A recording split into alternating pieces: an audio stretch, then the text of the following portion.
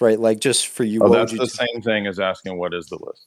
Come Well, on, I dude. don't think there's a list that exists, Jay. I'm just saying, Then like, why are if you you ask, asking me that question? because if you ask me, for instance, like, what are the list of dogmas? I would say, well, there is no codified list, but I can show you all the dogmas and compile them for you, right?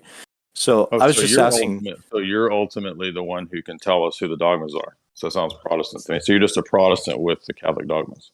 No, they're Could explicitly your list be outlined. wrong? I'm just Could your list? compiling them. No, they're not. That's the point. They're not.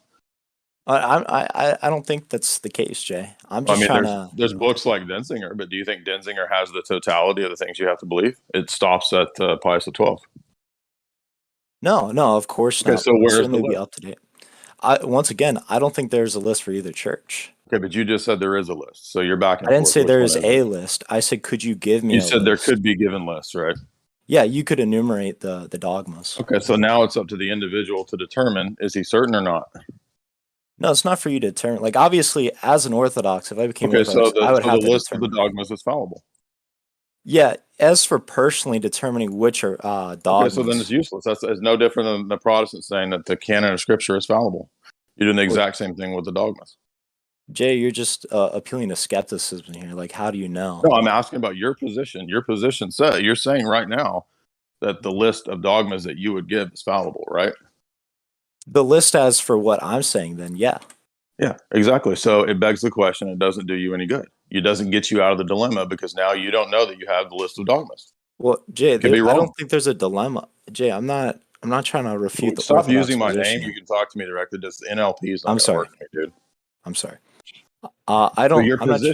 your position is you're asking a problem for any position, and I'm just turning it around and saying it's no different for the Catholic. Okay, yeah, And you're be that saying as that, well, I could give you a list. Okay, well, I could too. sure. So, Yeah, Jay, that what? could certainly be a problem for Catholicism. That's why I'm asking about Orthodoxy. Like, Mhm. if I were to be catechized, my priest would say, "Okay, here are the things you have to believe," and he would teach me dogmas, right? So the first 1,000 years of the church, everybody used the Nicene Creed as their beginning point of catechesis. Right. Okay, so do you think that that's the modus operandi of Vatican I?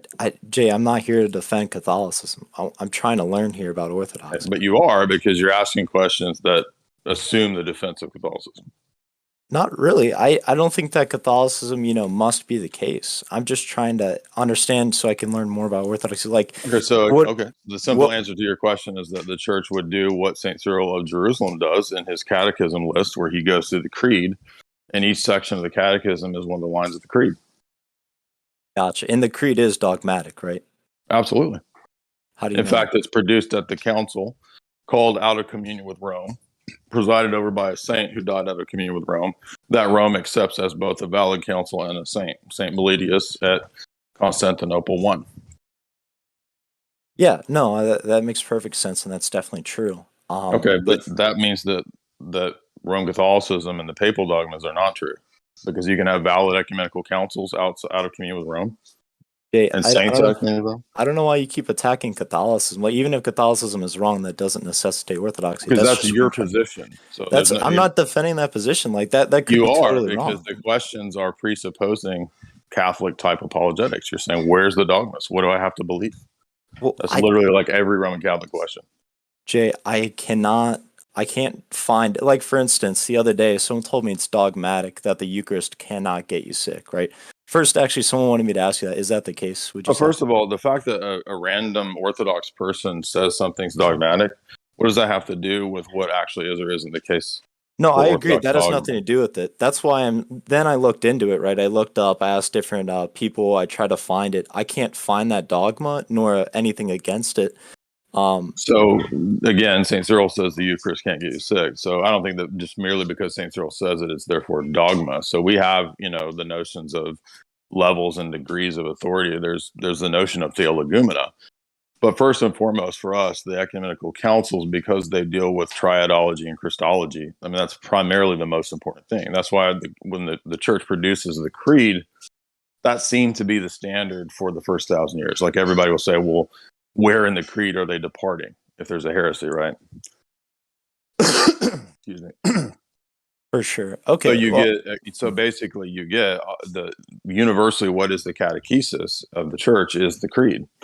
And so they'll go through the creed, but it's not just the words of the creed, because as we know, Protestants will cite the creed and sometimes give it different meanings, right? Like Catholics will say that, oh, it doesn't mean, Calvinists will say, no, it doesn't mean this here, it means something else.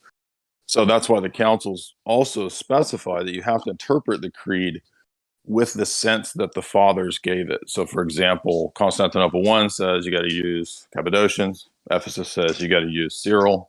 So there's a reflexive symbiotic relationship between the fathers of those councils and the meaning of the dogmatic pronouncements in the councils. So that's why you can't like divorce like the dogmatic statement. Oh, I don't have to worry what Cyril taught. I just have to believe the specific lines of statements and propositions in Ephesus. Does that make sense? That's why I'm trying to fend off against that idea, because you can't understand Ephesus without Cyril, and you can't therefore take just the statements in the Council of Ephesus, right, without the sense of the meaning that Cyril gives it. Does that make sense? Yeah, that makes sense. Just a summative question. Would you say that it is dogmatically to be believed then? About the Eucharist or what? Yeah, Eucharist cannot get you sick.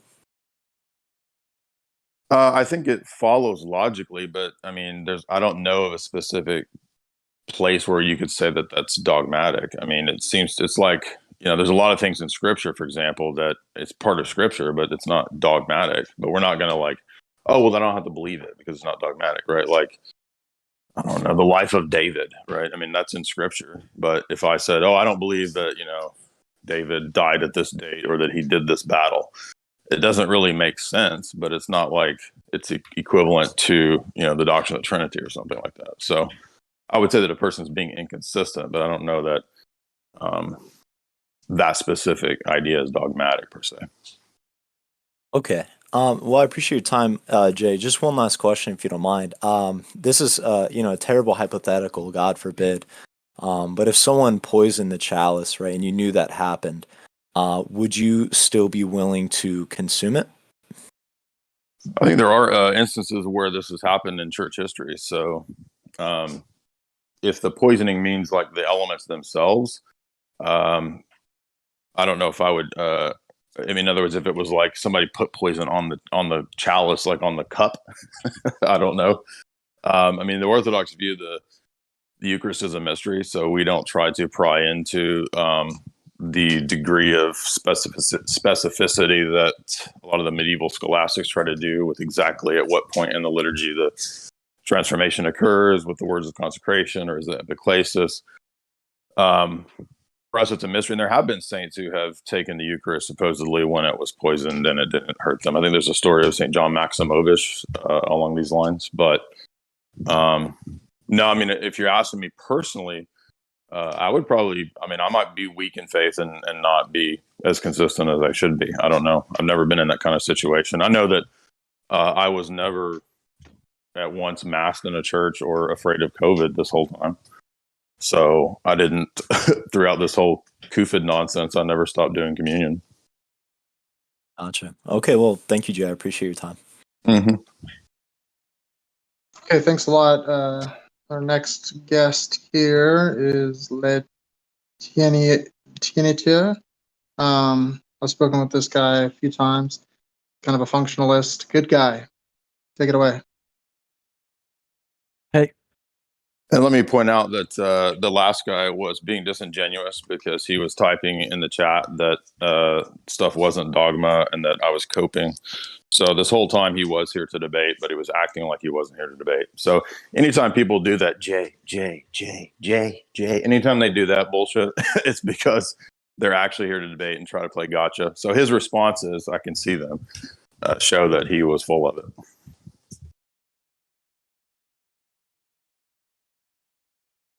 Hey, you hear me? Yeah, we can hear you. I wanted to talk about the liar's paradox and Gödel's theorem of incompleteness, if it's okay. Sure. So you subscribe to the conclusions of Gödel's theorems, right? Yeah, I think it's a good analogy for how systems are limited and that they appeal outside of themselves ultimately to justify themselves. So I make the analogy between Gödel's theorems to transcendental arguments, but I don't think that Gödel's theorem proves God or anything like that. Yeah. Okay. And you also say that worldviews without God are absurd. Correct. Okay. So is there a reconciliation between these two things that we can do? Absurd in the sense that it contains contradictions or some like.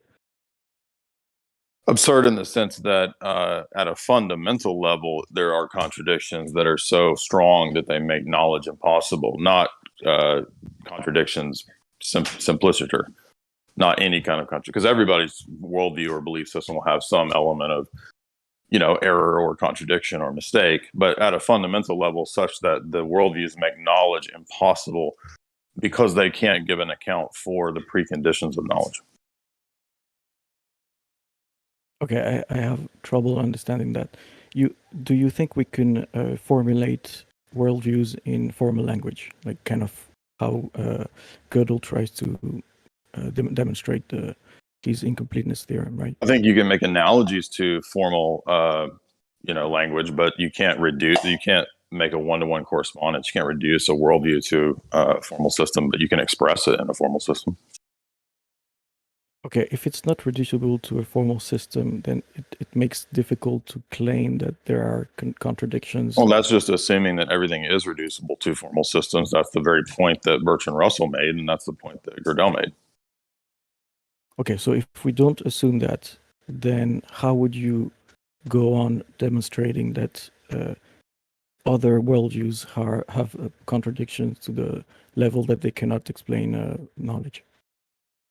Because it's a reductionist move. So in other words, to say that everything is quantifiable is to express a metaphysical and an epistemological principle that you can't know or justify within that worldview. So you would be basically just assuming the thing from the outset and saying that, everything is expressible in this one way. And I just don't think that makes any sense. It doesn't work. And that's a different question in terms of how we can express systems formally. That's a different question from the question of epistemic justification. So justification is dealing with the reasons for our beliefs. And are those reasons coherent? And that's why what the transcendental argument is pointing out that we have to give a good account for not just knowledge claims, but the preconditions of knowledge. How would you? So you don't take this presupposition that everything can be quantified. Okay, I understand that. So you still maintain that there are absurdities that renders knowledge impossible in other worldviews. Correct. So how would you? So how can you unpack that? How would you derive that if you don't use formal language and if you accept that every worldview has some level of incoherency or incompleteness? Well, again, so the contradictions could be expressed in the formal language, but that doesn't mean that the system itself is identical to formal language. That's all I'm trying to say, is that you can express the contradictions formally, sure. I mean, that's why you can put tag into a disjunctive syllogism. So maybe I'm not expressing the point, which is just simply that you demonstrate the contradiction by showing that within that paradigm, there's fundamental contradictions between the claims that they make and what their basic starting points for epistemology, metaphysics, and ethics are. So if somebody says, for example, all knowledge comes from sense data, but they can't show that proposition itself is knowable through sense data, then the system is contradictory at a fundamental level. Okay, but if it is an allowed move to say that, but my worldview is not identical to the syllogistic form or to the formal language form that you mentioned, if that's an allowed move, then anybody can get out of this trap in a way by saying, but my worldview is not identical to what you just said about my worldview, right? You see what I mean? No, I'm just trying to express that there's not, you can't quantify every proposition. That's all I meant to say. I'm not saying that you can't. Again, I said you can express the contradictions formally. But that doesn't mean that the worldviews are identical to purely quantified systems, right? Like Bertrand Russell thought that everything could be expressed, literally everything could be expressed in mathematical sets. And Gödel said, no, that's false, because I can give you two examples here in these two theorems where it's not, right? The first and second theorem. So, okay, so sorry to that doesn't mean that you can't demonstrate the contradictions. So again, you're confusing categories. I'm talking about the metaphysical notion that everything is math and quantification, right? Strictly speaking, versus the notion that you can express these things in formal languages and systems.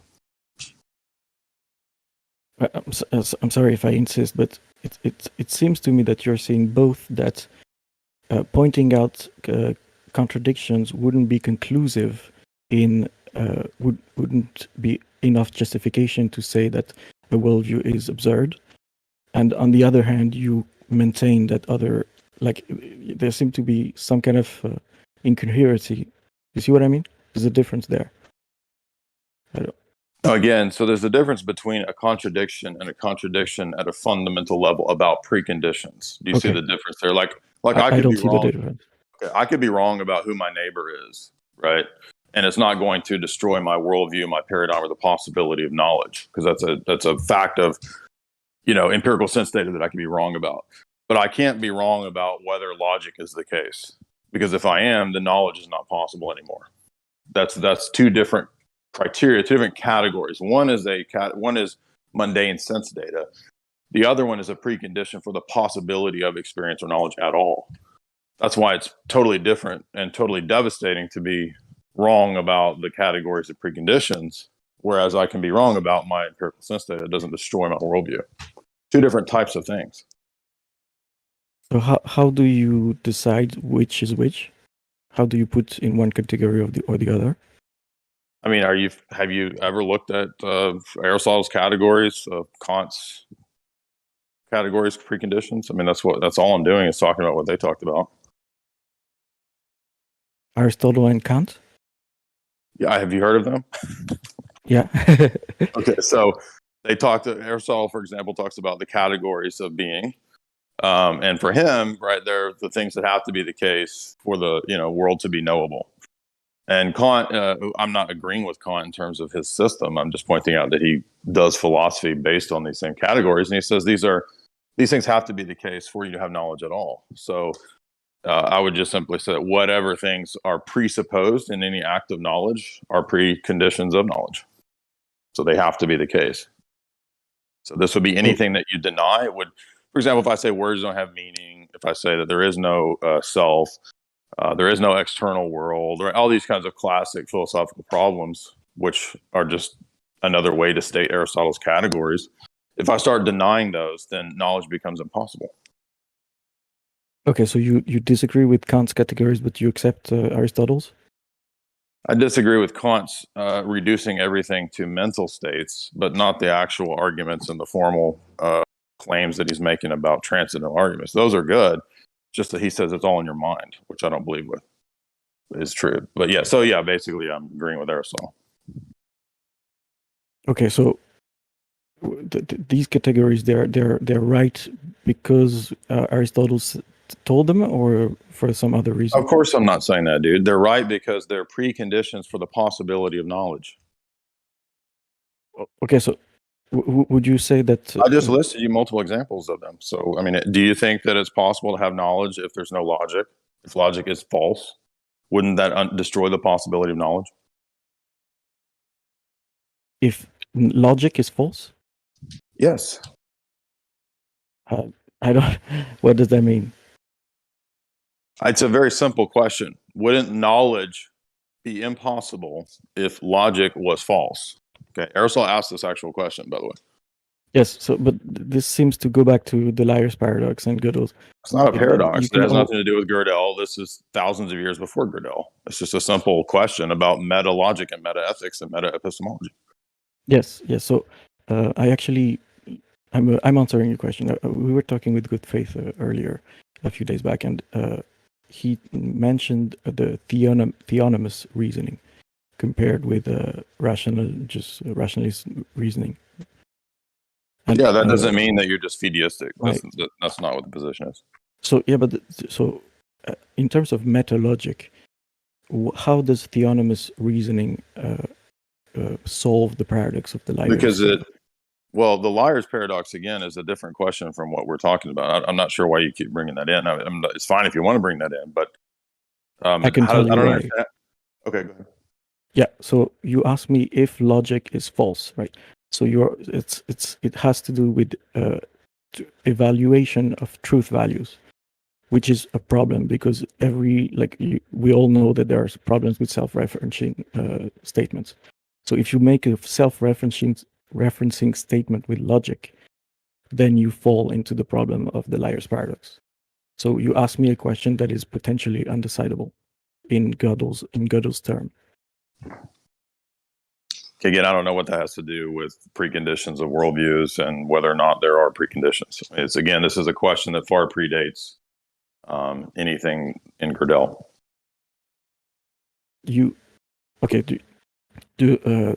Is there a specific way theonomous is applied to the liar's paradox? Are you aware of any philosopher that has taken a position on that? Mm-mm. No. Right. So this is just comparing systems at a paradigm level and saying that, right, our paradigm is not just quote coherent, but actually justifiable. So it's all of those things at once. It gives an account. It gives a grounding. It has explanatory value, and it's holistic. And the limitations of the other systems aren't just limited and faulty. They actually make knowledge impossible. That's why it's a stronger claim. It's a stronger argument than sort of the typical theist type arguments. But I don't understand how. I'm just not understanding how this applies. If you don't mind, if I can move on to a different question in the same topic. Sure. Good Faith told me about something you call pre-list. Pre-list? Some kind of error. Delusion. Yes. How would you define it? Pre-lust is a spiritual delusion whereby we think that we are perceiving divine realities or miracles or spiritual things when in fact we aren't. It's just a delusion of our own heart.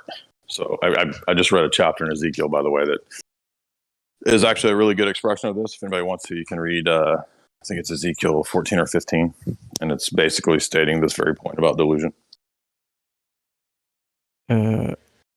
Does that cause a problem in your epistemology or not? Are you trying to argue that we could be deluded about everything, like the evil demon of Descartes or something? I assume that you have something to fend off this kind of critique.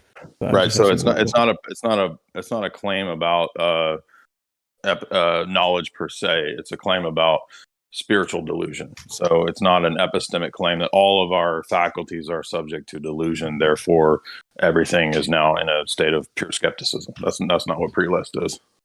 Okay. It's only spiritual. Right. I mean, it could reply to, mistaken interpretations of the external world. Sure. But we're not going to say that like pre-list means that I can't trust my, five senses or something like that. I would say we have good warrant to believe in the basic reliability of our senses. But the only way I believe that ultimately is because I think that man's made in the image of God. So the reliability of sense data, in my argument, presupposes the Imagio Dei, the man being made in the image of God. Other systems can't give an account for sense data, and thus all the problems of skepticism and Hume. Okay, so I assume that God is not subject to pre-list. So he to what? I'm sorry. No, God's not a man. Humans are subject to pre-list because it's a result of the fall. Yes, so it's a result of the fall. Okay. So how do you? So this is where grace comes into play. I mean, grace comes into play in a lot of ways. What do you mean? Grace helps you to overcome pre-list. Yes, sure. Okay. Okay, so So let me put it this way. So for us, we would say you could look at the church like a hospital of the mind or the soul. And so the purpose is basically a rehab program to rehabilitate man's erroneous programming and worldview interpretation. And so what the church does is basically operate as that hospital rehab program to retool our worldview so that we interpret the world correctly. Does that make sense? yeah, well, in that analogy, what would be the grace then? Well, it would be the medicine that the hospital or the, Some kind of that they give us. medication. Yeah, okay. Well, I mean, that's a bad analogy because I'm not a big fan of big pharma, but yeah. Well, I mean, assuming that it's good medicine, we'll say. okay. So, if I can loop back on the previous topic, then, and you tell me when I overreach my welcome. We were mentioning the categories that would preclude knowledge, right? The certain philosophical preconditions for knowledge. Correct. So, would you say that this also comes through the medication? I mean, through grace? No, I think they're facts of the world. That's just the way that humans are constituted. It's the way the world is constituted. Again, given my paradigm. So it's not like you come to the church and you learn Aristotle's categories.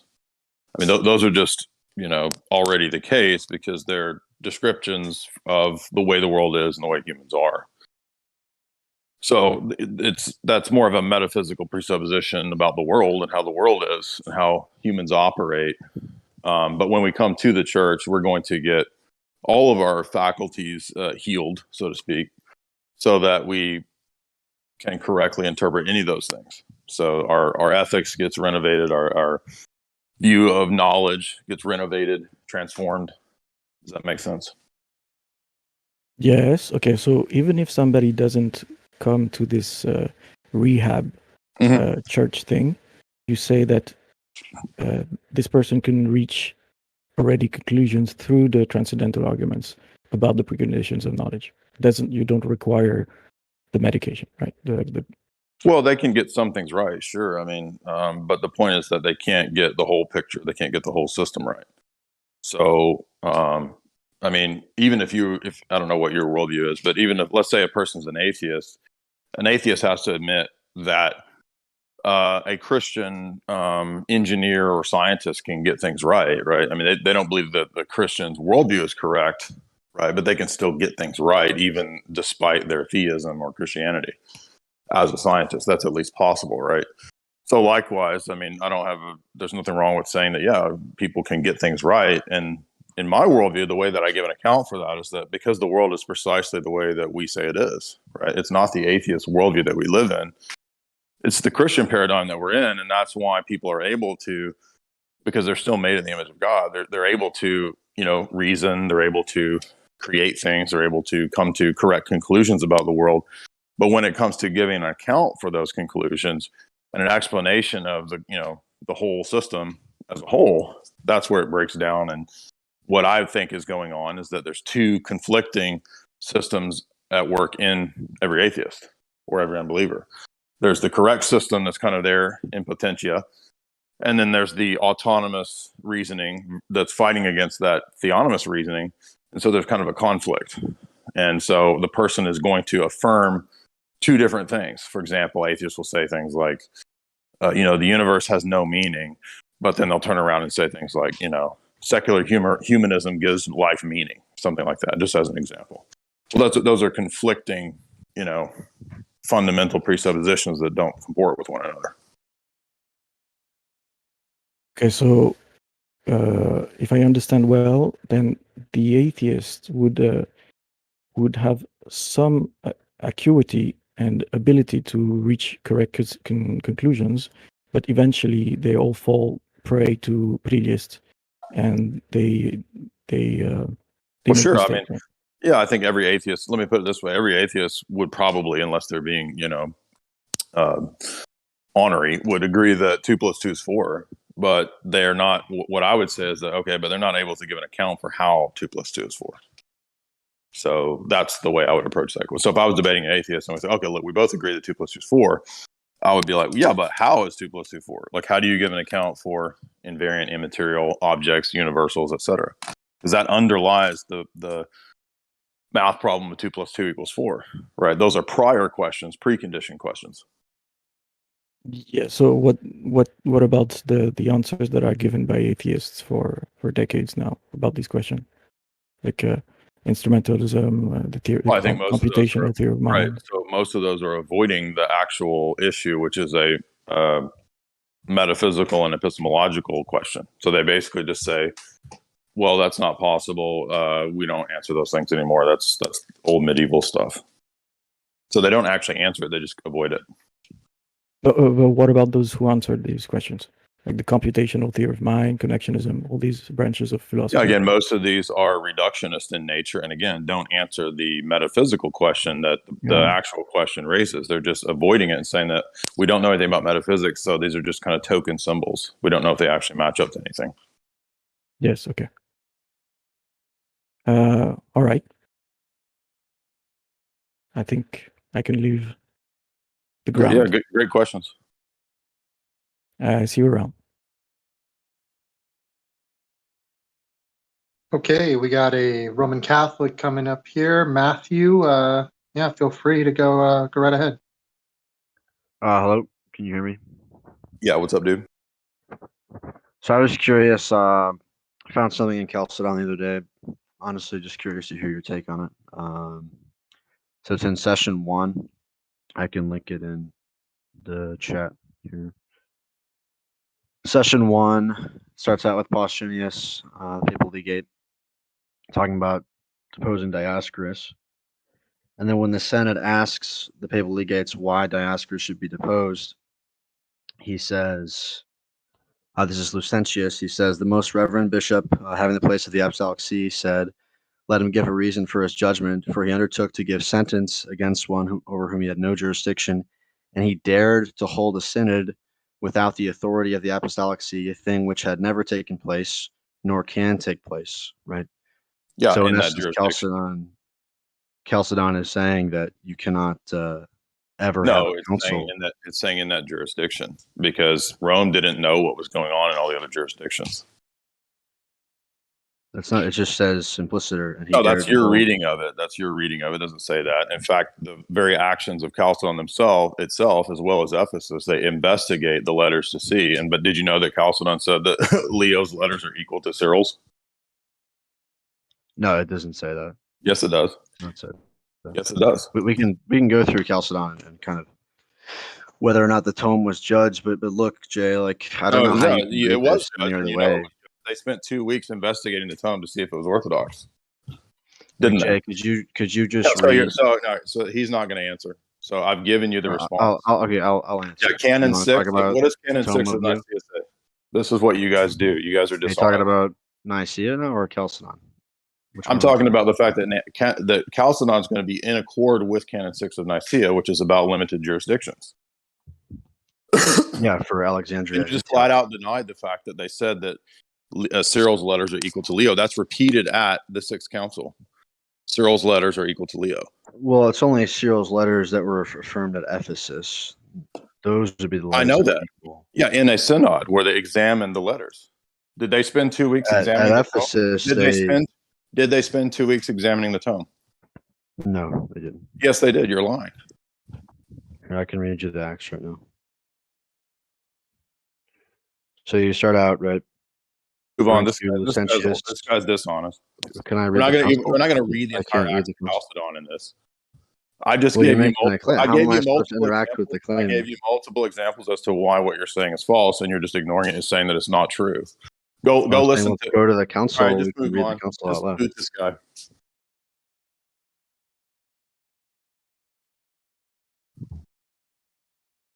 Okay, if you want to ask another question, raise your hand. We'll bring someone up here in a second.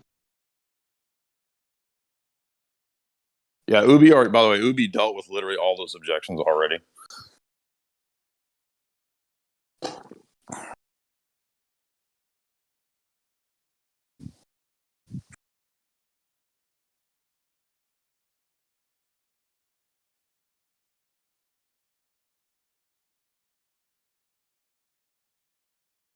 Okay, go right ahead, rootin' tootin' pootin'.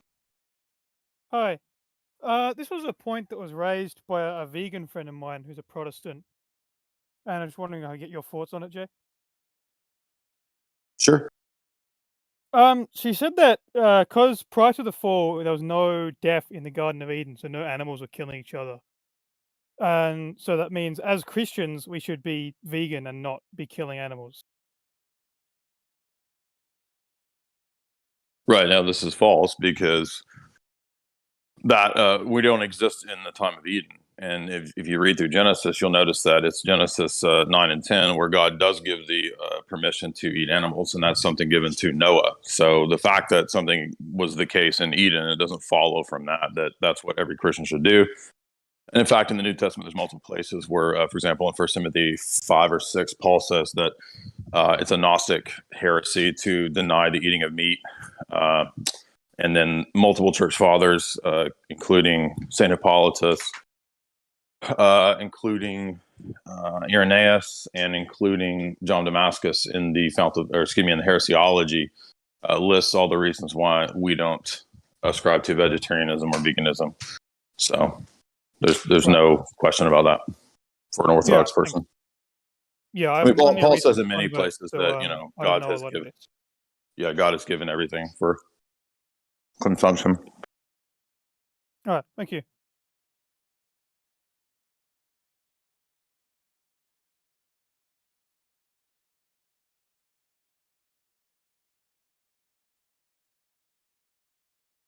I would add, by the way, to the disingenuous Catholic guy that was here a minute ago, literally every one of these objections, Ubi's already replied to them in all of his Ibarra videos. So you just watch the Ibarra videos, and every one of these objections is already dealt with. Yeah, you can look at the Ubi Petrus YouTube channel. He has very extensive videos on these questions from Catholics. All right, we're going to invite someone else up here shortly.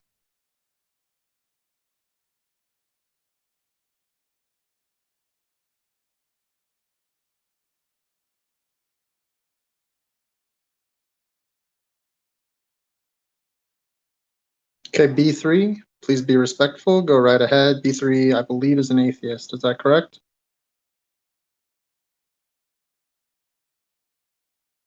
B3, you got to unmute your mic, buddy.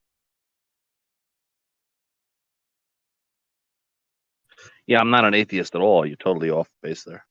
My bad. Go right ahead. You can let him know what your worldview is. Well, I'm enjoying the chat, and I appreciate that you brought me on the stage there. Jay knows me. My actual question was around the season of Lent. Jay said he wasn't going to debate no more, and that was fine. We had some nice discussions, and one of his minions muted me, or banned me from the server, so I just want to get back in the server. You talking about the season? That was a while ago. So, Well, I have a long memory. Okay. Yeah, we've had some nice discussions. You know my voice. I'm sure you have a long memory also. But one of your guys banned me from the server, and it was totally ridiculous because we had some nice discussions. We had long discussions. Okay, I don't know what happened or who did that. We had a mod that we had to You got to watch out. You got to watch out for the underlings. Sometimes they take action on their own accord without your permission. Okay. Well, we had a mod who was a bad guy, so it may have been during that phase. We had we got some of those here too. That guy.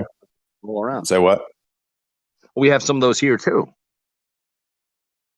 Okay. I mean, do you want to get into the issues, or do you want to talk about? That was my only question, to be honest. I mean, I could definitely get into the issues. We've been through the issues. You know me. You probably know my voice. So, remind me, was yours the Neoplatonist voice, or is this the Roman Catholic guy who's been looking at Orthodoxy? You get a lot more attention than I get, so perhaps it's such the case that you don't remember my voice. But I'm the Roman Catholic B3. Okay, I remember now. Yeah.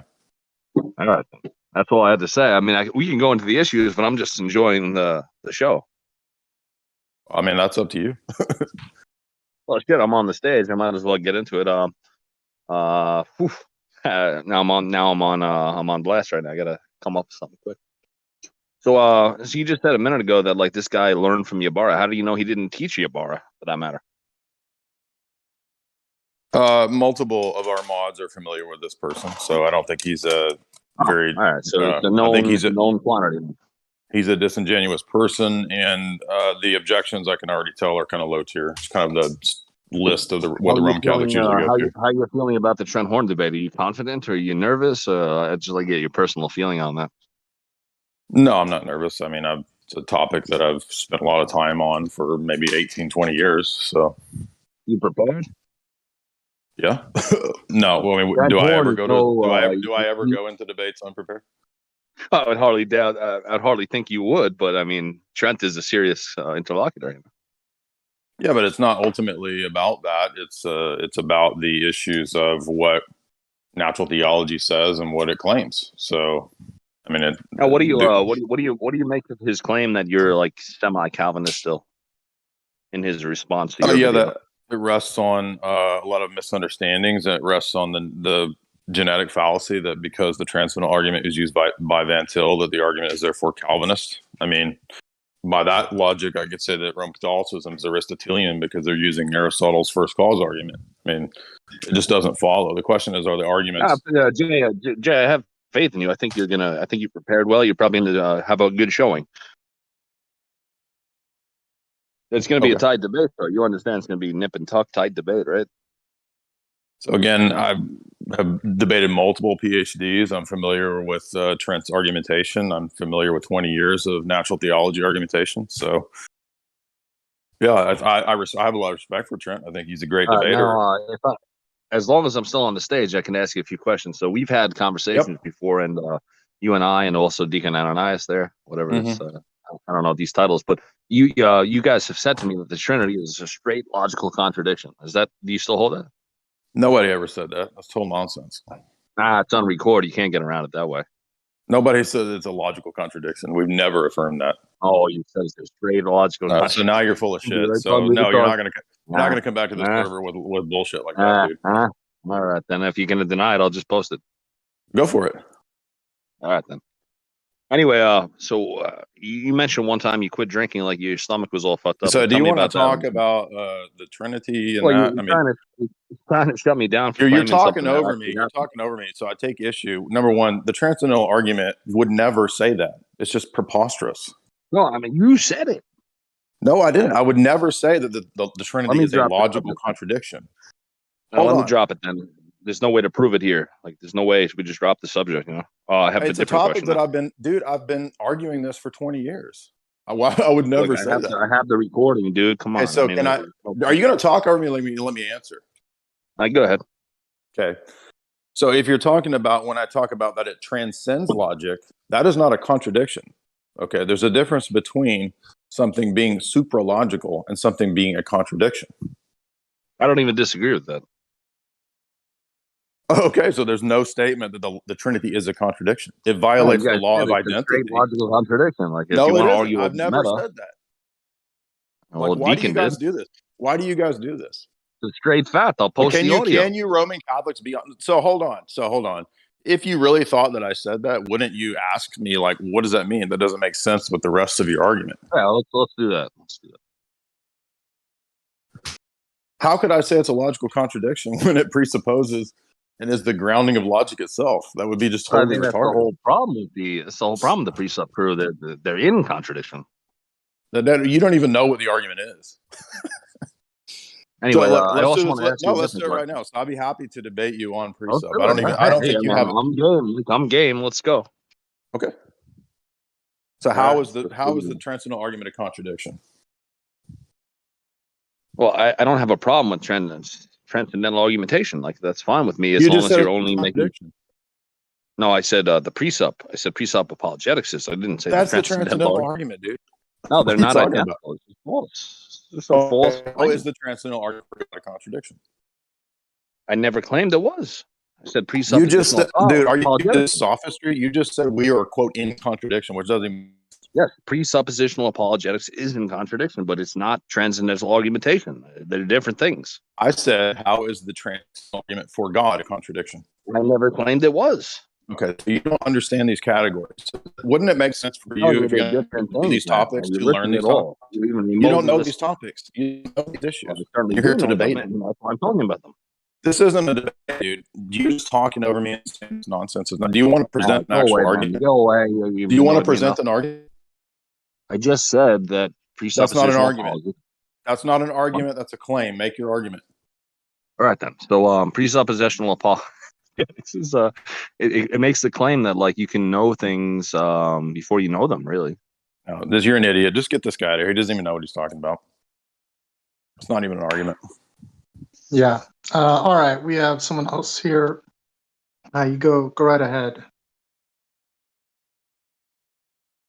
Yo, what's cracking, guys? What's up? Not much. I just want to point out, look at the caliber of the 3 Roman Catholics we've had so far. Look at the notice the caliber of these people. No, I deal with those. Well, not B33, but like Matthew and Mosen, I deal with them on the regular. That's 3 in a row like, of just total nonsense. Yeah, I was literally like laughing out loud listening to the way that went. It was like The guy doesn't even know what an argument is. Like, they think that you just say stuff like, "Oh, you're in contradiction. It's granted in lie presupposition. They're in contradiction. They're in contradiction." Like, that's an argument. Okay, yeah, that's your claim. Now prove it. Yeah, no, that's funny, man. Like I mean, you know stuff before you know stuff. I know. Get out of here. This dude sounds like I'm debating Fred Flintstone. Dude, get out of here. No, I feel for you, man. I mean, you know, Wilma, you give us your time, and you get stuck with that. But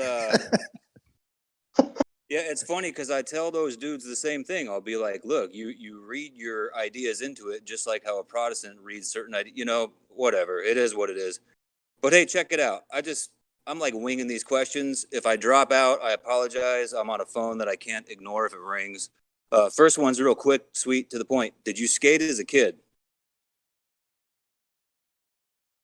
No, seriously. I mean, I had a skateboard like every other kid in California in the 80s. I had a Volterra, but I mean, I wasn't serious about it. But Sick. I mean, yeah, for a couple of years, I skateboarded on a daily basis. Yeah, and I was wondering because like on one of your streams, I seen you wearing a Keith Meek Slasher shirt, and I was like, I don't know. No, I'm being a LARPer.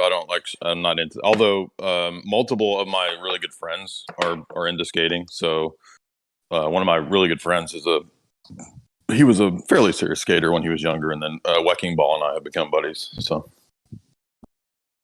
Right, yeah, Volterra counts, man. My first board was in action sports. It counts. If you're rolling and pushing, it's all good, dude. Yeah, I had the exact same one that if you watch Back to the Future, the one that Marty McFly has, that's the one I had. Oh, dude, you still got it? Nah, dude, that's long gone. Right. Yeah, I got you. All right, well, shoot, you know, I had some thoughts and ideas, but there's 2 things I want to kind of maybe say. Go ahead.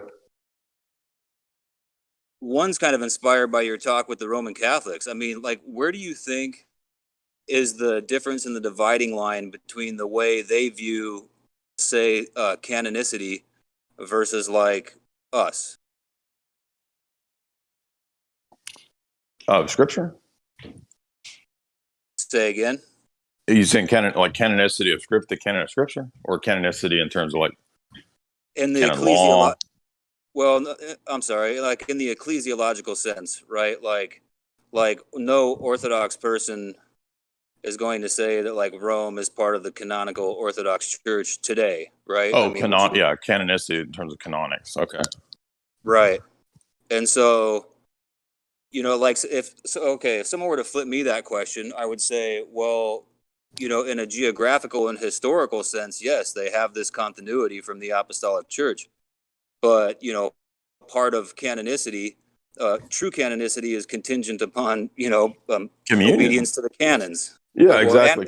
Exactly. Communion with the other bishops and obedience to the, the ancient canons. I mean, every ecumenical council stipulates that you have to follow the previous council. So in other words, no, Rome isn't canonical at all. So the fact that they bear some sort of, historical lineage to a degree like Monophysites, I mean, Rome is no different really than the Monophysites, strictly speaking, which are not canonical. Yeah, right. Okay. Yeah, I would agree. And so, like, say, for example, that next week, or, and let's say 2154 Bartholomew is like, yo, Rome, we're in communion all of a sudden, right? Would that, I'm guessing that on your view, that would not, ipso facto make Rome canonical, correct? No, of course not. He can't Yeah, unilaterally do that, even Right. though he's trying to be a Okay. pope and do things unilaterally. He can't do that. That would have to be a canonical thing, but even, I mean, it couldn't even be done canonically because it's really contingent upon, if you look at Metropolitan Seraphim of Piraeus, he wrote a letter to Francis a couple of years ago. It's basically a small book, and he basically outlines the 33 or 4 things that Rome would have to alter to come back into communion with the Orthodox. So Yeah. that's how I agree with him. I think he's just restating the traditional Byzantine position. If you look at the Byzantine lists, it's just kind of the same stuff that Metropolitan Seraphim lists that Rome would have to get rid of to come back into communion. So you couldn't just be like, oh, okay, well, we're all cool now. Oh, okay, well, has Rome, given up these last 1,000 years of innovations? Right. Now, so here's the hook. Would you say that situation works the other way around? So, for example, like in the case of, traditionalist Orthodox, which for full disclosure, I'm a part of that, what you would call that group. I'm not fully familiar with your views on it. I know like what Med White thinks, and I definitely know what a lot of the dudes on your server think. But what if, when a group holds to all the canonical tenets of the faith and all that, but is temporarily not in communion with the other, like the other jurisdictions? Like, how do you navigate that? And I'm not asking this as a trap question. I've been wanting for a long time to have like a reasonable discussion with somebody knowledgeable about this too. So that offer's on the table too. Well, I think that there's more danger in the positions of the true Orthodox than the positions of the canonical Orthodox. So I don't think there's ever been a position or example where we, outside of a synod or outside of authority, just like set up parallel jurisdictions. So that's the problem, is that's what schism is parallel jurisdictions. And that's, basically like the Orthodox version of sedevacantism. So I just don't think it works. It doesn't make sense. It's impractical. Those are the simple answers to the question. But then more specifically, I think that many saints, if you look at their lives, they were persecuted. They went into these kinds of situations without setting up parallel jurisdictions. So it's actually the worst sin to do that than to be in a canonical Orthodox church, even if your priest is, a bad guy or whatever. Right. Do you think, for example, that the catacomb church counts as a parallel jurisdiction? I don't know what you mean by it. Do you mean, because some people think that anything in Russia today is graceless except for the CIA-run catacomb church there, which is just a tool of espionage? Or do you mean the catacomb church during the Soviet period? For sake of easiness of example, let's say in the following decade after, Sergius, maybe in the 30s, right?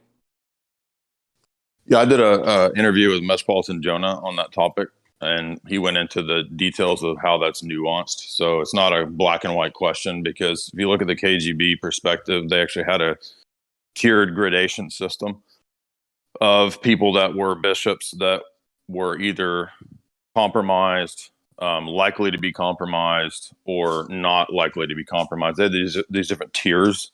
So you can't just like make it this black or white thing where, oh, suddenly at this date, everybody was in a blackout. It's just impractical. You don't see that in the history of the church. So Yeah, I saw the piece with Metropolitan Jonah that you're mentioning, actually. Well, all right, yeah, it's a complex subject. it is. And I would say too that, in my experience over the years, most of the people that go into the true Orthodox stuff, they don't last very long. Those jurisdictions pretty much fall apart pretty quick. You've got like jurisdictions of 5 people, and then one group, excommunicates the other group of 3 people. So no, I would agree. But the thing is, like, okay, well, how is how I've always kind of thought of it? Well, wouldn't the true remnant church be full of miracles and not a bunch of wackos like living in trailer parks condemning the other 2 people at the other trailer park? No, I totally agree with you. I don't think that we can paint all of the, I hate this label, but TO. I don't think you can paint all the TO groups with the same brush. I think they're kind of like carbs, right? But anyway, I totally agree with what you said about like, Bishop Gregory, for example, like where he has this big old long thing on his website, and at the very bottom of all of it, the sole entailment of all of this history is that I am the only, canonical bishop left in the world. Exactly. Of course. Sure. Yeah, that's nuts.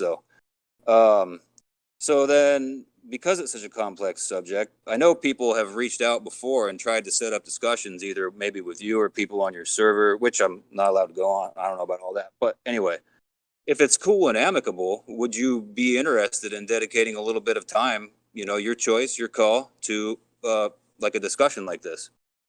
No, not really. Perfect. All right. I think we can move on. Are you done here, Jay? Yeah, for sure. Well, I mean, I'm not trying to be rude. It was an enjoyable exchange. I'm not being, fussy or anything. I just don't think it would be worthwhile. I agree with the content that's in David's videos. So, that's my position. And, if we disagree, we disagree. No, yeah, that's cool. Cool. I mean, I don't need to push it. I just had never actually got a chance to ask you in the flesh, and then all of a sudden I hop on here, and there you are. So I raised my hand. The only last thing I'll say before I let you get back to everybody, I enjoy the content, love the shows, been watching for a while. I do have a pretty deep background in both skateboarding and Hollywood, and cool. Maybe we can connect sometime, talk about some of that stuff. Well, I Anyways, mean, I think that, the way the server typically works is that people are allowed to be there that disagree, but you can't like promote those ideas. So I don't know, why you got banned. As I said, we've had a couple bad mods that we had to get rid of because they were literally just banning people nonstop to screw up the server. So. well, if that Paul the Albanian dude was one of them, and I'm not asking you to out anybody, then that would explain it, because I was like a wallflower on your server for about 2 years, never said a word.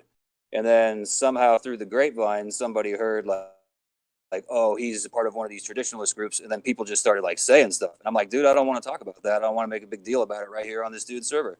And they push it. No, I wasn't specifically thinking of Paul, but I don't know if Paul's even a mod anymore. I think he wanted to go do other things. Nothing bad happened, but I think he just wanted to do other stuff. So, well, I'll track down the invite link and try to get back in and say what's up sometime then, man. Yeah, if people from our server, I think we have permission, and we're sharing with those guys. If you want to come over to our server, they can. You just have to obey the rules or whatever. So, for sure. Cool, man. Appreciate it. You'll have to, if you want to be unbanned, you'll have to let us know what your handle was and all that. So, yeah, it's always the same. But so I'll just find a link and try to get in. Yeah. So you can message me privately. We'll deal with it. Okay. Cool, man. Thanks, guys. Thanks a lot. Thank you, man. Okay, we've got G.I. Luther here. G.I. Luther, go right ahead. Hey, what's up, Jay? Can you hear me? Yeah, man. What's up? How are you? I'm good. You? Doing well. All right, awesome. By the way, I just want to full disclosure. You might hear some background noise, and also my old my usual name on here is Jonathan. You might remember me from a while ago. I just don't want you to think that I'm someone else, I guess. So is it all right if I... As in Jonathan Talks that used to be on the server, that Jonathan? Yeah, like a year or two. Okay. And you're a Lutheran now? No, not a Lutheran. That's a meme. Oh, okay. Yeah, I'm a Catholic. I've been a Catholic for a while. I haven't been on your server really in a year or two. Mm-hmm. But I want to apologize. We've had some bad interactions in the past, and I want to apologize if I ever was offensive, No, I understand that, people get heated and we get into debates, and, no, there's no anger on my side. That's cool. All right, awesome. And I guess I want to ask, first, kind of like a light question. Do you think that, well, first of all, do you have any like very close Catholic friends in real life? Yeah, I have one that is a longtime buddy, Dave. He's got like 10 kids, and we've been friends for at least 12, 15 years. Yeah, and would you say he's a Christian, or would you say would you say that? I guess I'm asking if you would say Catholics are Christian. Well, I think there's a general sense of the term where we speak of that to, to express the attitude of most people's perception as to what a Christian is. But in terms of his personal salvation, I don't typically make that judgment. I hope that he comes out of Rome, but no, but I believe he's heterodox. So we've had, a lot of discussions over these topics, and he's a traditional Catholic, and he basically finally just said, I give up. I don't have any responses or answers to this position. So we basically don't debate it anymore. I see. All right. And about Catholic sacraments, do you think that Catholic sacraments have grace or no? No, I don't believe they do. Okay. What even baptism? So I think the Orthodox position is that we can speak of validity, but in certain cases, but the grace itself, we don't make a pronouncement of knowing that the grace is there, apart from when you leave heterodoxy and you become Orthodox. So that's the position of the Confession of Dositheus. So Okay. And so you'd basically say that the full immersion baptisms in the Catholic Church are valid, but they don't necessarily confer grace until that person's received in the Orthodox Church? correct. Okay. I just wanted to ask that. My more From our vantage point of what we know. Now, if God has his own way of reaching that individual person and, does what he does in terms of extra outside the norm, with which he does with the thief on the cross, God can certainly do that. But from the vantage point of the church, militant on earth, we speak to what we know, as Paul says. Right. Yeah, I definitely understand that. And my more important question, or the question I really wanted to get at, but I had some others that I just asked. But the core question is about the essence energy. Sure. Okay. I've heard you in several places on YouTube and in your server run the modal collapse objection to the Thomistic view of simplicity. Mhm. Would you do that? Yeah, I give various versions of it. I don't stick to just Ryan Mullins's version or whatever, but yeah, of course, that's a long time objection. It's in all of the scholarly literature on the topic. Right. Yeah. And so I'll just quickly summarize it so I know that this is the version that you would run, is that God's essence is necessary. God's act of creating is identical to his essence. Yeah, are you going to use the planets analogy? We've already covered this. No, I'm not. No, Okay. I want to ask you. Yeah, and I'm not going to use the Quine. Yeah, I'm not going to do that. God's essence is necessary. His act of creation is identical to his essence. Therefore, his act of creation is necessary. Would you run an objection like that, or do you have a different version? I have a lot of different versions, but that is one good version of it. Yeah. Okay. And you would say the distinction that you make solves the problem, it solves whatever problems there are with modal collapse, right? Well, it solves it in the sense that it's faithful to what's revealed, because the scriptures themselves teach the essence energy distinction. So if by solved you mean that it gives an exhaustive, explanation that will convince everyone, no. But is it faithful to the revelation of scripture and tradition? Yes.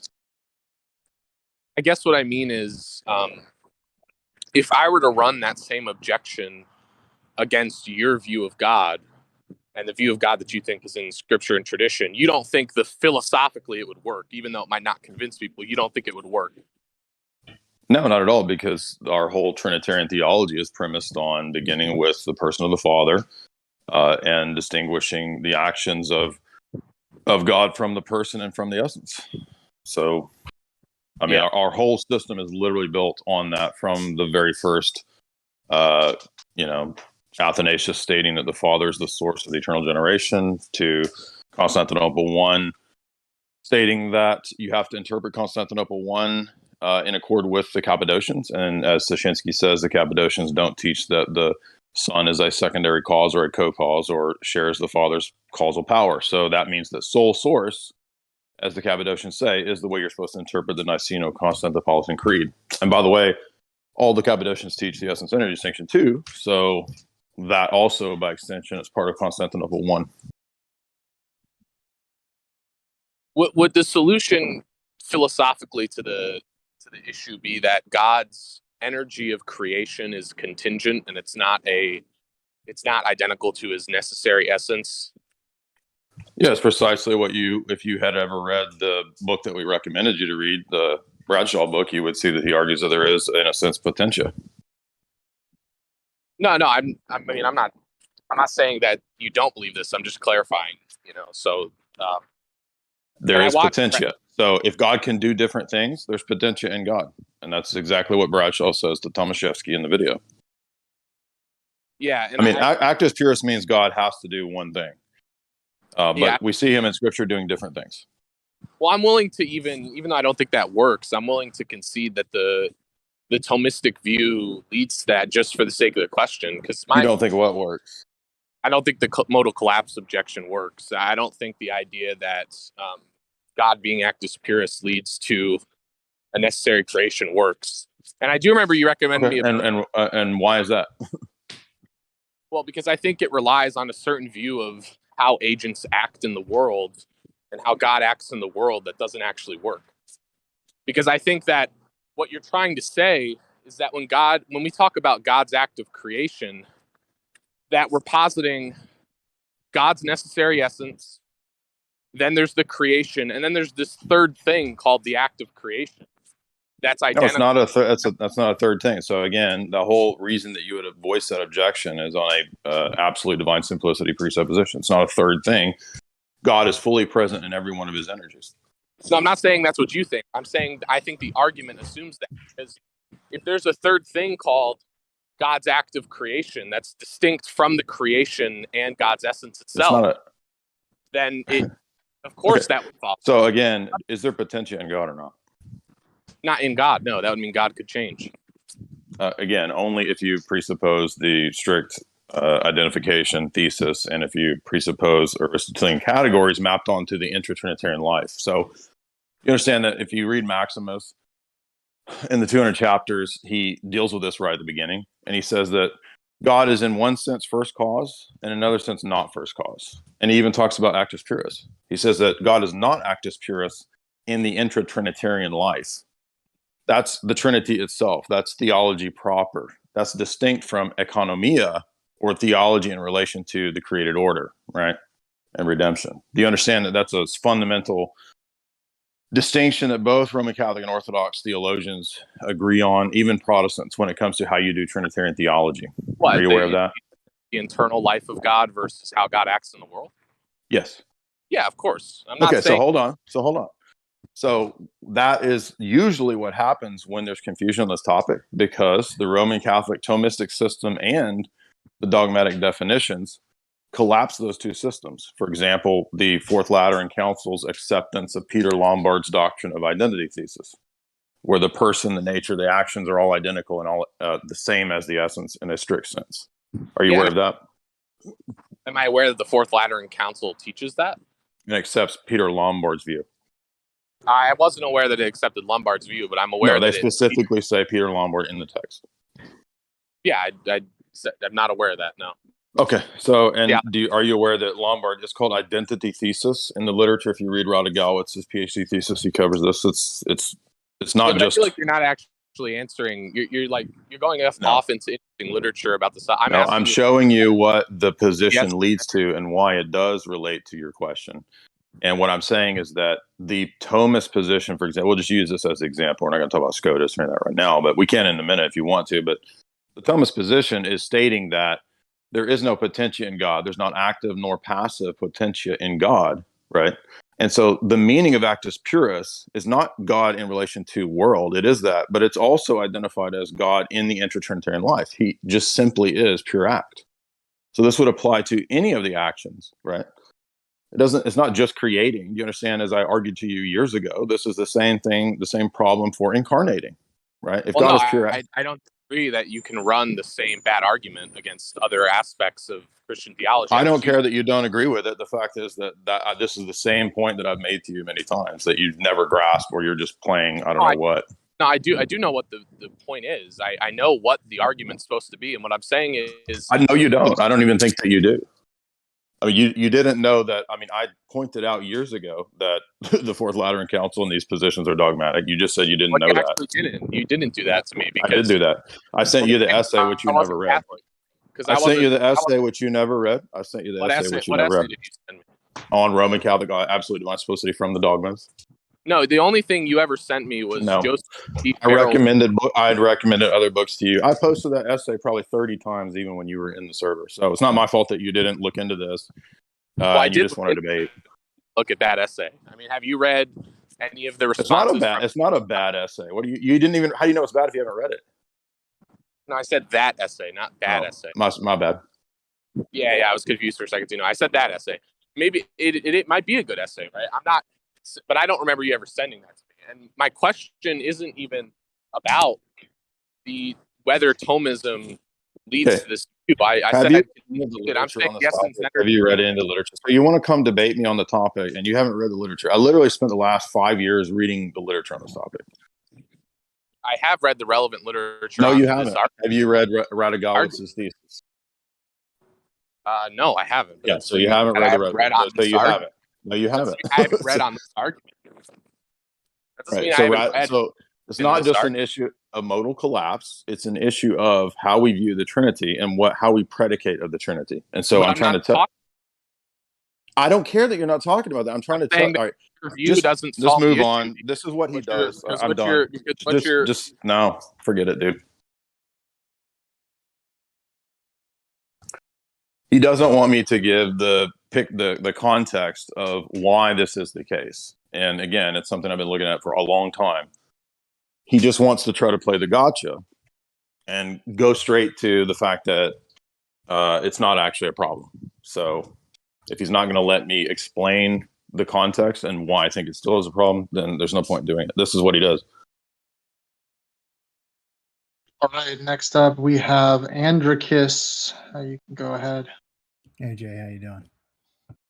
By the way, I hope he's enjoying all of Francis's tomfoolery now that he decided to go to Team Francis. So again, I can't think of a better example of delusion than this kind of stuff. So you want to get here, it's fine if you want to debate all this modal collapse, actus pura stuff, but dude, Rome is apostate. I mean, look at what he does on a daily basis. So yeah, all of this is just rambling nonsense when you're over there in communion with that clown.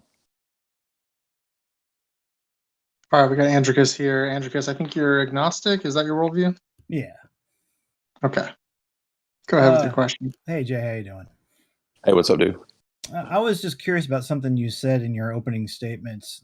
You said something about an atheist worldview position being that there's no intrinsic meaning in the universe, and yet something like secular humanism or some other kind of ideology can. I was just giving an example of sometimes arguments that atheists make that are obvious contradictions. Obviously, I wasn't saying every atheist says it. Oh yeah, sure. But my curiosity is why you think that would be a contradiction. Because, I mean, how do you not see that as a contradiction? I mean, if there's no meaning in the universe, then the fact that you think in your meaningless life you can have some subjective sense of meaning and then you die and go into the nothingness doesn't mean anything.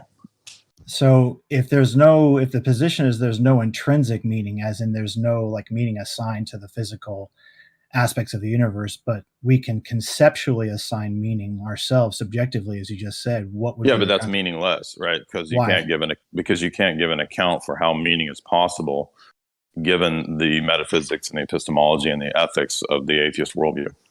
But you said earlier that scientists, philosophers can get some things right, even though they don't necessarily have what you. That's a given account for, and that's what they can't get right. That's what I said earlier: is that they can get things right when it comes to 2 + 2 = 4. They can't explain how 2 + 2 = 4.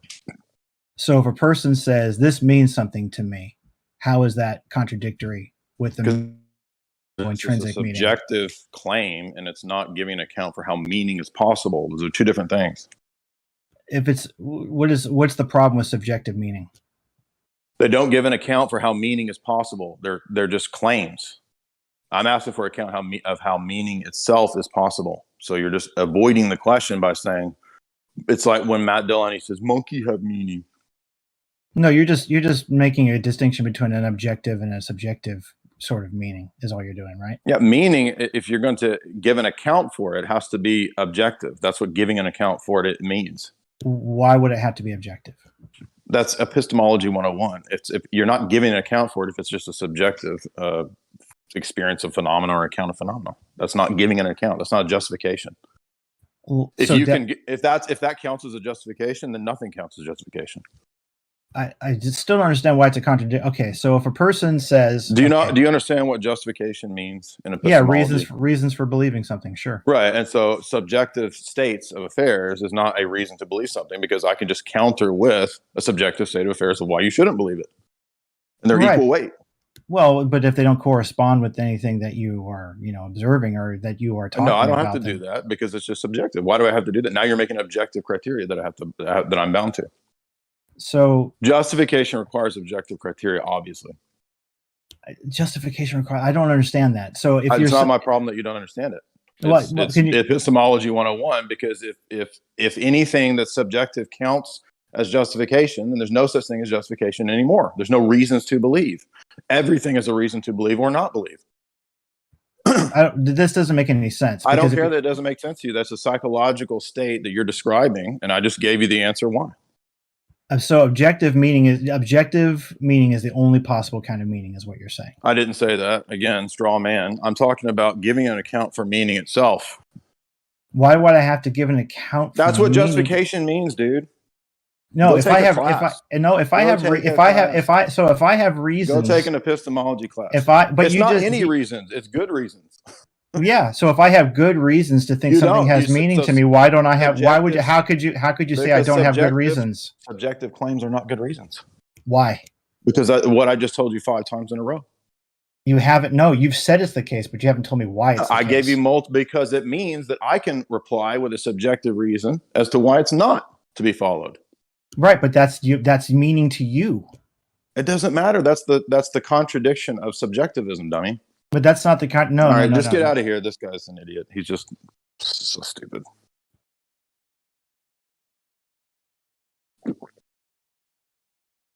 It might behoove people to take an epistemology 101 class if they're going to come debate. Yeah, it's kind of a precondition. I think. Yeah, right. Yeah, so I don't have to give an account. So giving an account is just subjective states. Okay, then my subjective state says I don't have to give an account. There you go. And that's just as valid as your claim. That's why it doesn't work, right? Again, giving an account or justification presupposes objective criteria, like the laws of logic. It would be like playing chess and saying, we're playing chess, but there's no rules.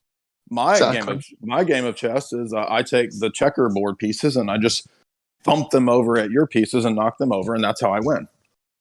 And then I'm like, well, that's not playing chess. He's like, yeah, but that's my playing chess subjectively. Okay, well, that's not chess, right? Because chess has objective rules. That's what debate is. Debate has objective rules. Critical thinking has objective rules that we all have to follow. Yeah, everything goes out the window if it can all be subjective. There is no clearly. debate. I mean, it's like he would learn this if he had one class on epistemology. Yeah. All right. Go ahead, Dog.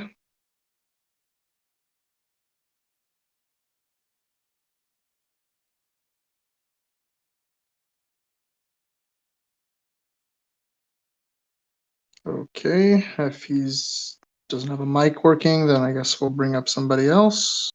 Oh, check. Yep. You're good there, G.I. Jew. Feel free to go ahead. Hi, Jay. Thanks for coming. Thanks for your time interacting with everybody. Appreciate it. Yes, sir. I am a Calvinist presuppositionalist myself, and I've been running this argument against some Roman Catholics and some Orthodox people that I think I've had some success with, but it would be interesting to run it with you because you're familiar and accept like transcendental argumentation. Mm-hmm. So, do you think, okay, you understand, obviously we both understand the distinction between ontology, epistemology. They're not separate, but you can make distinction. Okay, agreed. right. So when you say, that Jesus said that the Spirit will guide the church, is the way that you know that ultimately through the consensus of the fathers. So again, knowing is more nuanced than trying to boil it down to one type of knowing. If you listen to a lot of Father Deacon's talks, he'll go into the different notions and Greek words for what we know, both in Scripture and in ancient philosophy.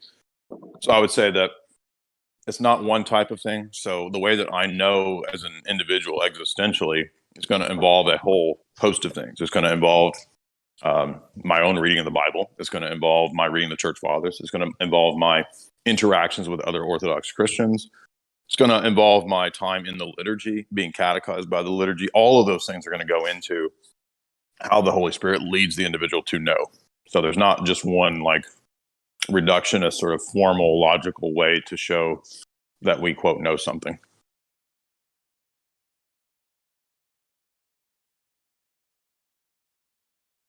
Did he leave? Okay, I guess he dropped out. Feel free to come back in, G.I. Jew, if you get your thing working here. Let's bring up Dog real quick. All right, Dog, go right Can ahead. you hear me? Can you hear my mic now? Is you it fine? can. Yeah, you're good. All right. Hello. So I have 3 questions. So what is the Eastern Orthodox conceptual analysis of both time and causation, as understood in our explanations, such that it's compatible with the claim that causal relations hold between temporal and atemporal relata? If it's counterfactual, if it's a counterfactual analysis of causation that you take, then wouldn't that violate the monarchy of the Father, since his existence is in a biconditional relation with the existence of the other 2 persons? It's analogical. Well, okay. What's your conceptual analysis of causation? I mean, have you read Athanasius and Basil? No. Okay, well, so you're talking about the Trinity. Do you agree with the classic Trinitarian doctrines or not? Well, do I agree with them? Like, are you asking me if I believe them? Yes. No. Okay, so what's your position? I mean, I don't have a position on this No, issue. that's not true. Everybody has a position, even if you're an agnostic. So, Well, okay, sure. What you say, I'm agnostic. okay, this is the guy who does this sophistry game. So, well, no, I mean, I just wanted to know what your account of the causation is, right? well, I mean, you're using modern analytical terms to try to bind me into some sort of false either-or dialectic about how created causation can't relate to the causal relationship between the Father and the persons. And I mean, I'm just telling you that it's analogical. Okay, fine. Let's just accept that it's analogical, right? So, what's your account of causation, just generally? If by account you mean like the total, like the conceptual analysis is what I mean. Like, what does it mean for something to be a cause? I think that agents in the world can do things because they're made in the image of God, and God allows and creates those agents to have the ability to do things. Yeah, but when you say to do things, I mean, that just sounds like almost like a circular definition, right? Do you take it to be some kind of primitive notion? To act in the world. I mean, I don't know what you're looking for here. I mean, how would any position not be circular, defining or explaining what cause is? Event A follows event B by a direct causal relation. Okay, so right, so you think causation is when A follows B. Do you think that following is a relation in time or a part of time? I think created beings act in time and cause things in time, and God can act in time and out of time. Well, so I guess my question is, in what sense are causes prior to their effects?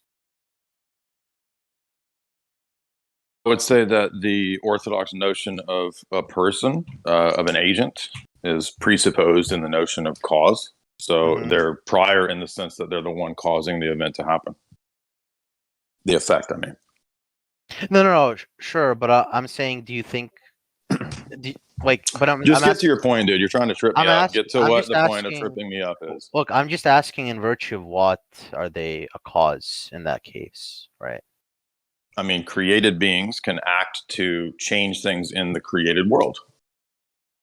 But they're just saying they're a cause in virtue of being a cause, right? That's just Yeah, I don't have a problem with circularity, and every position is going to have circularity on these kinds of questions.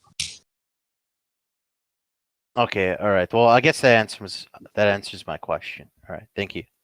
You're saying how can you explain causation without presupposing causation? Well, I mean that's Well, that's why I say it's one of the transcendentally necessary categories for the possibility of cognition. I mean, well, that wasn't really my. I mean, my question was just, do you think that there could be a conceptual analysis of it, or do you think it's some kind of primitive notion? But I mean, it seems based on what you've said that you do think. I believe in a causation- theonomous epistemology, so I believe that man is made in the image of God, so he can cause things in the world because God is the first cause. He's made in his image, so he can do things like God. Yeah, but that wouldn't really address what I'm saying. I guess it's sort of. Are you asking me orthogonal. for an account for causation without being circular? It's not possible, and that's why I agree with David Hume. Well, I invoke him all the time. Well, but David Hume doesn't think causation is it's like primitive notion, and in fact, I said Hume circular. I didn't say anything about primitive notions. I said circularity involved in the concept. That's the whole point of David Hume's treatises. But when you say circularity, do you mean? I'm not talking about justification. I'm talking about more like reducing the predicates to further predicates, right? So, for example, we can say like a chair is an object that you sit on, right? That's not circular, right? I'm not invoking the concept of like sitting or the concept of a chair. Okay, I don't know what you're after here. You're trying to play gotcha, and I don't get what the gotcha is. Where's the gotcha here? Well, I'm not trying to play gotcha. I was just of course you are. Yeah, you are. When you came to the Discord, it was to play gotcha. So. I mean, no, I just had like a genuine question. Well, you want an account for causation. When I give you an account, usually that means justification. You're saying, no, I don't want a justification. I don't want a justification. No, That's an not account would just be a conceptual analysis. Like, do you no, it's understand? not. Account typically means a justification. Well, okay, let me clarify then. Can you give me a conceptual analysis of causation? I don't know what you mean. A conceptual analysis is just trying to find what are the constituents of the concept that our pre-theoretic intuitions are tracking.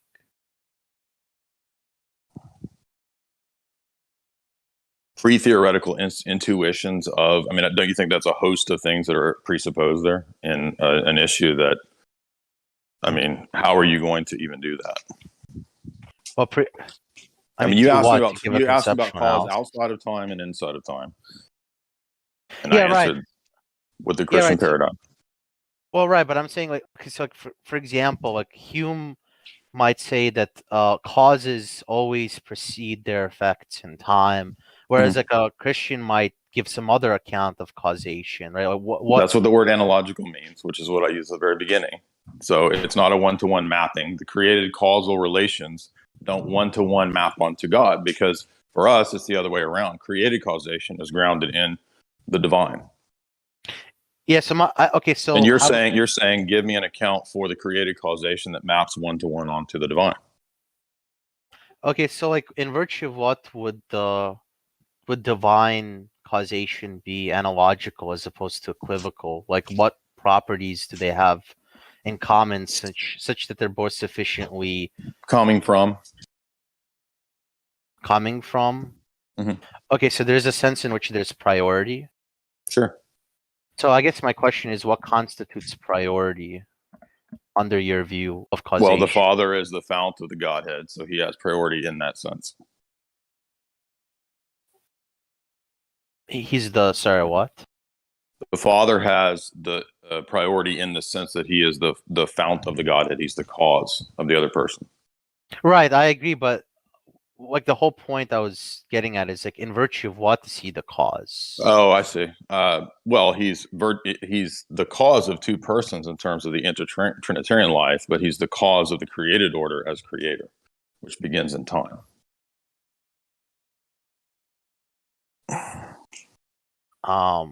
Okay. All right. I mean, I think that kind of like answers my question.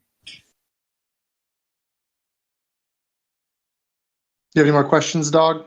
No, that's it. Okay, thanks for your questions, man. Appreciate it. All right. Next up, we have Eddie. He runs the Brute Facts podcast and recently came into the server. Talked to him a lot. He's a great dude. Go ahead, Eddie.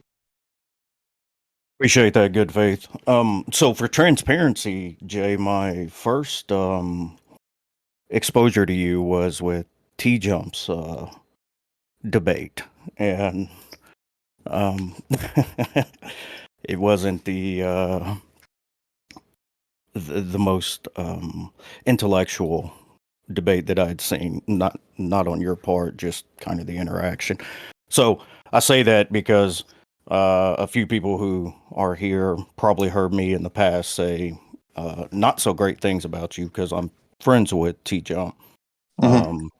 And so I just kind of wanted to put that out there. My position is I'm agnostic at this point on the Trinity. I was a Trinitarian Protestant and study into Judaism kind of changed my position for the moment.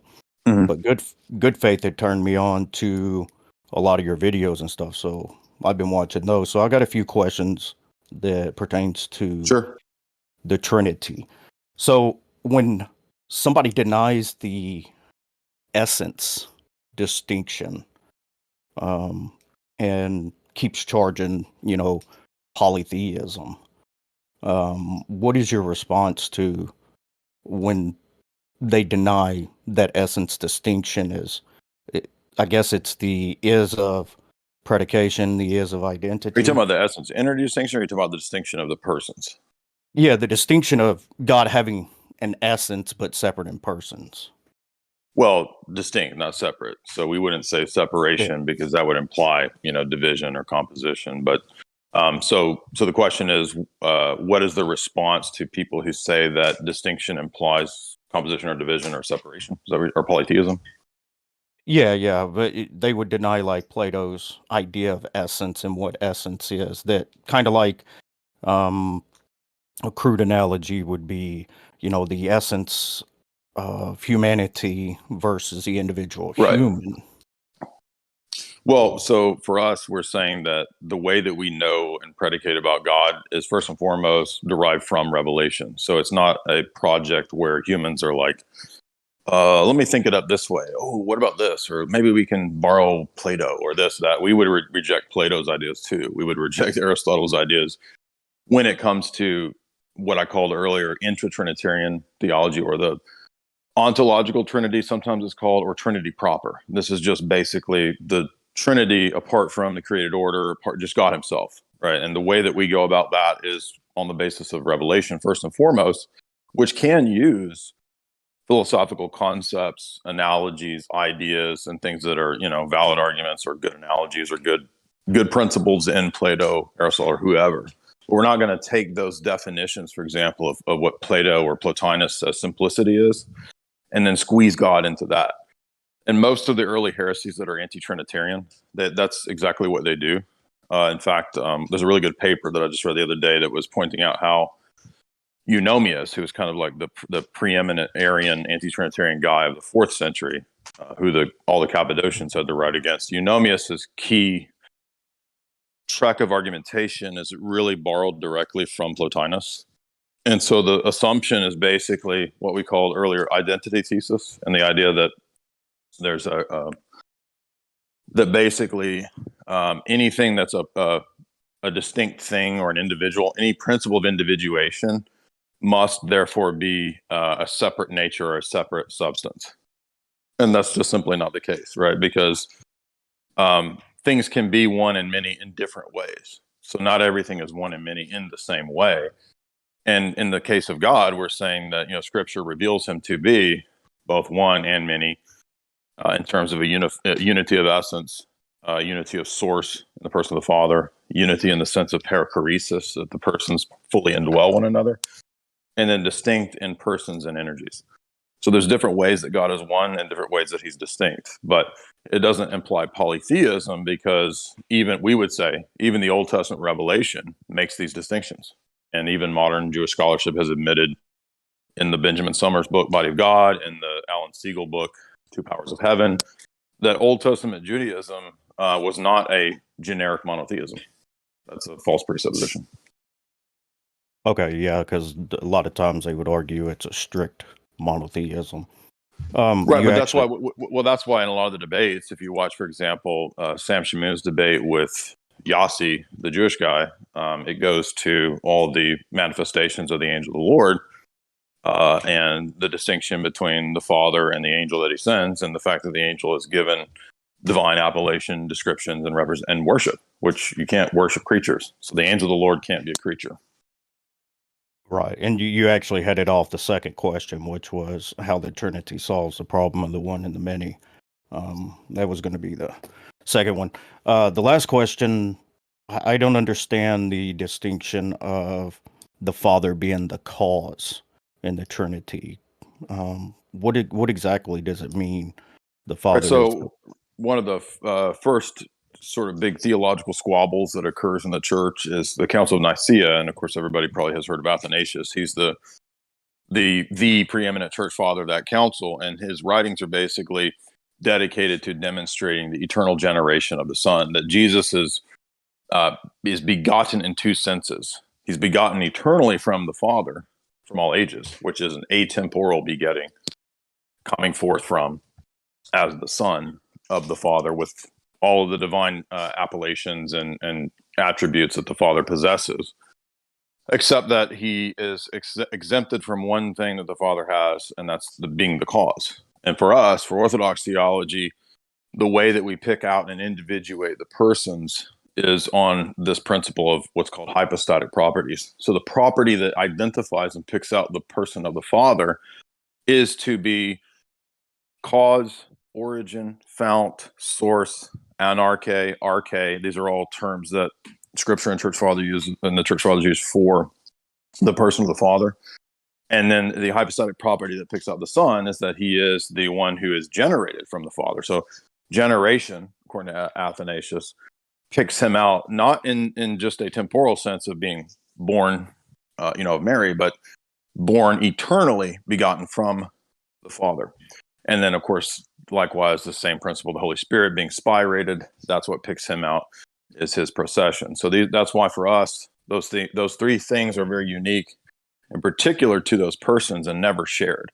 And this, for example, is why we don't accept the filioque. So the Father could never give his personal property to the Son, because then we wouldn't have a Trinity anymore. We'd have a dyad. So that's the begetting in the intertrinitarian life, theology proper, ontological Trinity. And then the begetting in time is when he's born of Mary, when the second person of the Godhead takes on human nature and wills to be born of Mary to then redeem and heal the human race. So two different distinctions between begetting. And so the Father is the cause in a unique sense of the two persons in the Trinity from all eternity.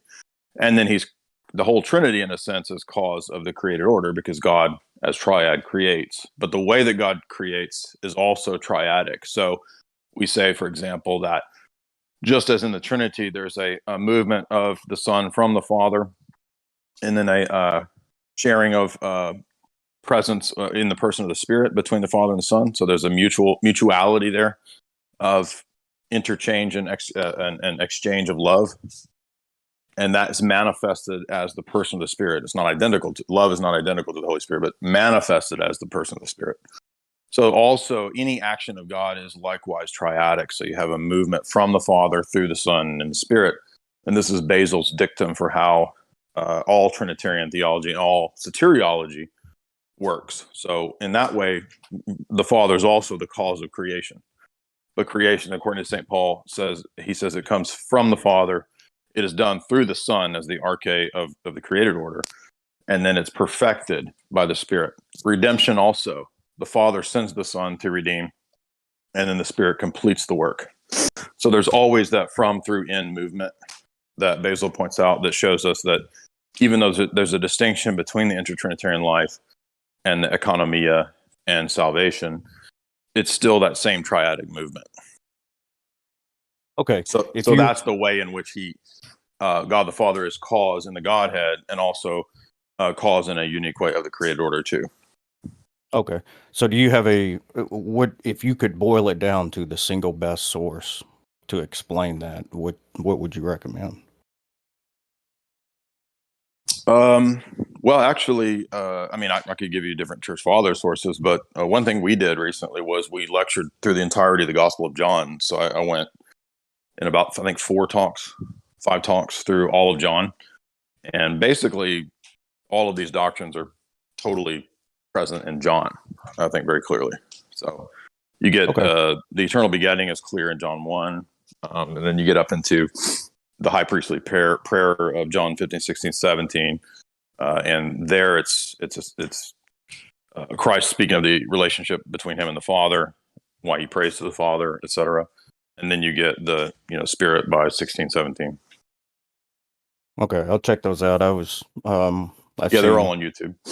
Yeah, I've seen quite a because Good Faith sent me a bunch of the videos that you have. I lied. I do have one more. It just kind of came to mind. I was looking at the video where one of your older videos where you're explaining these basic terms, hypostasis, and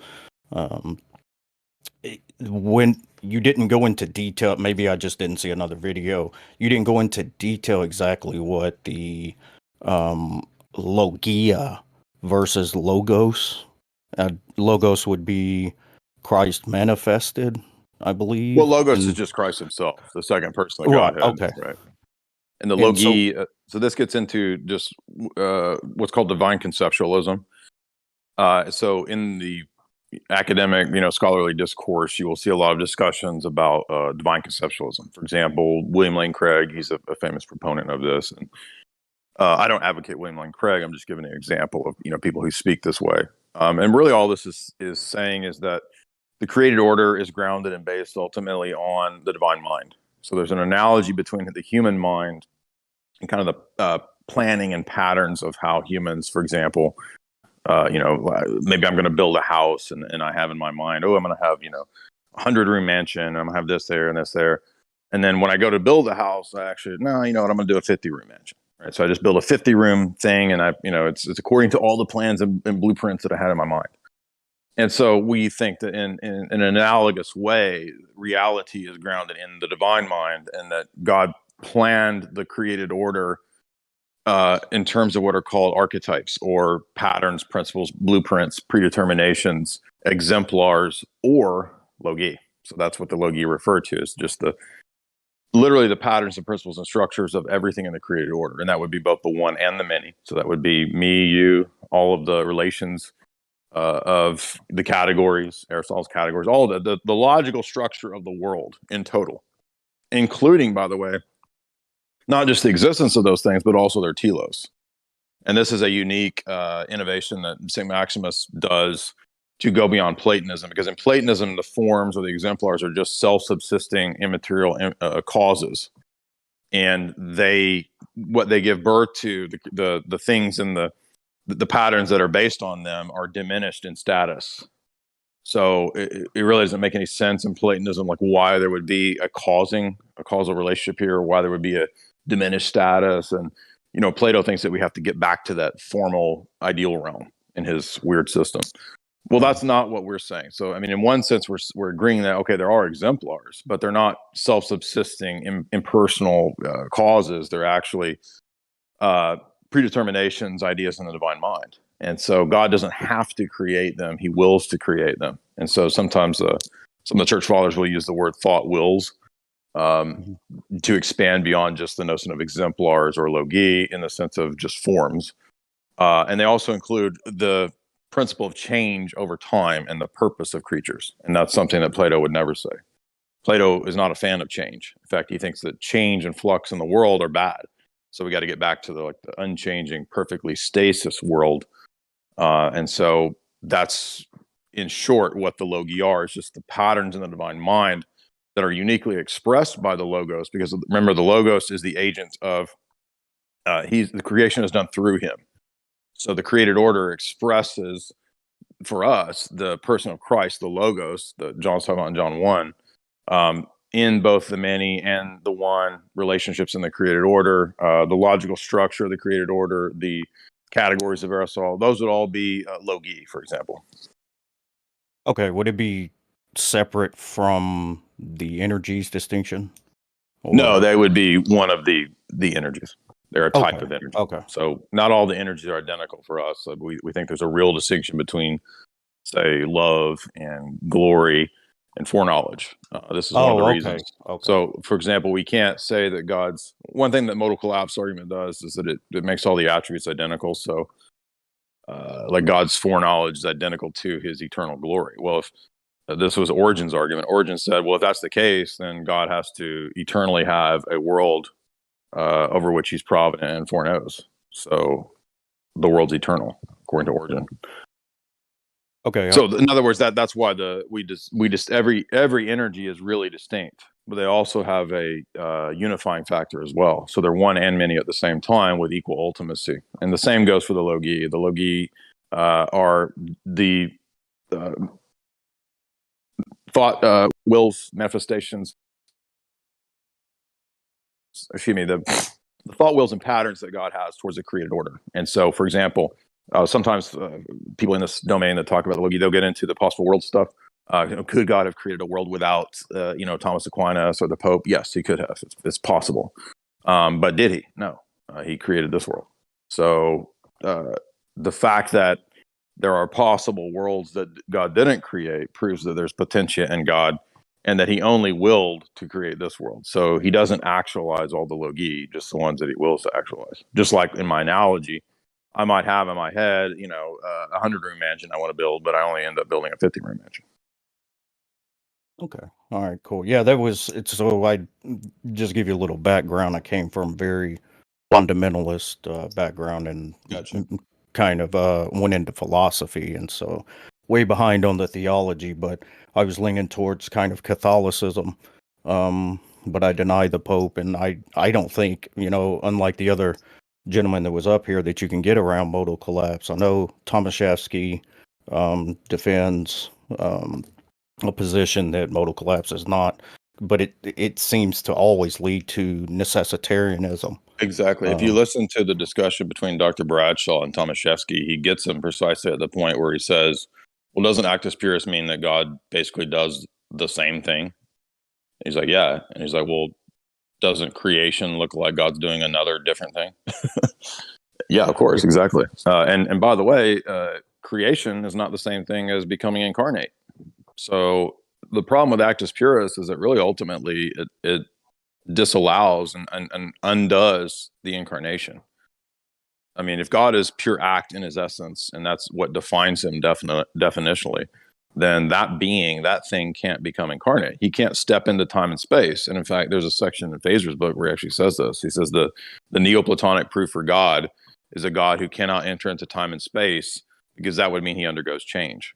Oh, okay. Well, that's so good. You just totally destroy the possibility of incarnation. That's a great apologetic there, Roman Catholic. Well, I'll let other people ask, and I appreciate your time. Yeah, if you want a couple things that are not too long on the logi, Ambiguum 7 of St. Maximus, which you could probably find online. That's his whole famous essay. There's a lot of other ones. I think Ambiguum 10, Ambiguum, I think 42. But the easiest and most accessible one is Ambiguum 7. And he just kind of outlines what the doctrine of the logi is. And then for a deeper essay on the topic, I recommend Creation and Creaturehood by Father Florovsky. And both of those are just easily accessible online. Okay, appreciate that.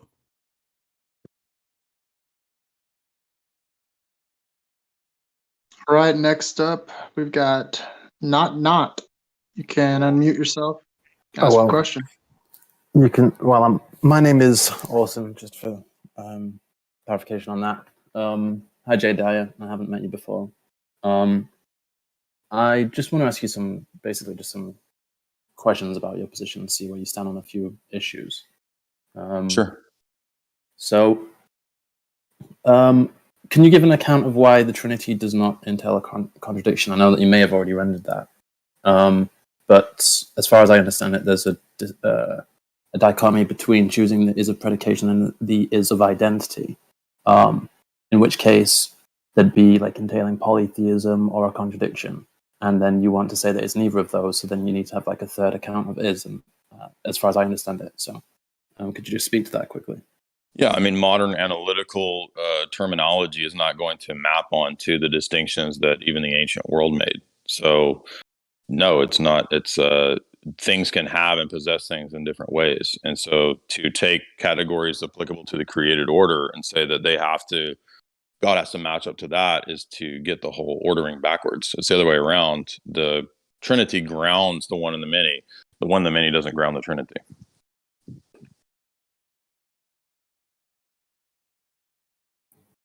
Would you have an account for what the third option might be, as opposed to saying that there can be a third option? Right. So there's a distinction between the essence of a thing and the action of a thing, and that God can God can be fully present in his actions without being numerically and strictly identical to those actions. So this is called identity thesis. And modern logic and logical identity is not the identity thesis of what our Trinitarian theology is. So we just simply don't think that God has to submit to the categories of Aristotelian, right, identity thesis, etc. So you say God can be distinct in identity from his actions. God can have distinctions in multiple ways, is what I'm trying to say. And even created things, even things in the created order, can be distinct in different ways. So in other words, I'm just pointing out that it's not just a problem or quote unquote an issue for the Trinity. Even in the created order, we can see that objects can possess distinctions and unities in different ways, and that doesn't somehow cause or pose a problem for the objects. So you're saying that, so in terms of the Trinity, you would say that God is both distinct from, as in the Father is both distinct from Jesus, but also is Jesus. Is that correct? No, the Father is not Jesus. No one would say that. But you're saying the Father is God? Yeah, but God is a non-rigid designator. God can pick out different types of things. But so this whole argument is presupposing that the word God is a rigid designator. It's not. So it can pick out different things, but not be. So you're right, saying. So for example, let me just give you within Scripture itself the word God, whether it's Elohim or whether it's Greek theos or whatever gods. That can be a reference to angels. It can be a reference to men. It can be a reference to demons. It can be a reference to God in terms of the persons, or it can be a reference to God in terms of his actions. So the word God, God, does not have it's not a pronoun. So it's not a specific noun, excuse me. Does that mean God is one or three agents? No, they're not eight. There's one. The agency would be. Well, if you mean by agent persons, in that sense, yeah, you could say that the Father, Son, and Spirit are agents in that sense. But really, we're saying that the person is fully possesses the same essence. So what's one in God is the essence, and what's three is the persons. So is he three distinct forms of intentionality or one form of intentionality? Right. So forms of intentionality might be useful, but the divine mind is one. So there's not three different intentions. There's one mind that is uniquely manifested in the mode of three persons. And so this is why modes become an important issue for Trinitarian theology. So God and Jesus the Father and Jesus have the same intentionality. Yeah, but they're manifested or expressed or actualized in each person's unique mode. So, for example, if you heard me earlier, I was saying that creation is a single act of the Trinity, but it's manifested uniquely by the Father as the origin, by the Son as the bridge, or how creation happens through the Son, and is perfected in the Spirit. So it's one action of creating, but it's uniquely manifested in the mode of three persons. Okay. I think someone was asking. So, by the way, I'm not. My goal is not to criticize your positions, just to get you to elaborate on them, so I can understand who you are and what you're about. I heard someone say something along the lines of the Trinity generates a contradiction for some reason, and then you said it wouldn't actually be violating the law of non-contradiction; it'd be violating the law of identity. Could you just elaborate as to what that was about, if you recall it? Right. So identity operates on a certain assumption about how substances exist and that they must be reducible to singulars, right? So any individuated substance is its own unique substance. And so when you do the law of identity according to Aristotelian logic, it's not going to work for the Trinity because the Trinity is not submitted to the metaphysics of Aristotle. We don't adopt the metaphysics of Aristotle, which underlies the doctrine of unity of substances.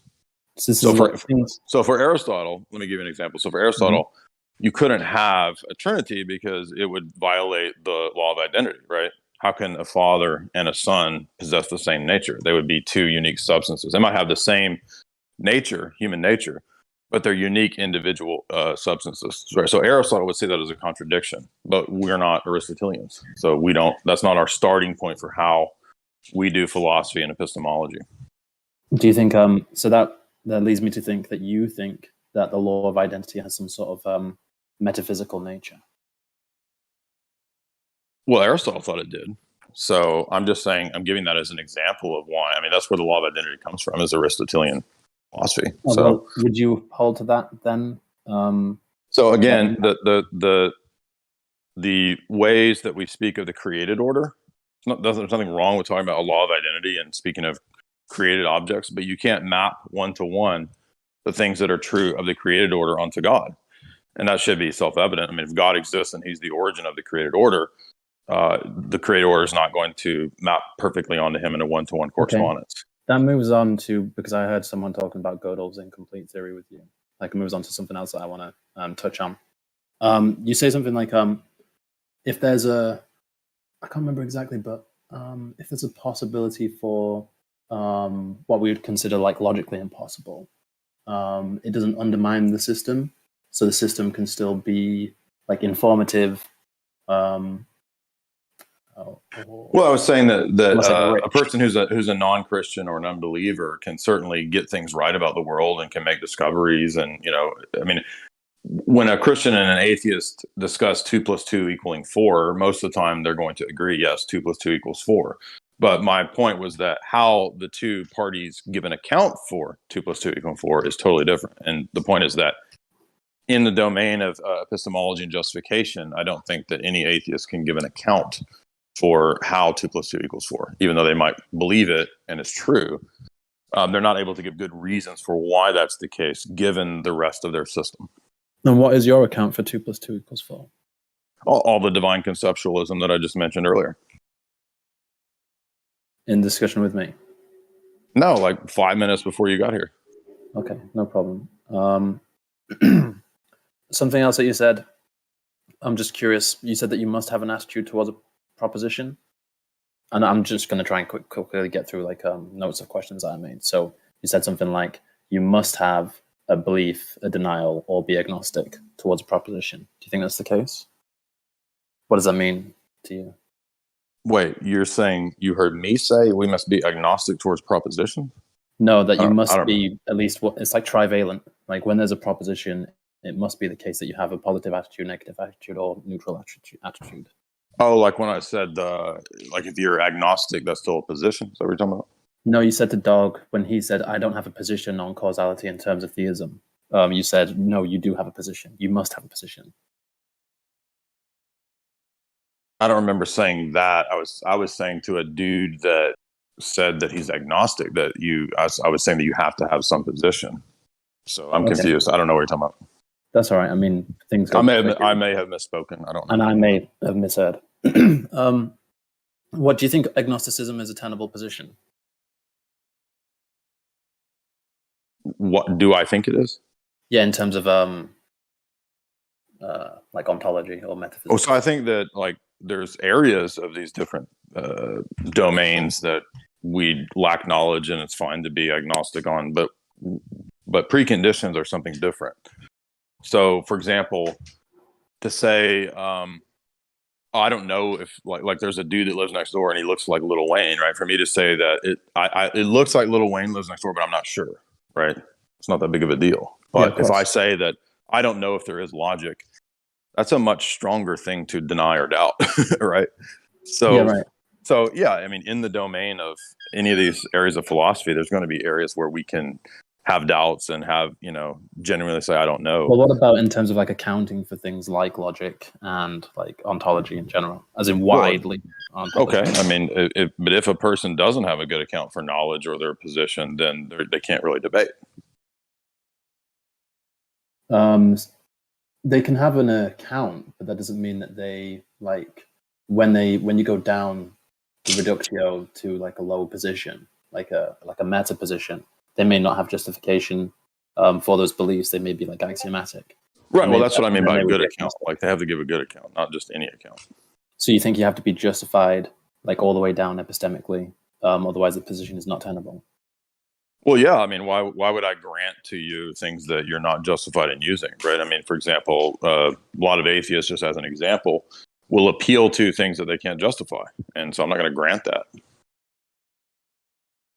Right. Let me have a quick look. Like metaphysical absolutes, universals, categories, claims, all these things that don't make sense on the atheist paradigm that they all use in their argumentation.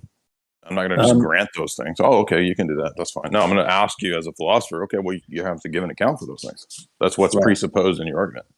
Do you hold a JTB? Yes, and in regard to the Gettier problem, also the fourth condition as well. What's the fourth condition? Sorry.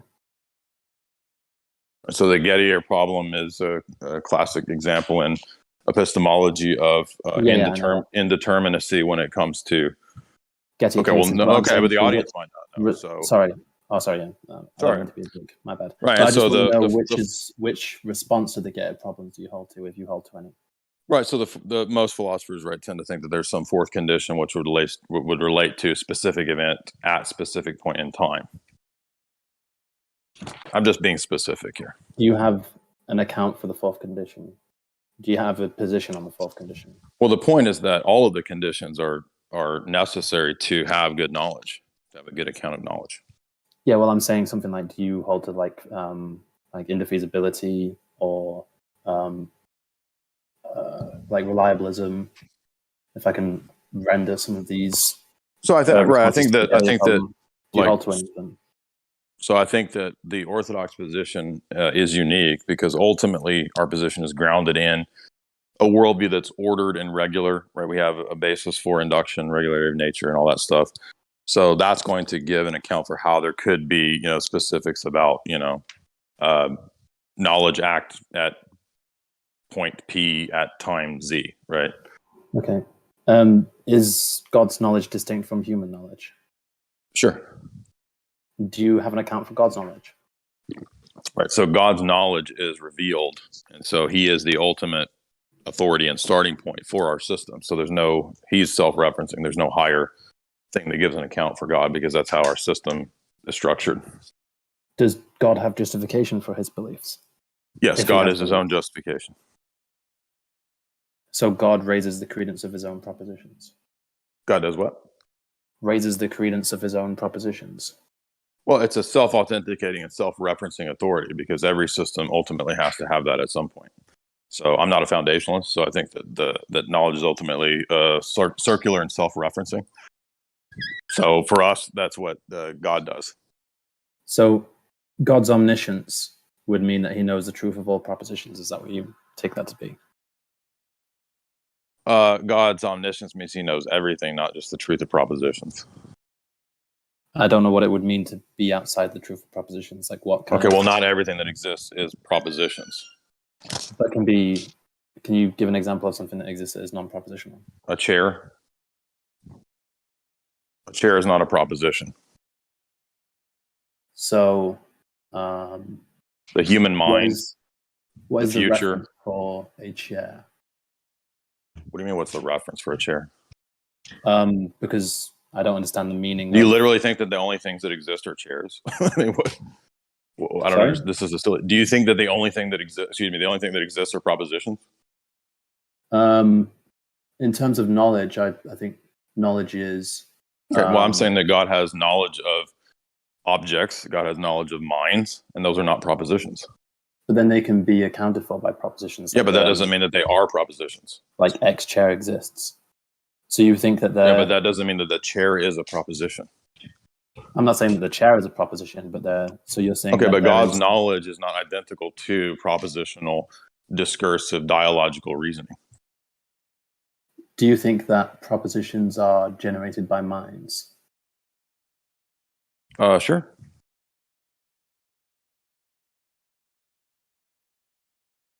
What is it? So is God's knowledge of a chair, I don't know which chair is being picked out there. What is that, just like an awareness? No, God knows every fact about the chair. He knows everything about the chair, every What is possibility about the chair. He also knows all the future potentia of the chair, the purpose of the chair, etc., the origin of the chair. Every fact about the chair? Yeah, including the future, the past, all that. And are all those facts propositional? They can be expressed as propositions, but they're not identical to propositions. So you So think the assumption here is that human knowledge and propositions must be the identical one-to-one mapping to what's in God's mind. And we don't do that. Again, I keep trying to stress here. So apophatic theology requires analogical predication. It's not univocal predication. So all these atheist arguments typically hinge on there being a one-to-one correspondence between human terms, naming, categories, and what's in God or in the divine mind. And that's what? Sorry, I think we fleshed out your position there. So the position is analogical predication.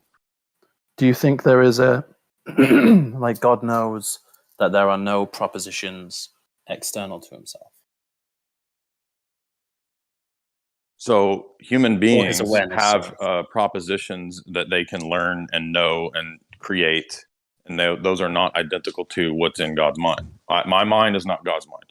So the propositions in God knows the propositions in my mind, but they're not identical to God's mind. So there are no propositions that God is not aware of. Correct. Does he have, so he knows that to be the case?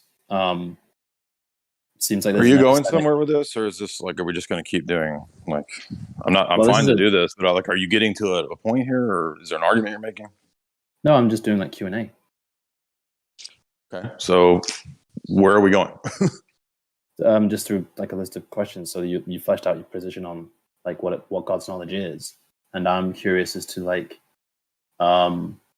how. So again, you're equivocating on knowledge. That knowledge strictly is propositions, and therefore God must know propositions, and that's strictly the only sense in which he has knowledge. I actually didn't equivocate on propositions because I was just asking questions. I haven't asserted anything. Okay, your questions were presupposing that that's also the case for God. So you can have an inductive case for that, but I'm telling you that's not the case based on my access to my intentions. So your questions presuppose that that's what you were doing. So no. Yes, it is. I don't think it's very fruitful to go down that. Okay, well, you asked me when I was 5 minutes ago. You said, "Does God know these propositions?" And you said, "I think that knowledge just is propositions." Yeah, well, I didn't say that. I think that knowledge are just propositions. I was asking you what it means for knowledge to be external to point, dude. propositions.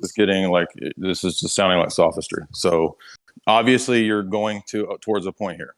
What's the point? No, there is no point. I'm fleshing out your position so I can understand how to have future conversations. And then you can do what? Critique it. Go for it. Just ask your questions. I'm not planning on critiquing it today. Okay. But I do want to. So I did want to know. There's an epistemic issue with if there are. So God is aware, or God. So you did want to critique it, but you just said I'm not here to critique it. No, I'm asking for what it. No, you what said it there's an epistemic issue, which means you're going to critique it. That's fair. So I said it seems like an epistemic issue, which is why I'm asking you to clear it up. Oh, come on, dude. If you're going to get into the sophistry, we're just going to move on. Just stop trying to talk in the sophistry. Just make your point, dude. So don't argue with me over the word seems.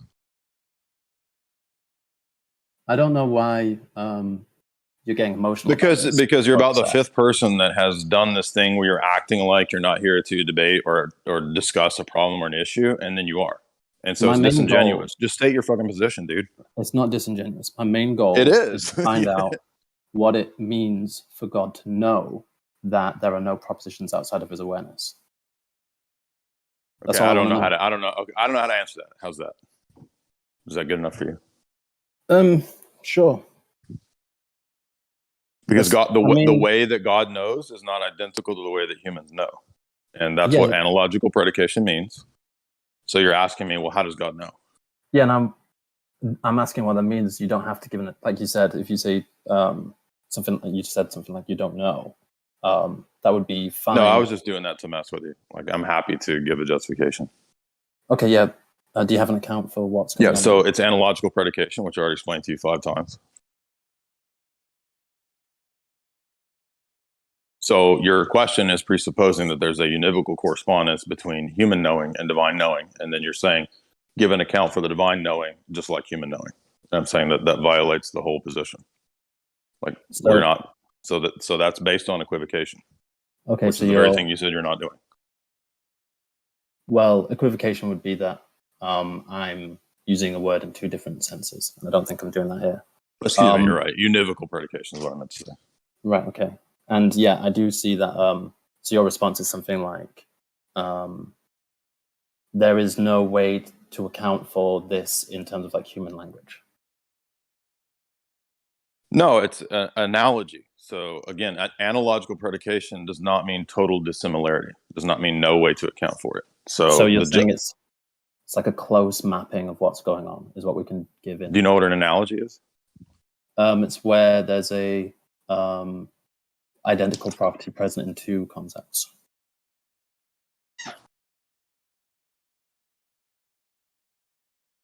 Similarity, yeah. I don't know. Identical property is again kind of missing the point because it's not identical. Could be the same property. Similar. So I mean, there's no perfect identical comparison between a creature and God. That's why there's no 1-to-1 correspondence. It's a likeness and analogy. You responded to my question of what does it mean for God to know that there is no proposition external to his awareness. You responded to that by saying that our accounts of these are analogous. Could you give your best analogous account of what's going on there? Yeah, the human mind is analogous to the divine mind, and that's why I listed all the arguments earlier about divine conceptualism. So it's not my fault that you weren't here from that, and I'm not going to repeat all that. Okay, thanks. I have 2 more positions I want to understand from you. So I want to know your position on Kalam, whether you think that's a good argument. No, I don't. I always critique and go against the classical arguments. I think it's a stupid argument. Is that because of like modal collapse?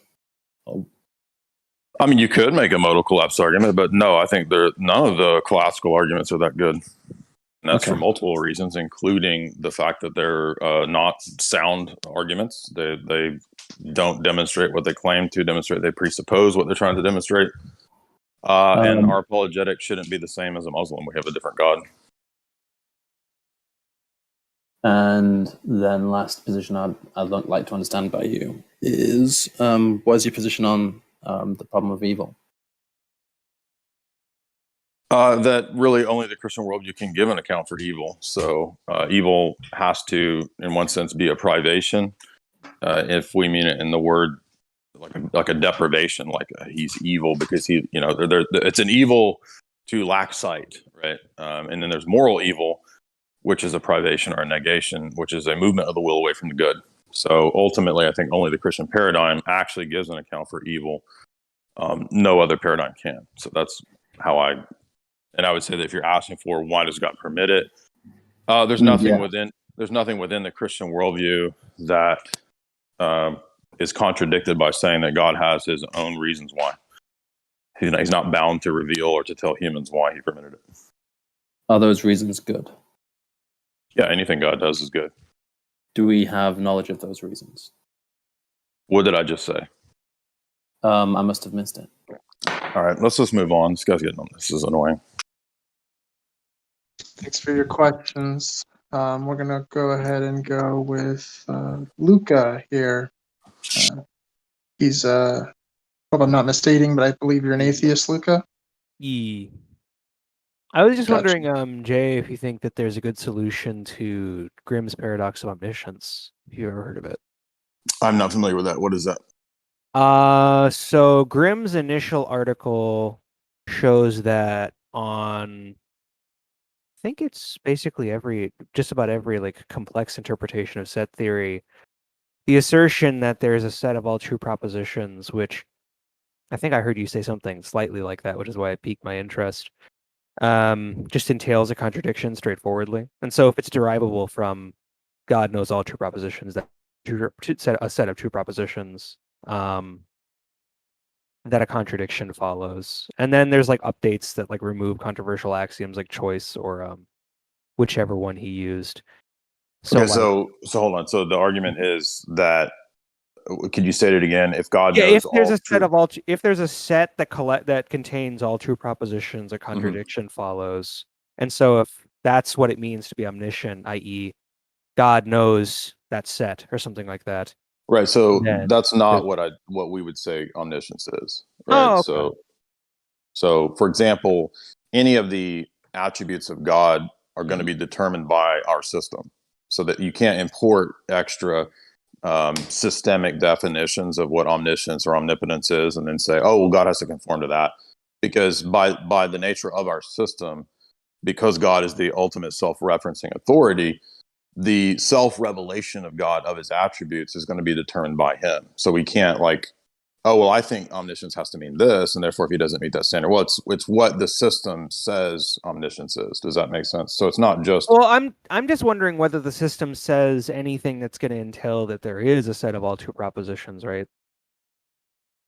Because that's supposed to be where you get Grimm's one of the paradox. problems here would be the assumption that all types of knowledge or all types of facts or things are the same. And for Well, us, I think you can, real quick, I think you can dispense with that, right? You can have like certain things like acquaintive knowledge, etc., and still have Grimm's run. no, I'm saying something different. I'm saying that there's, for us, there's fundamentally two types of reality. There's not just one type of reality, like a continuum that humans and God are all on one sort of chain of being. For us, there's fundamentally two different types of reality: uncreated and created. So not everything that is the case for the created realm is going to map on one-to-one to God, to the uncreated. So that's why our theology, for example, is apophatic. So a lot of times atheists say, well, what's the definition for omniscience? Well, for us, that's an apophatic attribute, meaning that it's only defined in negation to the created order, right? So not extended in space and time, not, doesn't have a beginning. And so Right. even though they're not cataphatic, they're not positive definitions, they still at least tell us something, right? And you can make an analogy to something like the number zero, or when we say things like the situation is unknowable, right? If we say something is unknowable, in one sense it's telling us something, but in another sense it's also not telling us something, right? So in the same way, what?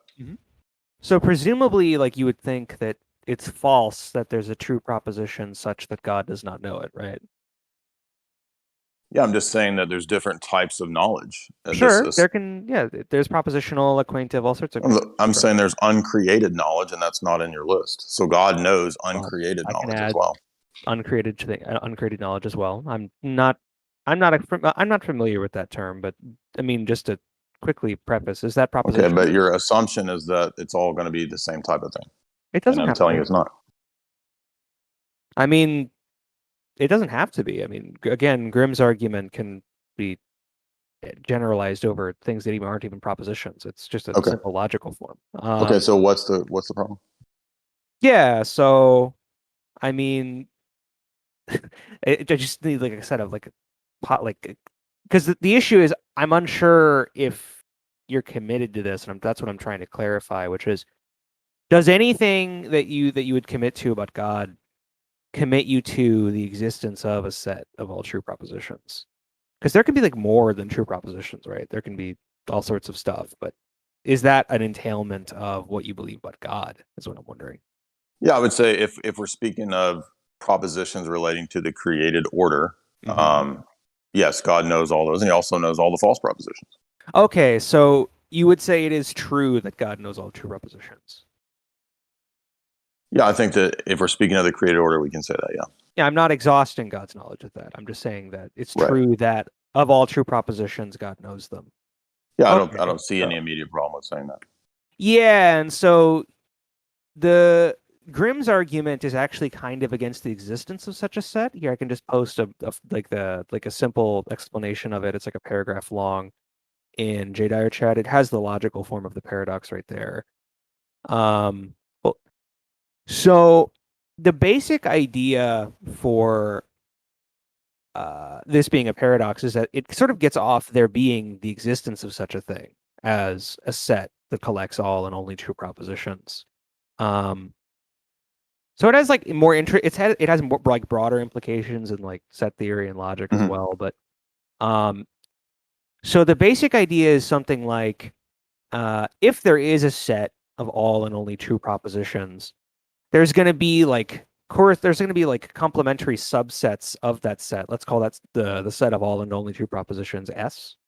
Like for instance, all the endorsements of the collections. Like let's say I have the set, which is a subset of S of all like true propositions about J. Dyer. I'll call that like the J set or something like that. And then there is a proposition, presumably in S, that says all the propositions in the J set are true, right? Well, that's true because all of the propositions in the J set are true because the J set is a subset of S, which is a set of all and only true propositions.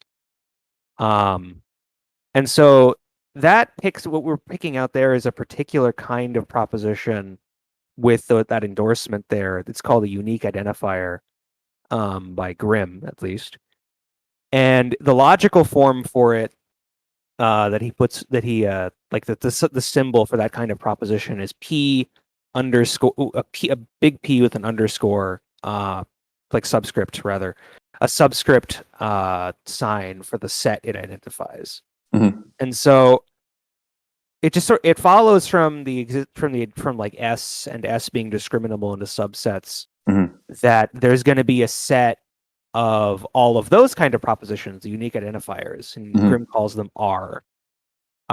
Rather defines a set called R that collects a set of unique identifiers, which are members of S, that are not members of the sets they identify. So, for instance, like the endorsement P, let's call it P of J because it's for the J set, right? So would this Isn't be a member of the J set because it's like a logical conjunct that each set is its own unique set, right?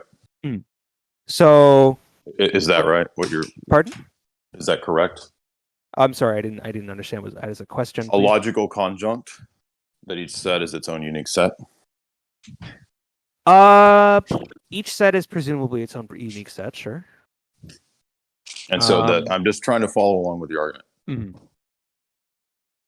So, presumably that proposition, all the members of the J set are true, isn't a fact about J. Dyer, right? It's a fact about propositions in that subset of S. Right. And so that proposition doesn't actually belong in the J set; it belongs outside of the J set. Right. And so that's not a member of R, right? Because, this is what Gödel argues.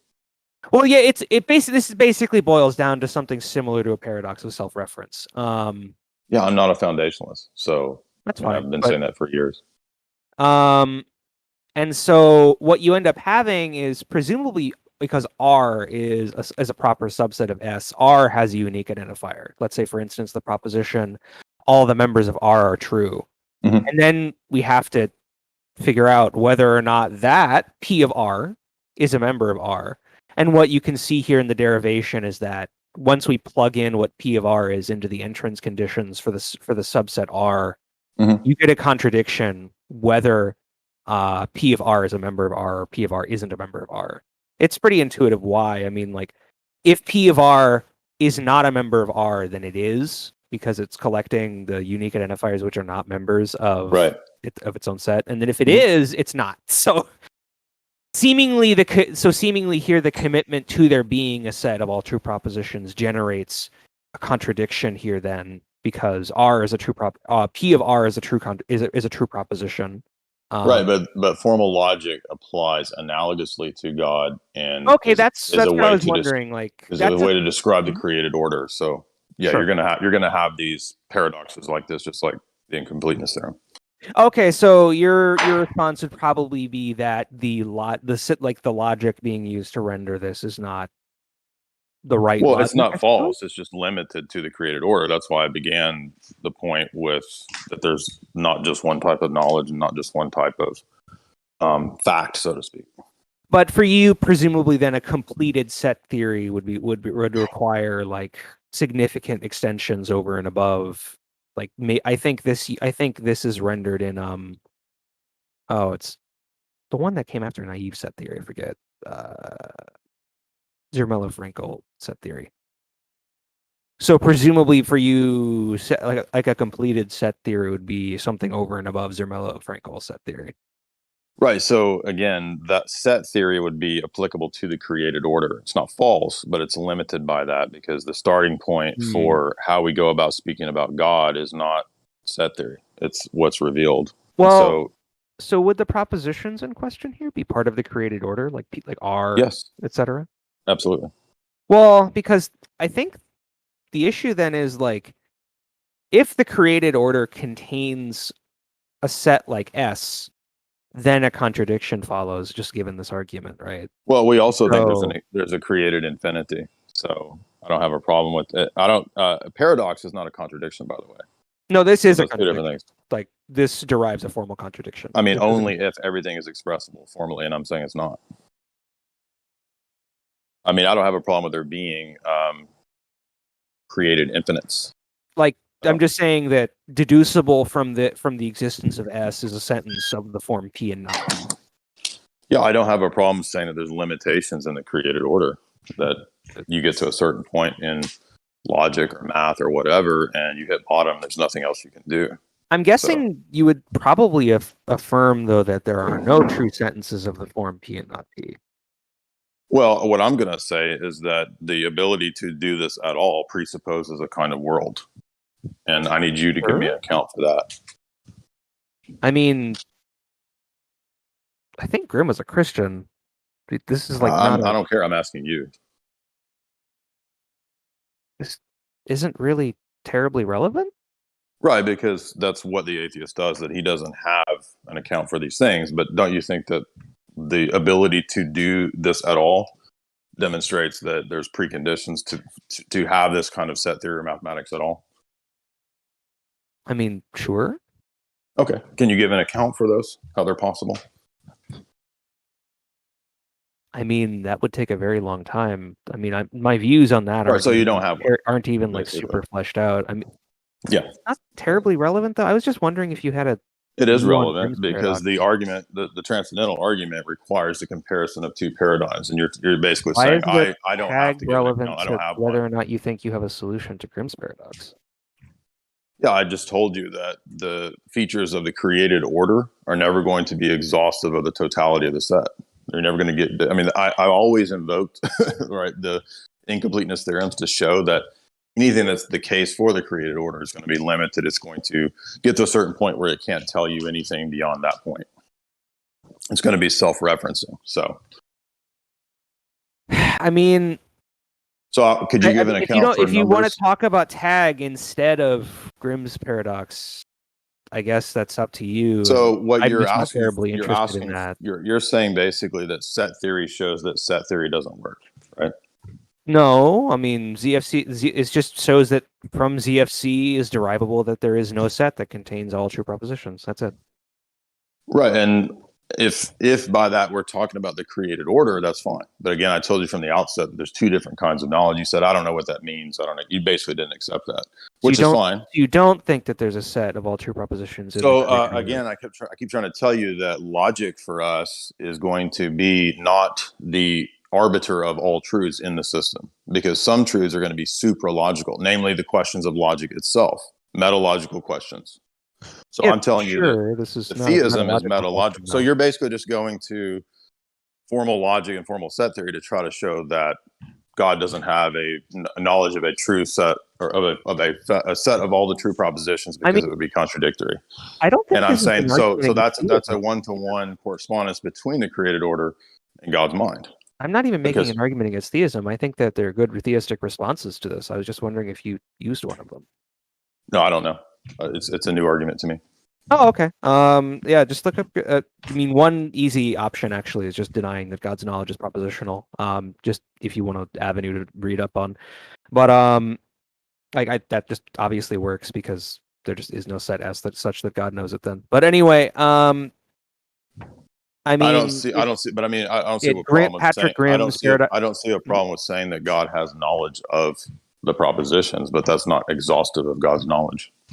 Well, if it's yeah, but the thing is, God can if God has propositional knowledge and there is no proposition such that God does not know it, seemingly that's going to entail that there is a set of all true propositions, and then from that a contradiction follows. And so, seemingly the avenues that are open are to deny that God's knowledge is propositional. In which case there's no couched problem. as an either or. That's what I was trying to say from the outset, that it's either propositional knowledge or no knowledge. And I'm saying that God's knowledge is not I would disagree with that. identical. I think there are different kinds of knowledge. Okay, but you said from the outset you don't know what uncreated knowledge would mean. Yeah, I said. So you're not letting me. I said I didn't know what it means means because it okay, means so I've never heard it. That's it. Okay, so again, the logic that's applicable to the created order is only analogical to the divine mind. It's not a one-to-one mapped on correspondence. So when Do you we think say maybe that questions like this are unanswerable for us, then? I think that there are limitations for all kinds of questions that are going to be limited like this. But to me, it sounds like it's premised on the notion that there's a one-to-one correspondence between human propositional knowledge and divine propositional knowledge. And by definition, who God is for us, even when we say, let me give you, so if we say God has propositional knowledge, for us, that's still analogical. It doesn't mean that God has the knowledge of propositions like humans do in a one-to-one correspondence. Yeah, prima facie, I don't think that discriminating God's knowledge into various different kinds is going to be relevant. So you don't think that this argument is premised on there being certain types of facts and certain types of things that are the case for epistemology? So, I mean, the only things that get this argument off the ground are the axioms of ZFC set theory and just the initial claim that there is such a set S that contains all and only true propositions. So again, there would, if this was applicable, then there would be a set that's true for the created order, and there would also be a set that goes beyond that, that's infinite. That is, God's knowledge of facts. So it's a both. I'm pretty sure you could collect R and consequently P of R in either set if there's a set that contains all true. The point is that it doesn't fit under the set. That's the point. It's outside the set. Because sets are applicable to the created order, and then you're taking what I just said and saying, okay, well then that's part of a set. Is there a set that's like S that's only for the created order for you? What I'm saying is that there are facts, propositions, truths, whatever, that are applicable to the created order, and then there's a infinite variety of knowledge that goes beyond the created order that God has, and God has both of those. I'm saying it's a both and. That's fine. And you're saying, okay, I'll take the infinite knowledge and I'll stick it under the set. And I'm saying it's not in a set. Well, so because sets apply to the created order, and God is not created. That's fine. So look, it's not fine because you keep reasserting that apply it to the created, what's applicable to the created order.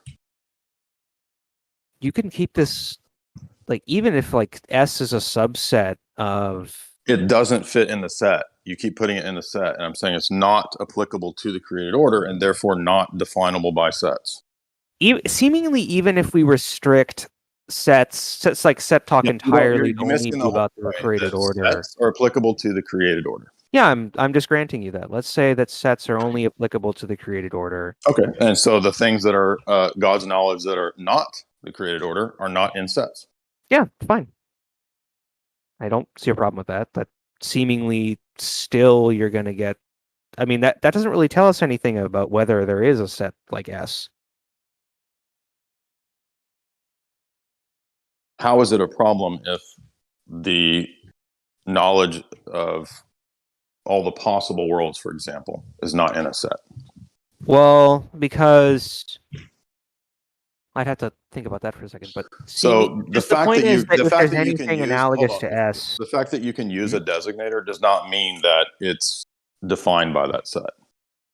So, for well, example, I mean, I agree with that. I mean, I don't think there are contradictions, and I think we can talk about S. So that seemingly, I don't think I'm well, going to that be doesn't mean it's committed to there defined not though. being a set. So the fact that we can talk about, like, let's say God's attributes, right?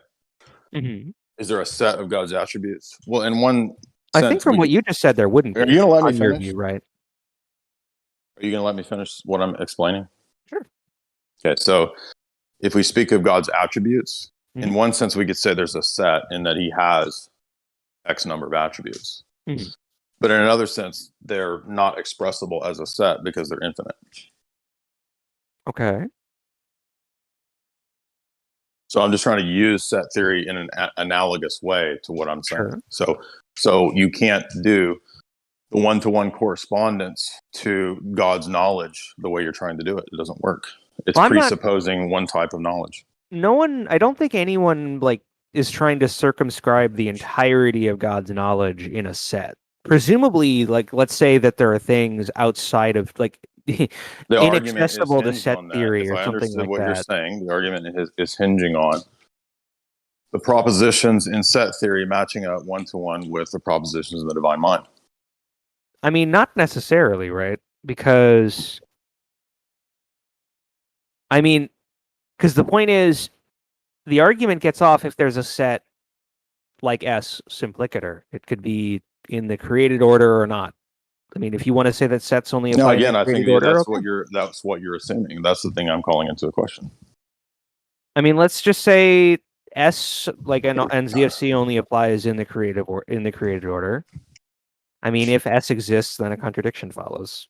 That's just No, because the knowledge that God has is not restricted to all the propositions that are true.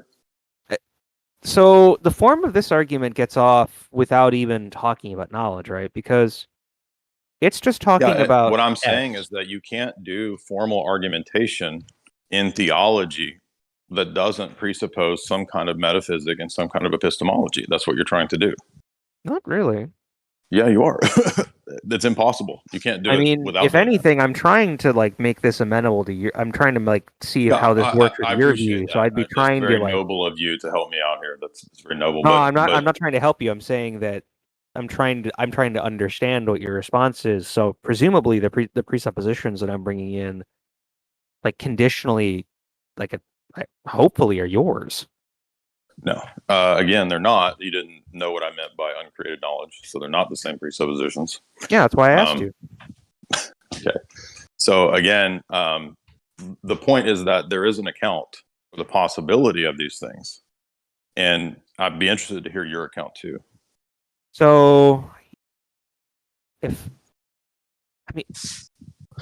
just not. I'm not. I'm not trying to be article obtuse. about this. I'm not, it seems like we're having a communication. So the transcendental argument is a comparison of worldviews, and if you're not willing to compare your worldview, that's fine. I mean, you don't have to. But it doesn't have anything to do with the tag. All right. So you don't want to do the critique of your position. I'm not terribly interested in transcendental arguments right now. No. Okay, but that's the argument that I make. So I mean, if we're just having a communication error and you don't really want to continue, I guess that's up to you. Again, if you want to make points about theism or why you don't believe theism, that's what we're here to do. I'm interested to hear exactly how this is a problem, and what I've heard is that it's a problem for any system formally. It's a problem for. It's not a formal. It's not a formal issue. No, it's a contradiction. Contradictions would be formal problems, right? It's a formal problem for not things like systems. It's a formal problem that follows given a system in the background like ZFC. No, this is your mistake. There's no such right? There's no such thing as a logic that judges all systems. This is your error. I didn't say there was. What you just said presupposes that. No. Yes, it does. What I said was this is a problem. It's a given system. Some formal system, which I mean by that I just mean any formal system like ZFC that has things like the axiom of separation. This works without choice, as far as I know. So you don't need to. Yeah, but that's assuming that this is the case for all systems, that you can analyze any of the systems this way. And I'm saying we don't operate that way. That's the whole point of presuppositionalism. straightforwardly, I mean, like you can just add one additional axiom in ZFC and this no longer works, right? You're missing the point. There's no such thing as a self-evident axiomatic system, which is what you're trying to do here. I'm not saying there is. You just argued that just now. You said all you have to do is plug it into this. No, I said if you add one additional axiom to ZFC, this problem like I'm doesn't work asking anymore. pre-axiomatic questions. I'm asking about the preconditions. So you're talking about tag? Yes. Why? Because that's how we go about analyzing systems in set theory. We don't start with set theory. There's no self-evident axiom. When asked a question about set theory, you'd want to not talk about set theory? No, I gave you my answer, and now I want to know your account for sets. But you said you didn't have an answer. I said I didn't have an answer to the question of when we get to the bottom of a system that's finite being limited. Nobody has an answer to that. Well, that's not what this problem is. The problem being pointed out by Grimm here. Yeah, the problem assumes that there's a formal way to critique any set. And I'm saying that that doesn't count for our system because it presupposes that there's self-evident maxims that you haven't given account for. You have to give an account for the logic that you're using. I mean, there can be objects in sets that like collect things that aren't propositions, all sorts of stuff aside from this. And yeah, what you're not understanding is that you're presupposing a worldview. You're presupposing a worldview to do this argument is what I'm arguing. Which, sure, yeah, actually, yes. And right, so you're going to have to give an account for how you can. You're going to have to give an account for how you can do that before you try to put our system in a logical bind. I'm going to say, okay, well then. The point is that if you're doing something like what to make this like, because obviously I'm not going to like show up and say like, well, here, there's this issue if you have like paraconsistent logic in the background or something like that. I'm trying to like use assumptions that you're using right now. No, you're not using my assumptions because you didn't know what my position was. You said, I don't know what that is, but so it's not my position. That's why you're trying to do. So you're trying to presup. So you're trying to presup my position, right? No. You just said I'm trying to help your position out, right? Which you're not actually trying to do. You're trying to critique it. I'm not trying to help your system out. What? You said earlier, I'm here to help you out. I said I was interested in. Yeah. So like, again, are whether you or going not to? You had an whether or not you had a response to like Grimm's paradox of omniscience, and then so logical paradoxes to figure out whether or not. Yeah, logical paradoxes. Do you think that the logic that you're using here, right, to analyze this question or to raise the question of the sets, does that operate on the basis of preconditions? I mean, do you think it does? I'm asking you. No, don't too quoque me. Does it? Too quoque? What? That's a fallacy, dude. Too quoque. I asked you a question. I'm not making an argument. Why? How could I? You are making an argument. This is totally disingenuous. I'm asking you now. A question. Questions. I'm asking. I asked you the question. You don't get to ask me the question. I asked you the question. Does your logic? All right. So if you're not going to answer the question, no, it's a debate. I said it's a debate. It's not just an AMA. Oh, it's a debate. So you're not going to debate the topic. Is that right? Considering that the topic is Grimm's argument, you're asking what like the trans. No, we've already been through that, and I gave you the answer. You didn't find it sufficient. I told you that you're applying the categories of the. About it. I was going to give you an article. I'm arguing to you that the argument is using and assuming self-evident axioms to critique the system. Do you think? Yes, it is. I don't think the axioms of set theory are self-evident. What? No, your argument here is using a set, right? It's using sets, it's using logic, right? It's using ZFC set theory. Okay. Is that presupposing a kind of world and a kind of logic? Any kind? I mean, for it to be an internal critique, and I know you do that, it has to be, yeah. Yeah. So what I'm asking is that if our theology is prior to logical argumentation, right? I'm asking you the metalogical question of, well, how do you even have a basis to use that logic at all? Well, if it's an internal critique, it has to use yours, presumably. No, I'm asking your position. I'm not asking you to play like you're going to take my position. I want to know your position. I mean, on what? So I don't believe that there is. Okay, so you're a sophist. I don't have a problem. You're not going to answer a debate, your worldview. And this is the atheists. This is what they do. They want to ask all the questions and not let their worldview be subject to critique because he can't answer any of these questions. I mean, so that's why he's fighting tooth and nail. He won't let me critique his position. As you I literally just answered why. No, you didn't. Yes, I did. I'm I said, asking you for I an don't believe account. that there is such a set. So this isn't a I'm problem. asking you for for you. not the set. I'm asking you for an account for the logic you're using in your argument. I think I'd probably lean like structuralist about logic. Have you ever read Shapiro about that? Okay, so give an account for how logic is. What is logic? So like a structuralist analysis of logic is that it's going to be like a semantic interpretation of like like structural qualities of objects in the world. Right. So do you know that there's objects in the world? I mean, depends on what you mean by no, I suppose. Okay, so here we go. Let's just move on. This is sophistry. He knows the Okay. questions I'm asking. He's just skirting it. Yeah, I've actually been waiting to hear you talk to him for quite a while. That was interesting. Right. So it's let me ask you a whole bunch of questions, and my position cannot be critiqued. Right.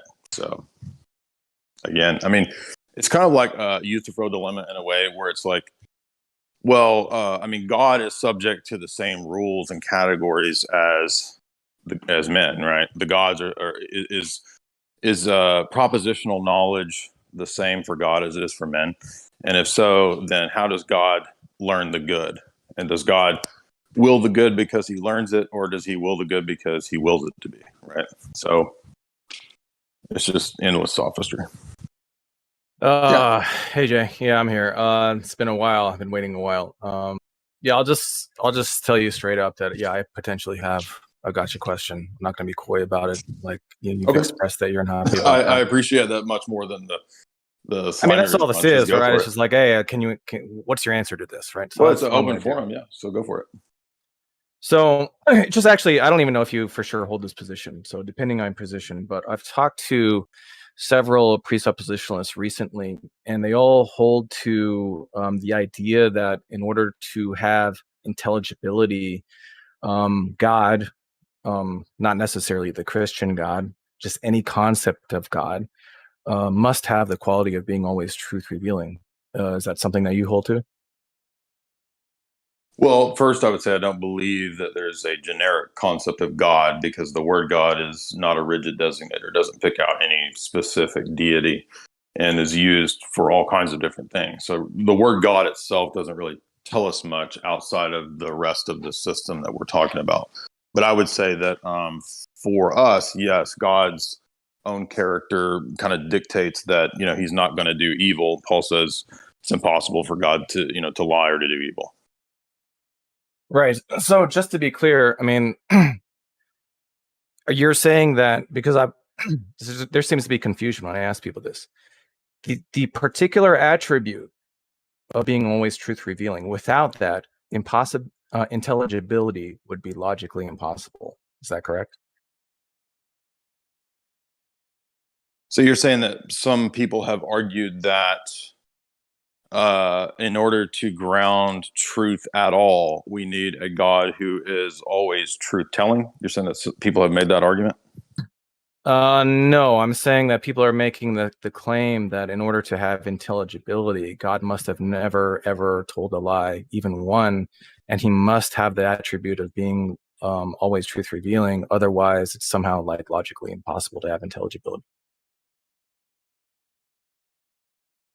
It's a weird version of this. I don't know if I would make this argument. It's kind of a weird version. I don't know who has made that type of argument. I don't know that I would make this argument. So I would have to think about it. That's fine. That's weird. Just to be clear, you're like at least agnostic that God, we could possibly have the intelligibility we perceive, and God maybe is not always truth revealing. That's not contradictory.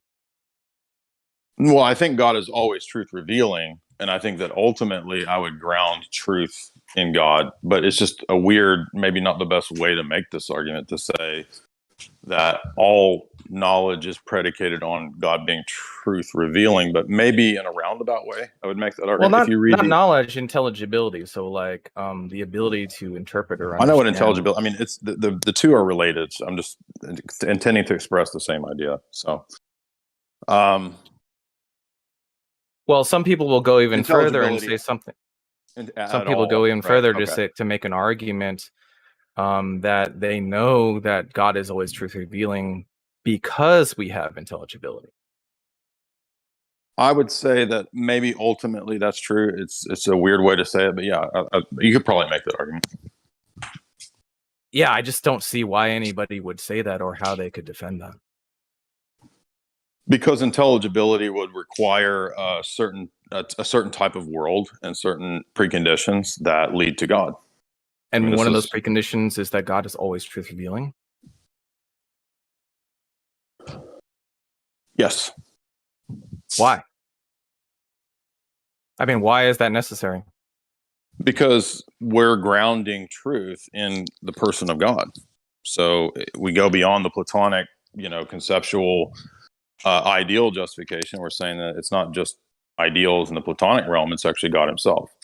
Because, again, truth claims require a certain kind of world. And a certain kind of world where you have objective criteria, where you have truth and falsehood, and thus logical laws and universals. And so to have universals requires a certain kind of world. Yeah. Okay. Let me just give a quick example that I use.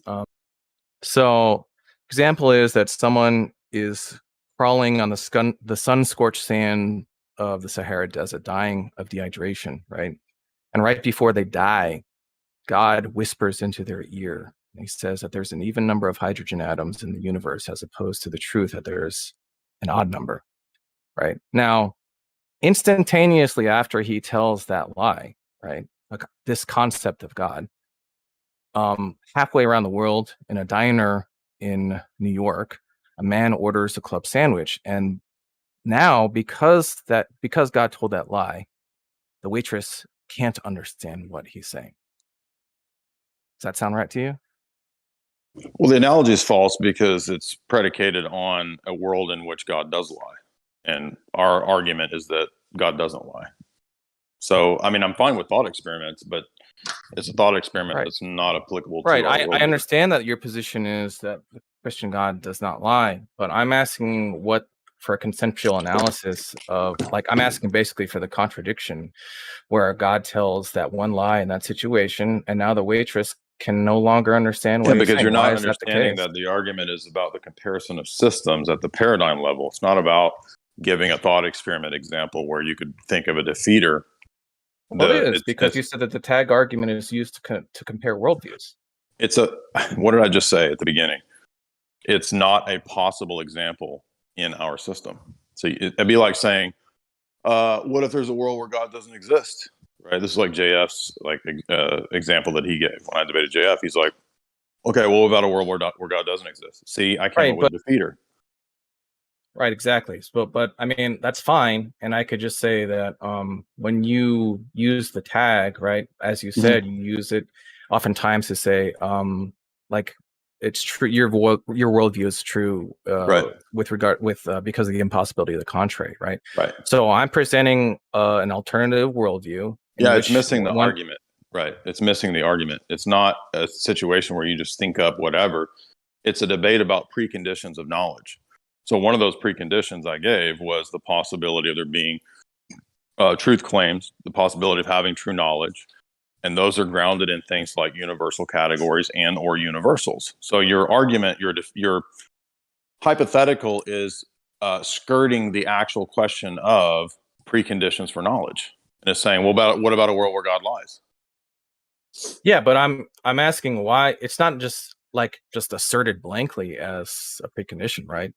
You think that there is a logical impossibility. You say, yes, my view is true due to the impossibility of the contrary. Correct. You bring your worldview to the table, and I'm going to show you the contradiction. Yeah, you're not giving an actual worldview. You're giving a hypothetical system or example that's impossible in our worldview. So, in other words, if you're going to critique my worldview, it's got to be a critique of what's in my worldview. Look, I'm asking you to just simply critique or give an explanation of what the contradiction is between a God lying one time and the waitress not understanding an order for a club sandwich. Well, because it would be a defeater for multiple of his attributes, and therefore there would no longer be a possibility of grounding truth propositions and universals. So it's just going to seem like it reduces to, like, when you say something like, if God is not always truth revealing, then you can't have intelligibility. That's equivalent to something like, if God is not jealous, then you can't have intelligibility. It's just going to reduce to like, you can't have intelligibility because that's not God. That's not a quality of God. It's not. No, you're missing that the argument is about grounding preconditions. Do you understand that or not? Kind of. Okay, what do you think I mean by that? I'm not trying to put you on the spot. I'm just trying to make sure that you understand the flow of the argument. Well, you're saying that you need to have God in order to even have knowledge, and these other preconditions. Okay, so what are preconditions of knowledge? Well, one of them is always being truth revealing. This is what we're discussing, right? Okay, but there's a whole bunch of them. So the point is that anything that you say, anybody, presupposes a kind of world. You follow me there or not? Okay. So in a world where God lies and tells the truth, there's no longer any clear criteria of truth, not just arbitrarily, but for grounding the preconditions of truth. So it's not just a question of coming up with a defeater, it's giving an account for the preconditions. So are you just saying something like, if God lied one time, we wouldn't know possibly whether or not he's telling us the truth, and therefore he must always be truth revealing? Again, the argument is about grounding the preconditions for knowledge. That's just an argument from consequence. No, it's not. It's an argument about the preconditions of all truth and all claims and all knowledge. It's much stronger than that. It's not an argument from consequence. It's saying that to have knowledge at all requires a certain kind of world. Do you understand that? A certain kind of metaphysics, a certain kind of epistemology, a certain kind of ethics. Yeah, and I'm asking why. Specifically with regards to this one attribute. Because now we lose the possibility of truth values. Yeah, but what's the contradiction though? You're just saying that like it can't possibly be the case because otherwise I might be wrong. You're not understanding what I mean by grounding the preconditions. So the preconditions are grounded in God. If God lies, then the preconditions are no longer true. So walk me through how when God lies about the number of hydrogen atoms in the world. Because all truth claims and predicates are grounded in universals. Universals are grounded in God. If you take out God, the universals go. Then goes predication. Is that clear enough? I think so, but I mean, let's say that it's possible for God to even lie, but I mean, that wouldn't mean. Okay, so again, you're importing stupid ass questions that are not possible in the worldview. Do you not understand why that doesn't work? Well, you were just critiquing the view where he told a lie, and then with the ramifications of that. So you're not. Do you understand? Unable to critique this worldview. It's not an actual worldview. It's a hypothetical situation. Do you don't understand what worldviews are? Worldviews aren't a collection of my beliefs and presuppositions, and it's not a hypothetical that doesn't exist, right? So you're asking me to give an account for a hypothetical that in my system is impossible. So you can't import external to my system things that are impossible in my system. Well, that's fine. That's fine. I'm just saying that, look, you said the tag argument is used to compare worldviews. I'm presenting a worldview in which this God tells a lie, and you're supposed to tell me how it's... And I just told you why it doesn't work 4 times in a row. Do you need me to say it again? Truth claims, any truth claim, is grounded in something like, for example, universals. Universals are grounded in God. If God goes, the universals go. And thus the truth claims go. So again, do you need me to say it the 5th time? Now you're doing the external critique. No, this is true for anybody's worldview. All right, so truth in my worldview is just grounded in the same God. You haven't given a worldview because you haven't said what yours is, right? So the only I'm agnostic, I don't really see what that matters. The only one you presented is the hypothetical that's not your actual worldview. You said, what about one where God lies? Okay, I don't dismiss this worldview. Okay, I'm giving you an internal critique, and I'm saying that if God lies, then the universals go because they're no longer grounded in a truthful God. And if universals go, all knowledge goes. Do you not see this? This is a very simple point. No, I don't. Yeah, exactly. So now you're able you want to me to explain it for the 6th time? Right? So just to be clear, I'm critiquing it on its own grounds. Now you are critiquing this worldview, which previously you said that on you're its own unable grounds. to do. Right. on its own So grounds. in this worldview, on its own grounds, God lies one time. What's the contradiction with now the waitress So understanding for the of order? sixth time, do you want me to explain it for the sixth time? The sixth time, Yeah. universals underlie all truth claims, all of them, everywhere.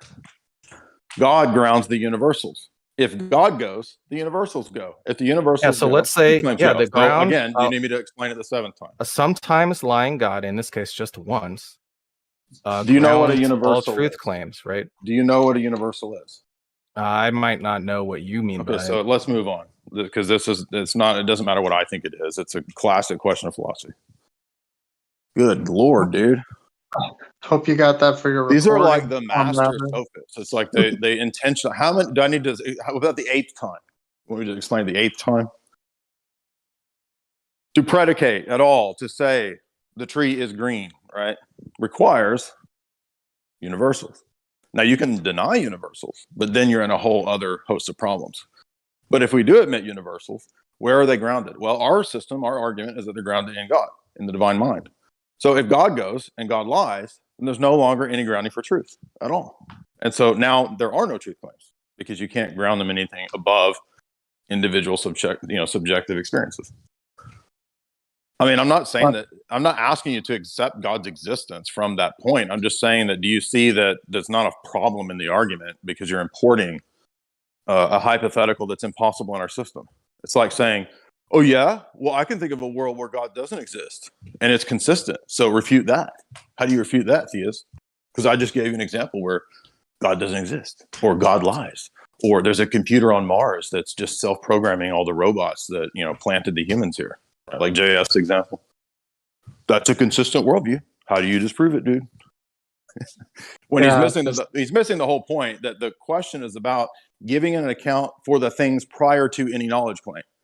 So he's just trying to make knowledge claims and saying, see, here's this hypothetical where your objection doesn't apply. And I'm saying you're not responding to the objection, because the objection is about preconditions of knowledge, not knowledge claims, preconditions of any knowledge claims. Two different things, but none of these people can figure that out. But can't you just grant me this one lever and a fulcrum to put it on so I can move the whole world? Yeah, like the guy before him with the Grimm's paradox. Well, I'm not using set theory logic. What? I'm not using any system. I'm not doing anything. I'm just asking a question. Yeah, that's where the conversation has to go. It's the justification. No atheist can allow, they can never allow you to critique their position, because they know they'll be demolished. That's why they have to fight tooth and nail to not have to give an account for the arguments that they're using. Like I was like, I'm not using an argument. Yes, you are. Why are you guys being so disingenuous? At least that last dude was not disingenuous. And he's like, no, I'm here to bring an argument. But they're all just playing like, oh, I'm not here to give an argument. I just want to ask you questions. And then, like, in the chat, they're like, oh, I wrecked him. I destroyed that dude. He's wrecked. Yeah. So you're just a soy boy who can't just step up to the table and say what your argument is.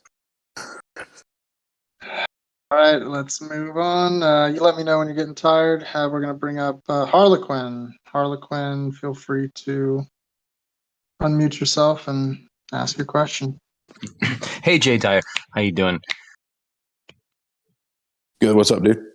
Thank you for responding. I was getting awkward. I'm pretty good. I just wanted to point out, if nothing else, because I don't want to take up too much time, when you were talking about how atheists typically yada yada yada, well, first of all, these hasty generalizations, I can understand why, for the sake of shorthand or expediency. They're not hasty. I've been debating atheists for 20 years. But it's a nonsensical. Well, but so to be clear, though, it is a nonsensical position to take to try to generalize a position of non-belief.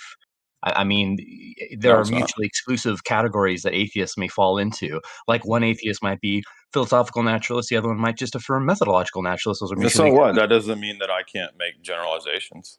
It just doesn't inform or tell us anything. But okay, so sure it does. Well, so so hold on. You believe in empirical sense data and evidence, and I can't collect together the thousands of atheist debates I've had as a series of empirical scientific data to make generalizations. No, doesn't all science operate on generalizations? Well, you started out saying something that I feel was more it's your experience, and not you. Of course, you can speak to that, and I can generally understand what you might be referring to. But it would be, I think it would Are also you a be car if I were to salesman? You try sound to. like you're about to make a car sales pitch. Like, No, not at all. I'm just trying to. I don't want to waste too much time on this because one reason why I even brought that up is so because you're telling me that most atheists don't make those kinds of arguments?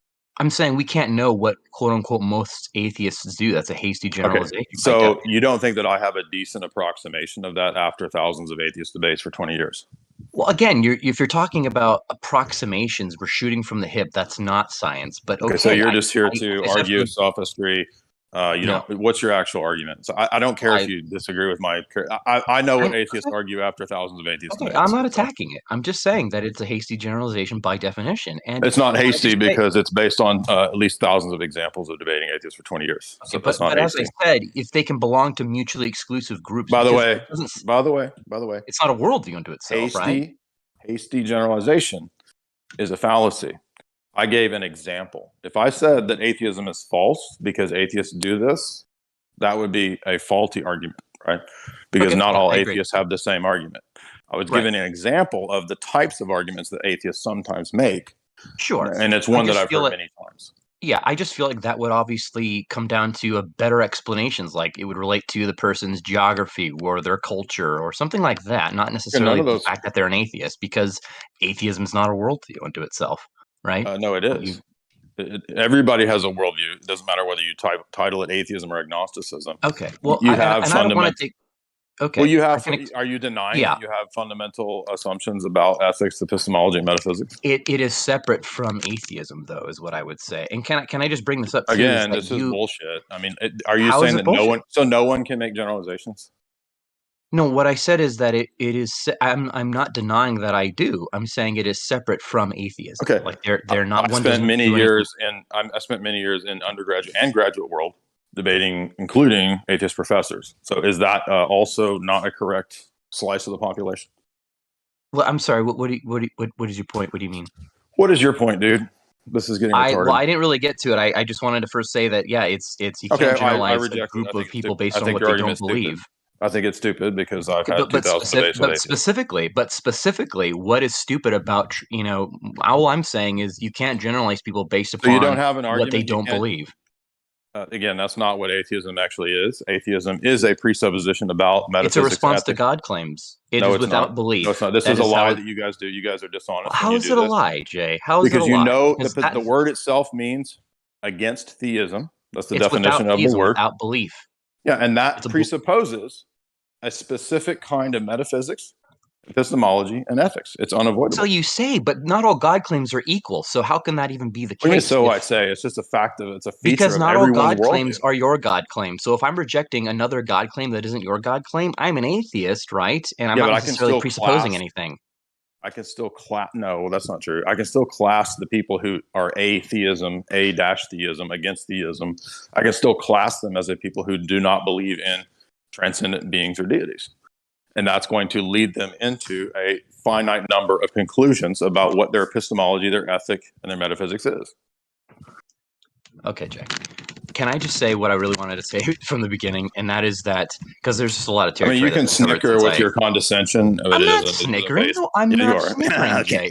Jay, you called me a liar. You said we're you did lie. liars, and You did I'm lie not taking because you offense said to that. atheism So is why not are a you taking position. offense? I wasn't even. You said snickering. I'm atheism just is not a breathing. position, and it's a lie. Yeah, I didn't say it's not a position. Hold on, I didn't You say it's did not say a position. that. You I said it's not a no. position. I You said it's not, Jay. I said it's not a worldview. Stop saying my name. It is Of a course, it's a worldview. position. It is a Can I be worldview. clear? Every It is every a position position. is a worldview. Every position is a worldview. That's what you don't I understand. don't agree, but can I just I say don't what care that you I don't really agree. wanted to say? I'm not condescending you. I just because the reason I rose my hand from the beginning was just because you were conflating meaning and meaningfulness when you suggest All right, that let's just move an on. This is atheist. No, retarded. let me just Let's move really. on. I'm going to argue over whether it's true that atheists have general claims that they make. I mean, this is completely retarded.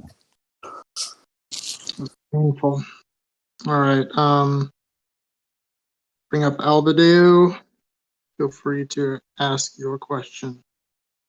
You have to unmute yourself, though, my friend. Hello, can you hear me? Yes.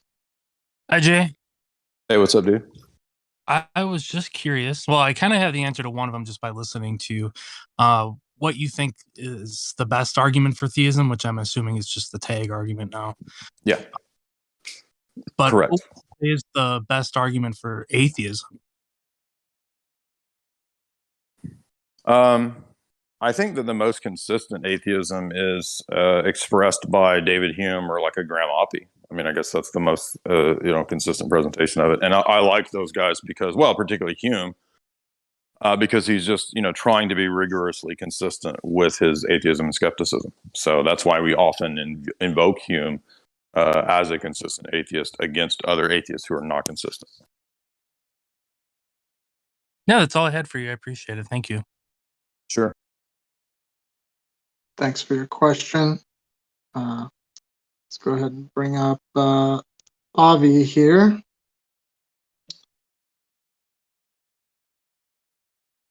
Is it Avi? You're gonna have to unmute yourself. Are you the Avi from Ask Yourself's Discord? Yeah, what's up?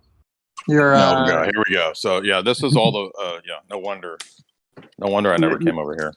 You're a PhD or something from Israel, something like that. I'm D and I'm not from Israel. But Yeah, I'm not interested in discussing with Ask Yourself's professor. So no. Well, I was just you're not going to answer any. I'm not going to do the name the trait thing. I'm not going to do that because I wasn't going to ask you that. I'm just okay. I was just going to ask you if you can tell me what contradiction is entailed by God's non-existence, or if you backed off the claim that God's non-existence entails a contradiction.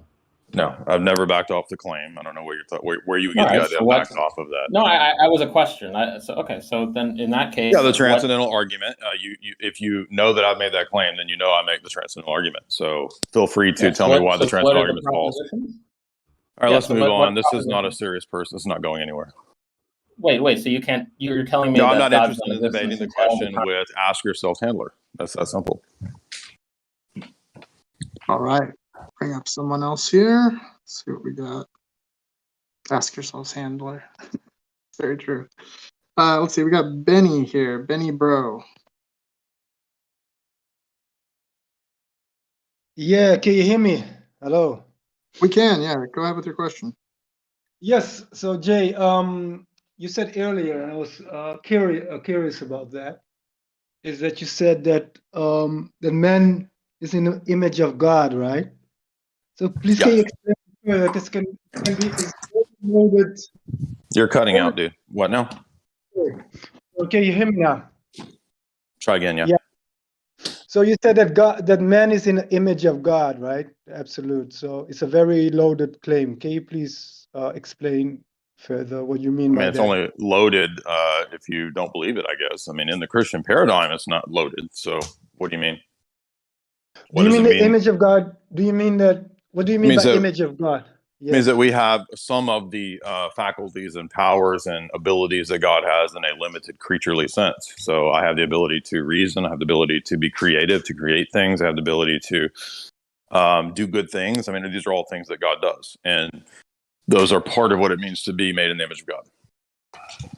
Oh, you're talking about the attributes. You're not really talking about the physical or the way you see things, the way you see that the human being is not like look-alike like God or something, that he has a nose and two eyes. No. Okay. Although there is a sense in which we would add that man is made in the image of Christ. So in that sense, yes, we do kind of match up to the archetype of Christ himself. But no, it's not that God the Father doesn't have eyes or a mouth or something like that. Okay, so if you can give a very big difference between a human being and the Father, what's the biggest difference you think? For example, Christ, right? Christ was a human being on earth, right? Well, he's a divine person with a human nature, in our view. He's a divine person with a human nature. Okay, so so the Father is what's the biggest difference between the Father and Christ?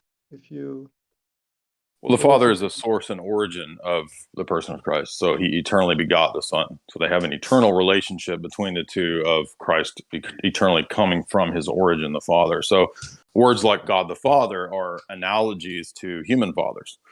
So between a human father and a human son, there's an analogy between that and God. An analogy means that it's not univocal. It's not a one-to-one correspondence. There's similarity and dissimilarity at the same time. Okay, so if I am in a difficult situation, right? For example, I'm in a plane about to crash or in a ship. If I call upon the Father, right? That's sufficient, right? To call upon the Father. I don't have to call upon the Son. I don't have to call upon the Holy Spirit. The Father is enough sufficient for me to hear my prayers and to hear my distress. Well, let's be clear here. What do you think about that? Right. So we have an example of this in Scripture where God can hear the prayers of anyone, right? He hears the prayers of Cornelius in the book of Acts because Cornelius had for a long time attending the Jewish synagogue and believed in God. And he called upon the Father, and God heard his prayers before even he had been baptized and brought in the church. So, yes, God can hear anyone's prayers. However, that's distinct from salvation, which does require Christ. So you can't be saved by just calling on God the Father, or, oh, well, Muslims and Jews and Christians all believe in one God, so anybody can be saved in those religions. No, Jesus says that no man comes to the Father but through me. Okay, no man comes to the Father but through me. Okay, let's rewind the tape before Jesus, in the time of Moses. Did you, as an Israelite, right? Can you have salvation without following Moses? So if you reject Moses, Moses comes So to you. Jesus, if you read John 5-8, Jesus answers this very question. And he says, Moses believed in me and wrote about me. Abraham believed in me and looked forward to me. So Moses and Abraham believed in Jesus. Yeah, that's no problem. I have no problem with that. But if you were Israelite, right, and Prophet Moses came to you, right, you were in the time of Prophet Moses, and he came to you, and he says, right, I'm the messenger of God. He gives me the Torah, the laws. Follow me, then you have salvation. If you reject Moses at that time, in that present, would you be saved? If you reject Moses. Okay, so what I'm going at is that Jesus is the way. Yes, I accept, but it depends because if you are in the time of Moses, you didn't have to believe that Jesus died for you, right? You had to follow Moses. You did. Did you not hear what I just said? What did I just say about John 5-8? Jesus tells the Pharisees, Moses believed and wrote about me. All of Moses' writings are about the Messiah. So in other words, in the Old Testament, the Jews had an implicit faith in Christ, in the Messiah. And Jesus is saying, Abraham knew me. He saw my day. Me, Jesus. Abraham. Because hold on. So, because what we're saying, what we believe, is that in the burning bush, in the theophanies of the Old Testament, that's Jesus. Jesus is who's talking in the burning bush, literally. And they knew that. They might not have known his name as Jesus, but they knew that it was the messenger of the Lord, the messenger of the covenant, all these different titles that are in the Old Testament itself.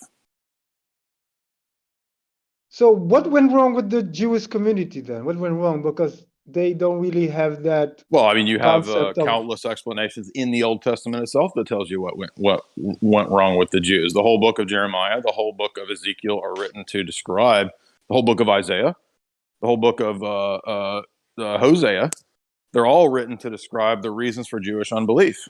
And so it wasn't what they wanted it to be. And that's why they rejected Christ. They wanted a Davidic conquering king who would give them power over the nations in a, temporal sense. They didn't want a spiritual Messiah who was setting up a church that would bring the Gentiles in. But if you read Ezekiel, what I just put up on my Twitter, the text in Ezekiel, I mean, there's like all these statements that this is one example, right? So look at Ezekiel. If you have your Bible there, I'll pull it open.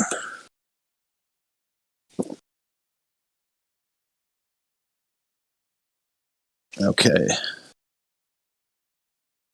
You gonna It's read funny, it? it's funny, but it's not long. This is a exact answer to the question that you're asking. So in Ezekiel 16, verse 59, for thus says the Lord, I will deal with you as I've done, as you have done, as you dishonored these things to break my covenant. Right. So this is principally talking about the Mosaic covenant, because he's saying, you, Israel, have broken my covenant.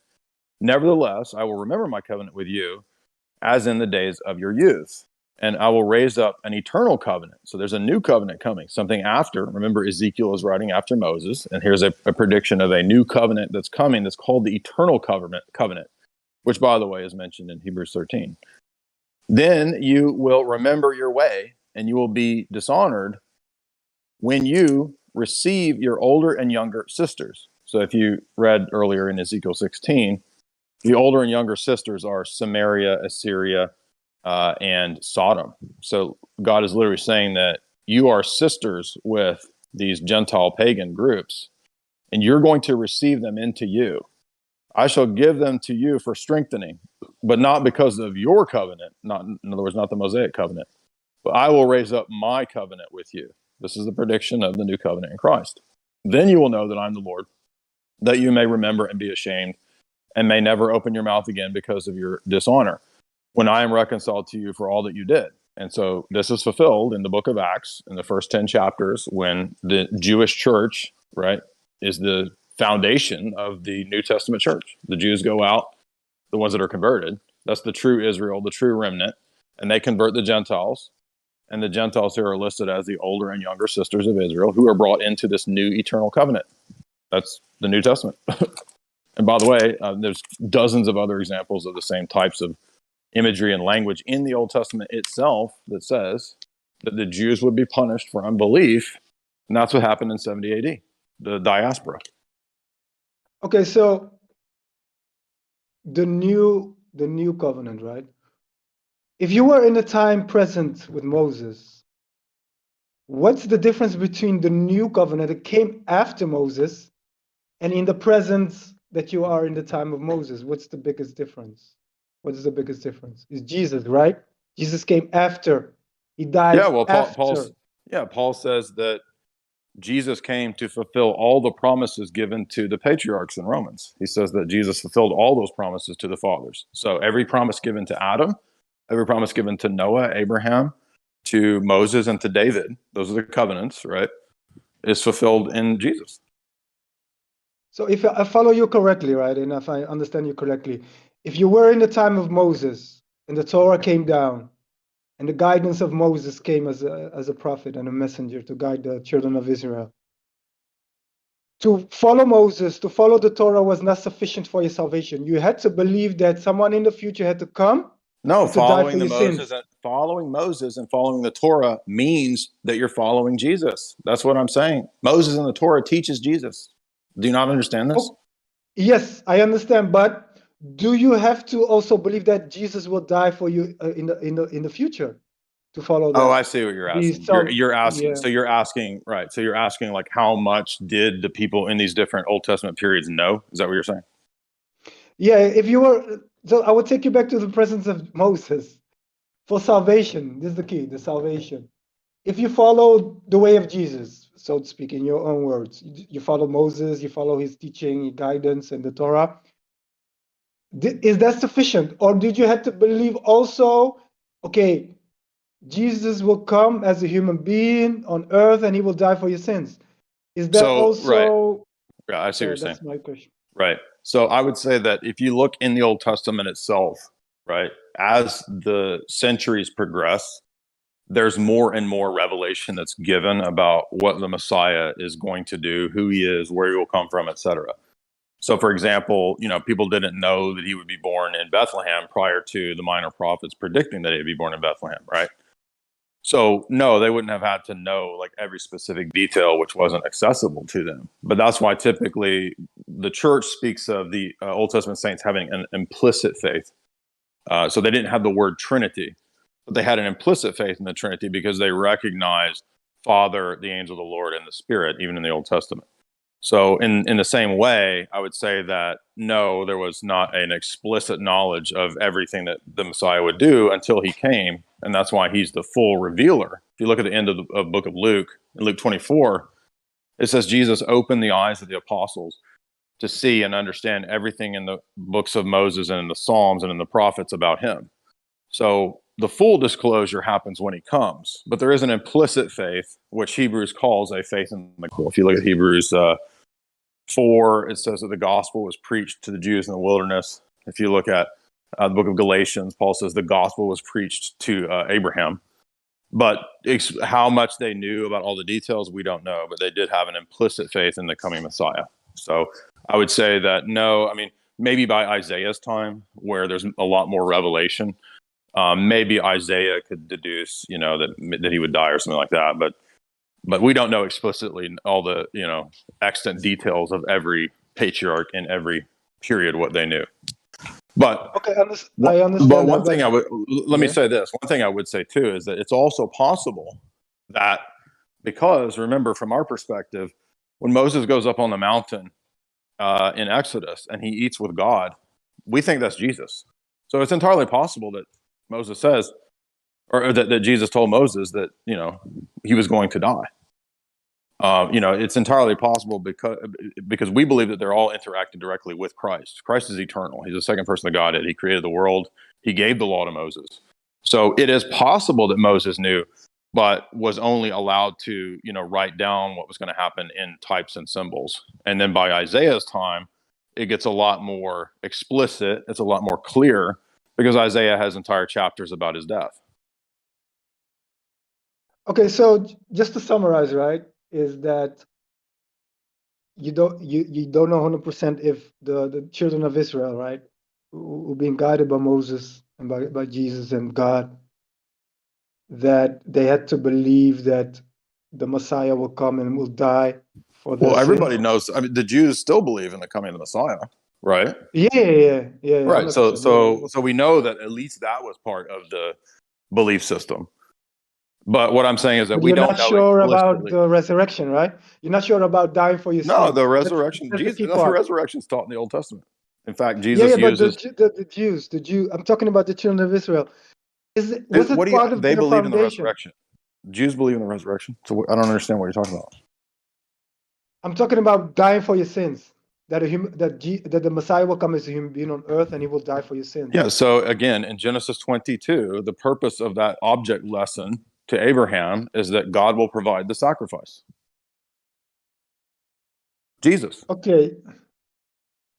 So you think that in the time of Moses, the people had the mindset of, okay, the Messiah will come in the future and he will die for our sins. So I said that I how don't is it? know. We don't know the explicit knowledge that each individual saint or patriarch of the Old Testament had.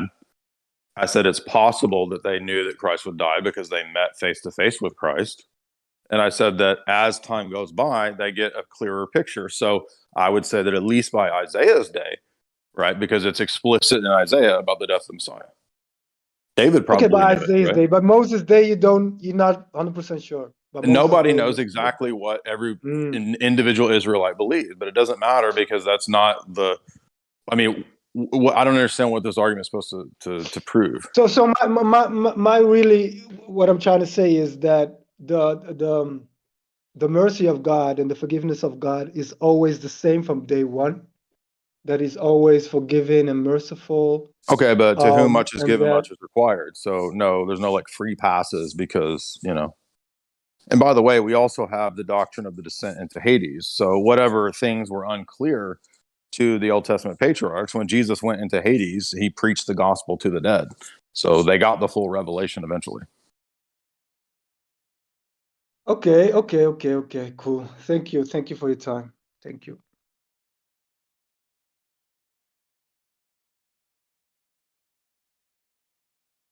Okay, Zenius, go ahead. Oh, thanks, bro. Yeah, Jay, I just had a couple questions. One of the question was, what's your view about like once save, always save, and like how would you give like a good argument against the Protestant view of like once you're saved, you're always going to be saved?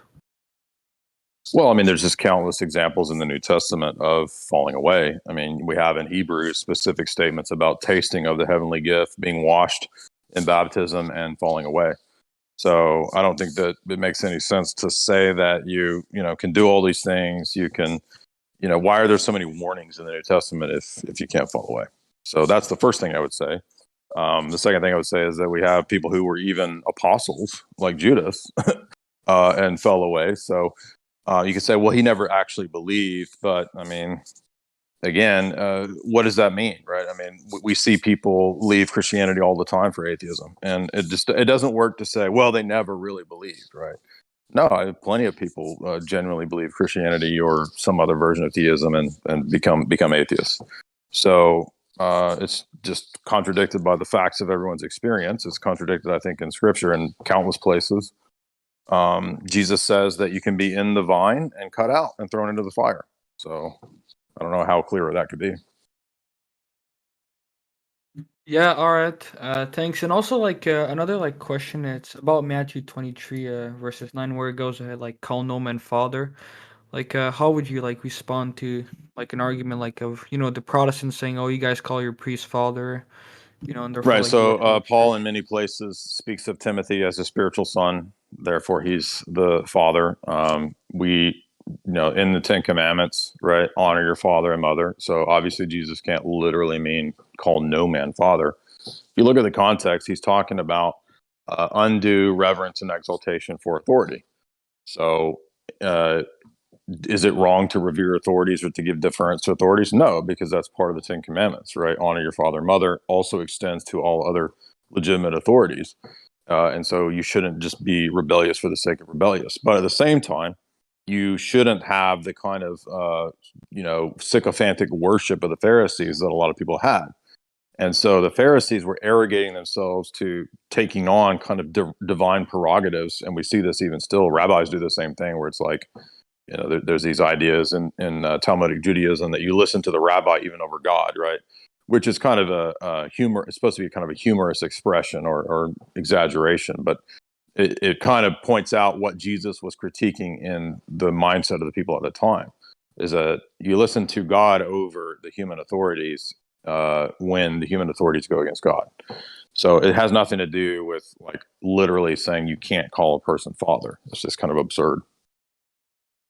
I see. And just do you believe like the Protestant concept of like the church that it's only invisible, it's an historian concept? Absolutely. I mean, it's just as visible as Christ's physical body. Paul says to the church at Corinth, you are God's eyes, feet, hands, right? So to say that the church is invisible is to go against the very fundamentals of Christology. The invisible is united to the visible in the very person of Christ. And the body, the church, is the extension of the incarnation. It's his body. Right. This, by the way, is why, of course, the Protestants don't have the real presence, right? So, I mean, it's not an accident that they deny the real presence and they also lose the doctrine of the church at the same time. Oh, and since we speak about like, you mentioned the real presence, like a lot of Protestant for like an argument against the real presence, like they mentioned that in the scriptures it says not to drink any blood. How would you respond to that? Right. So in the Orthodox liturgy, in the divine liturgy, it's called the rational bloodless sacrifice. So it's precisely intended to replace not just animal sacrifice, but any kind of human sacrifice, any of it, right? And we think that God in the Old Testament, one of the reasons, not the only reason, but one of the reasons he instituted the animal sacrifices was to gradually pedagogically lead humans who had unfortunately gotten very deep into human sacrifice to pedagogically lead them away from that into something not as degenerate, the animal sacrifices, which themselves are types of the death of Christ. So Christ is the ultimate Passover. He's the ultimate, sacrifice on the cross, which completes and fulfills all of those animal sacrifices. And so the Eucharist is precisely that. It's the deified body of the God-man, and it's not the pagan practice that the Old Testament is intending to put an end to. All right, and just one last quick question. It's concerning like 2 Timothy 3:16 and the Protestant argument of sola scriptura. Could you just like make a quick argument like why you think like that 2 Timothy Yeah, if you go to my channel and if you look at the debate that I did with Pedro, that was he brought that up. That was kind of a, I don't know, 15, 20-minute part of the debate was that text. Right, so the text says that Scripture is inspired, and it says it's sufficient, right, to make the man of God, capable for every good work. It's not a universal exclusionary statement, right? So, for example, it doesn't mention prayer. It doesn't mention the church. But obviously in other texts, Paul says those things are also necessary. So Paul's not giving a minimalistic, absolute statement about the only thing that you need is just to read your Bible. Obviously, you need the church. You need the sacraments. You need prayer. You need other Christians. You need all those other things too. But it's true that, scriptures are sufficient to make you knowledgeable, to make you capable for every good work. There's nothing wrong with that. There's no Orthodox person who would disagree with that. I would just also add that when Paul wrote that, there was no New Testament. So the scriptures that Paul's talking about to Timothy are literally just the Old Testament canon, right? The Deuterocanon included. So if Paul's talking about the Septuagint, then if a Protestant really wants to be strict with that argument, then you don't even need the New Testament, because Paul is literally telling Timothy that the Old Testament is all you need. It's sufficient. But no Protestant believes that. So those are, I think, easy defeaters for the Protestant argument there. Yeah, right. Thanks very much. If I could just one last question real quick. Do you think Sure. like penal substitutionary atonement, like the Calvinist view of the atonement is Nestorian? Absolutely. Yeah. If you read the John McGuckin book, St. Cyril of Alexandria and the Christological Controversy, he goes into great detail to demonstrate how that's the case. And you'll notice that a lot of Nestorius' reasoning and argumentation is kind of proto-Calvinist. It kind of anticipates a lot of the Calvinist arguments, although I wouldn't say that, Nestorius is obviously not a total PSA proponent. There's just the seeds for PSA to be there, right, where we get a Jesus who's a separate subject who undergoes the punishment, right, not the Son of God. So you have the Son of God, and then you have this other subject who's a human person, Jesus of Nazareth. And so the human person undergoes a lot of the punishment and all this kind of stuff, which is, again, just ridiculous, right? I mean, Cyril refutes Nestorius completely.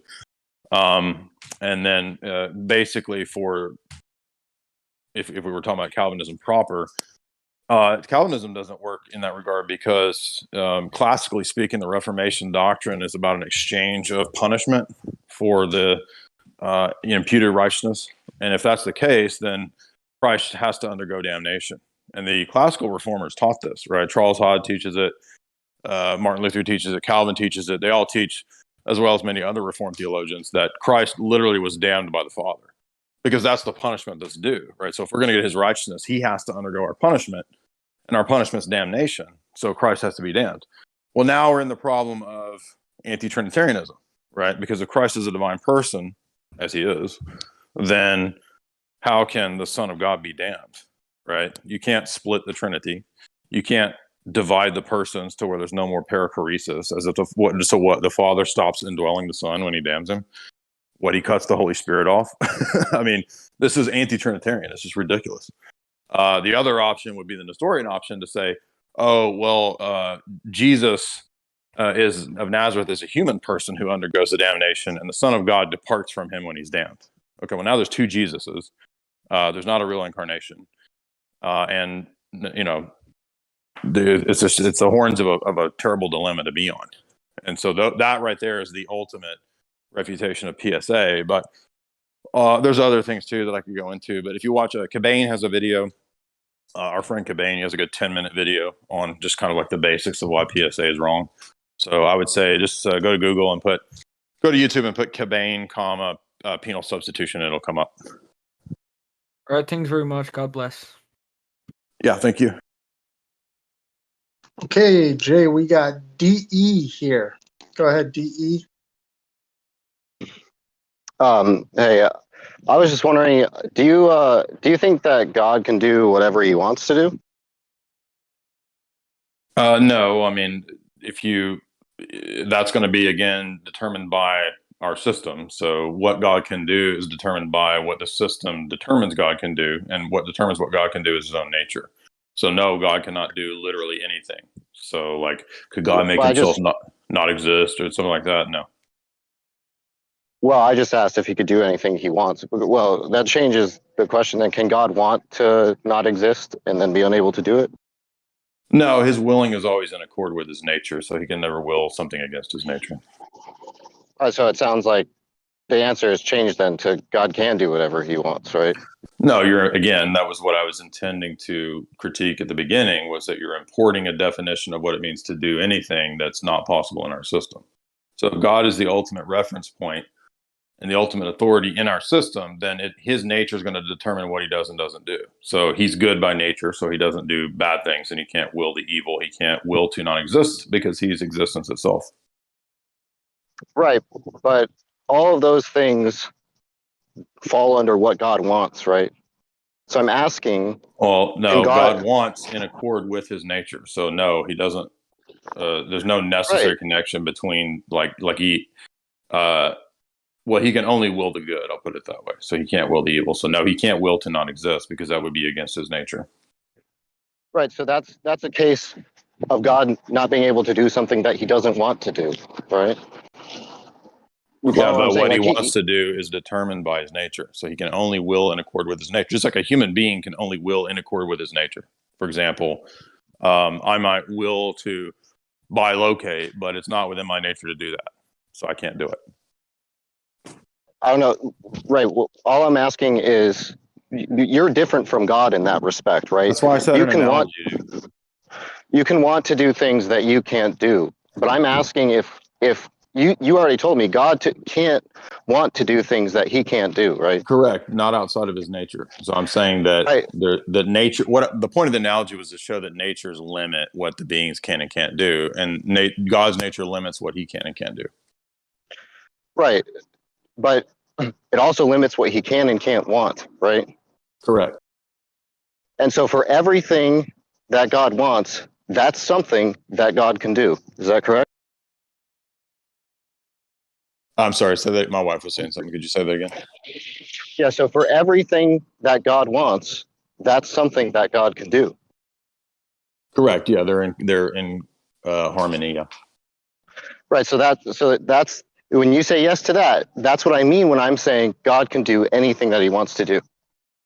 So the answer to that question is yes. As long as it's understood to be in with what's in accord with his nature. And so it's not in accord with his nature to want to not exist because he is existence itself. Well, I don't know. Well, I don't understand that claim.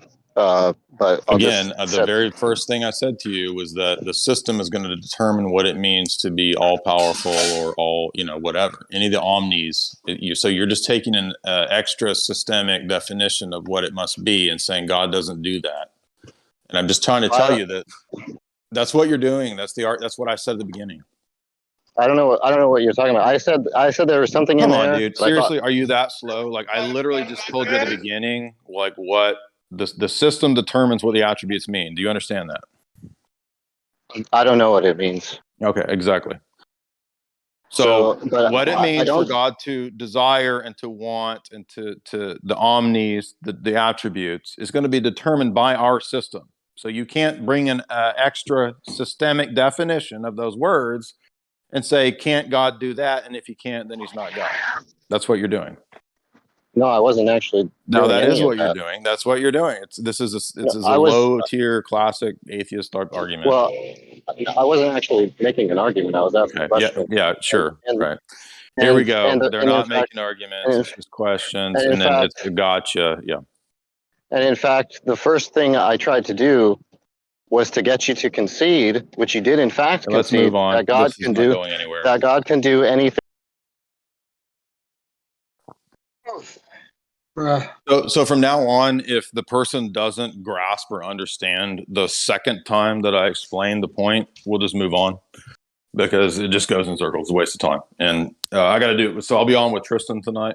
We'll be doing an analysis of the NATO PSYOPs document and the transhumanist document from the Ministry of Defense tonight.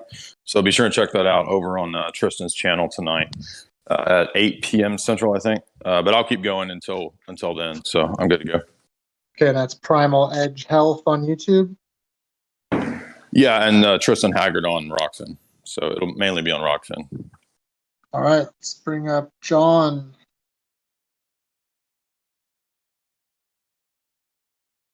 John, you can go ahead. Hello. I just had a couple of questions concerning the Orthodox faith. I'm an Orthodox Christian and just had some questions. So, you were mentioning sacrifice earlier, and this is a question that I've been pending for a while. So, and this is a Messianic prophecy, unless I'm wrong on this, but Ezekiel 45, verse 17 says, it essentially says that it essentially talks about how when the Messiah comes, right, there will be an accordance of sacrifice of, young bulls, lambs, for example, and it will be done in a specific time era, in a specific number of months, and there will be a specific number of sacrifices.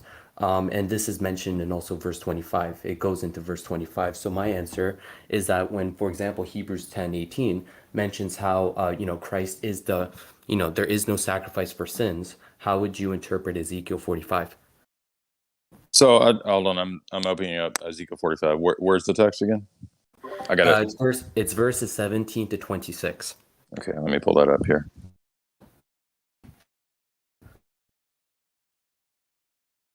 So this is the sections of the lands that are apportioned during the prince, right, which will be the Messiah.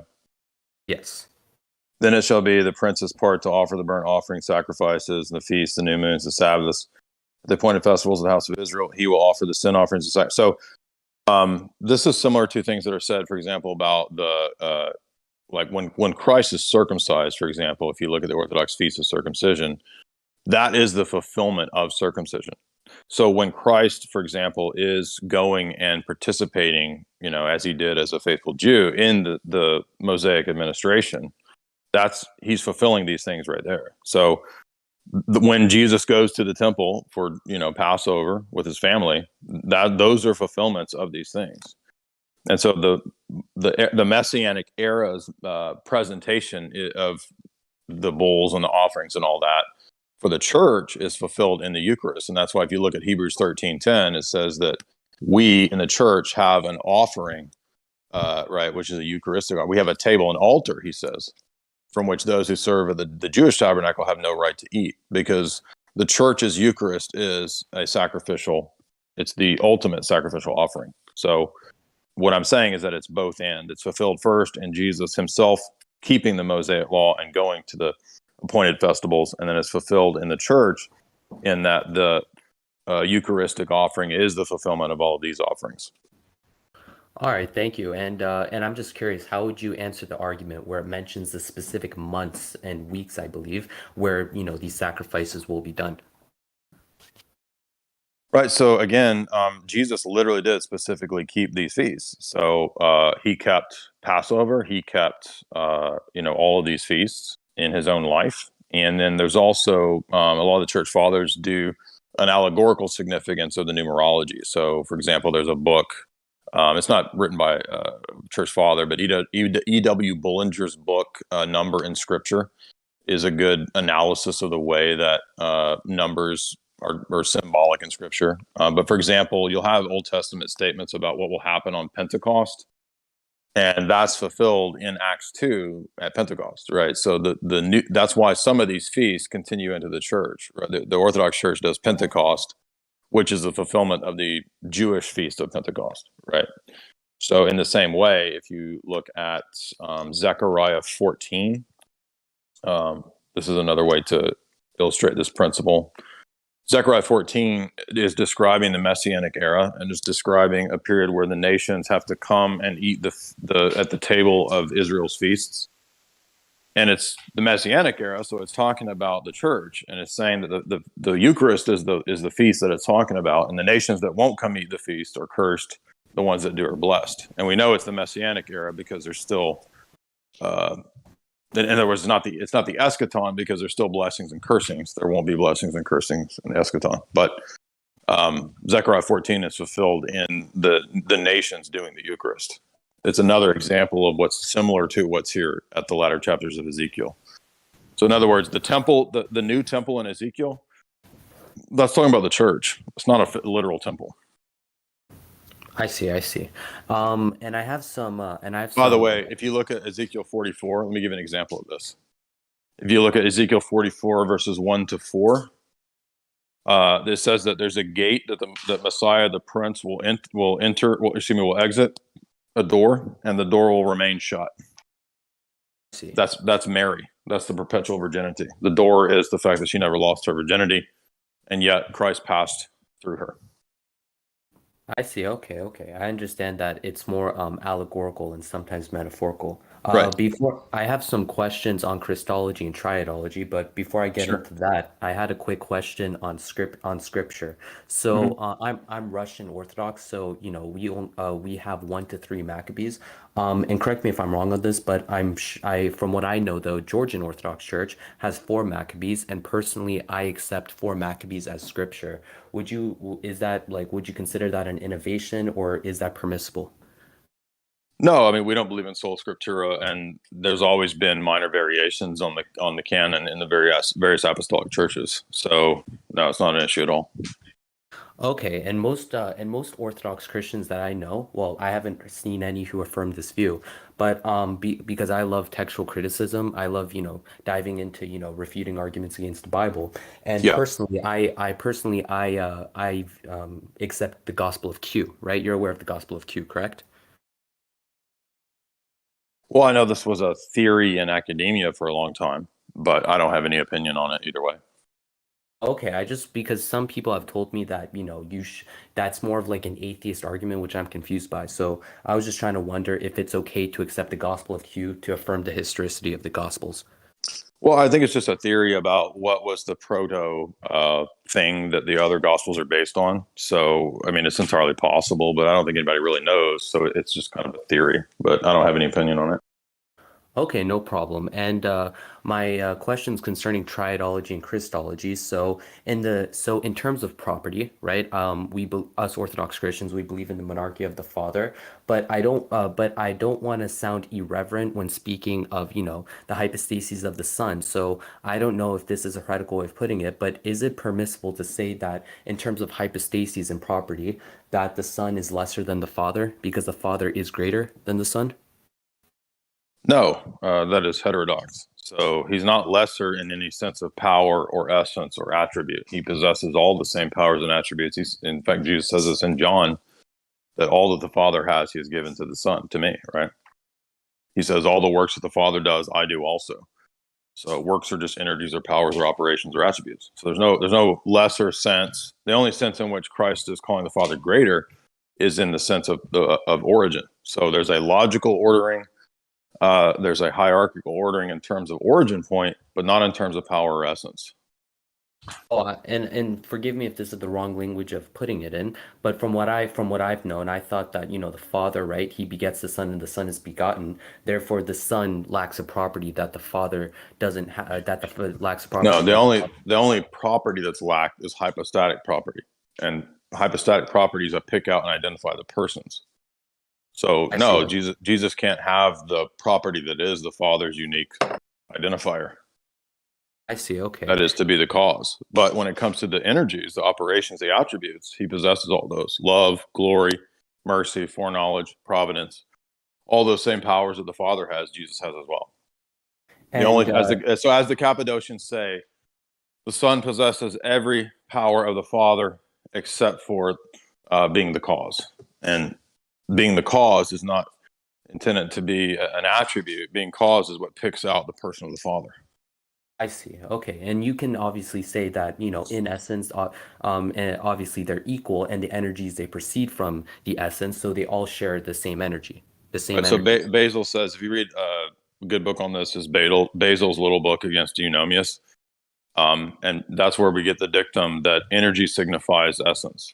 So any being or if the person has the same energy as the other person, then they possess the same essence. So that's Basil's argument, that if the Holy Spirit can do all the same things that the Father and the Son do, then he possesses the same nature as the Father and the Son, and God's nature admits of no partition or division. So he must be fully divine. You can't have a half divine. You can't have half of the essence of God. Okay, and I guess my last question, because when you had mentioned hypostatic properties and you expounded on that, that kind of answered all of the questions that I was going to ask after that. So thank you for that. But I guess my last question would be is that because you're much more knowledgeable on this subject, is it okay to say in a sense, right, that the energies, the multiplicity of energies that move out from the Father through the Son and in the Spirit, go out in one movement and one surge and one energy? So in a sense, you can say there's one energy from the Father through the Son and in the Spirit. Well, I would say that every energy, according to the tomos of the Palamite councils, is really distinct, but they also share a unity amongst them. So the energies are all one, and they're also many at the same time. And in fact, if you read John Damascus, book 1, you see him say the same thing. At one point, he says, in one sense, there's one energy because there's one God acting, but there's also many energies because God does many things. So it's a both and not an either or. And I would say, yes, that every energy is not just, so every energy is one in the sense that it proceeds from one source, namely the Trinity. But God also does many different things, right? So his energies are equally divine because he's fully present in every energy. But God really does do different things, and the energies really are distinct. And this is in the tomos of the Palamite synods, where it condemns the idea that you can say that the reality is foreknowledge is really just the same thing as the reality that is glory or is love. It says that's false. So that means that they really are distinct realities, but they're also one in that there's one God doing them, and God's fully present in every energy. I see, and I'm a little bit of a history buff, so the analogy that I have thought, to affirm this is essentially that, for example, Operation Barbarossa, right, in World War II, that's one operation. In a sense, it's one operation, but it is also a multiplicity of operations. So that I'm not sure if that's a bad example, but that's sometimes the analogy that I've appealed to. Well, there's a couple of distinctions here. So first, let's take the action of creating. So the action of creating is there's a unique role that each person plays in that one act. So the action of creating originates in the person of the Father. It's manifested through the Son, and it's perfected in the Spirit. So there's a from through through in, and then that's so mode comes into play here because we're saying that one action is uniquely manifested by each person in their own mode. So they have roles, right, that are particular and proper to the manifesting or actualizing of that one action. That's a different thing, though. I mean, it's related, but that's different from, are the actions themselves distinct?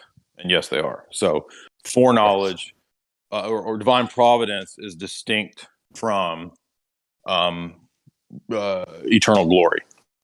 And there's a reason for that, right? Palamos's argument in the chapter 150 chapters is that if you say that they're identical, then God must eternally have a world over which he's provident to manifest his glory. So that means creation's eternal, right? That's his argument in, I think it's chapters 98 to 102 of the 150 chapters. So that's why we don't say that the attributes are really just identical to one another, which is what the Fourth Lateran Council in its acceptance of Peter Lombard's definition of simplicity actually says.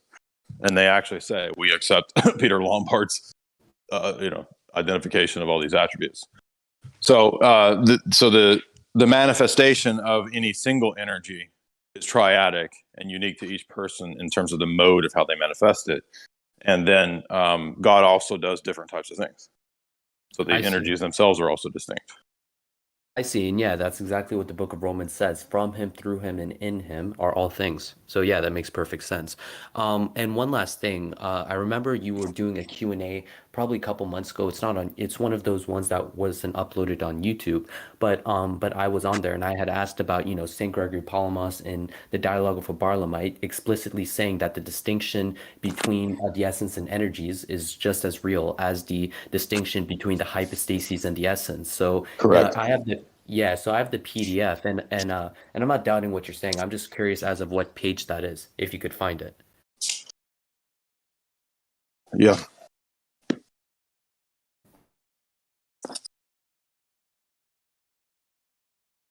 So I'm pulling it out here.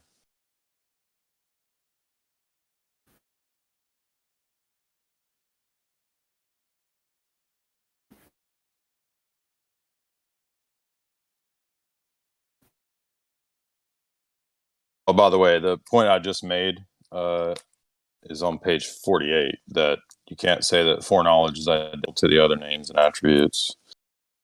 Let's see.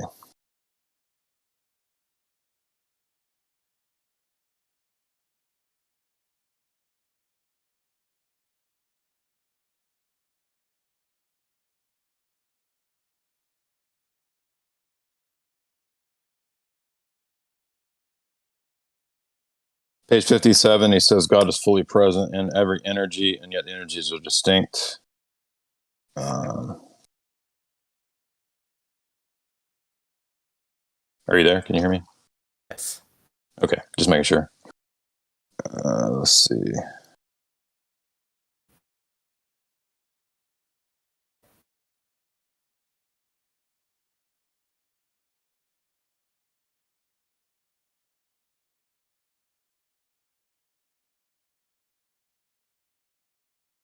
So 60, what was the question again? Oh, the question was, the is that comparison of the distinction between energies and distinction between persons. yeah, because there's many people who are slandering St. Gregory Palamas by saying that he didn't teach a real distinction, and that quote is Yeah. yeah, I know. So there's That's fine. let's see, on page 70 he talks about distinctions do not entail composition or division. That's where he says that if you take Barlam's position, it'll end up in atheism. Page 72, he talks about the oneness of God, in what sense God is one. Person nature distinction is on page 73, and that it also doesn't entail composition or division. So it's probably in these sections. Page 74, he calls simplicity and energy. I'm having to look at my sticky notes at the top to figure out.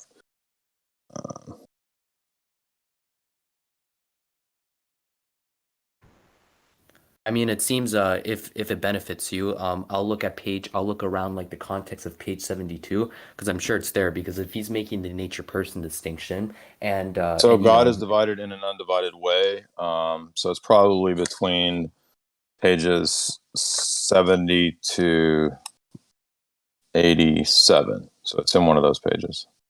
I see. Okay, I'll read up on those. And it also might be in the triads too. So let me look at that real quick.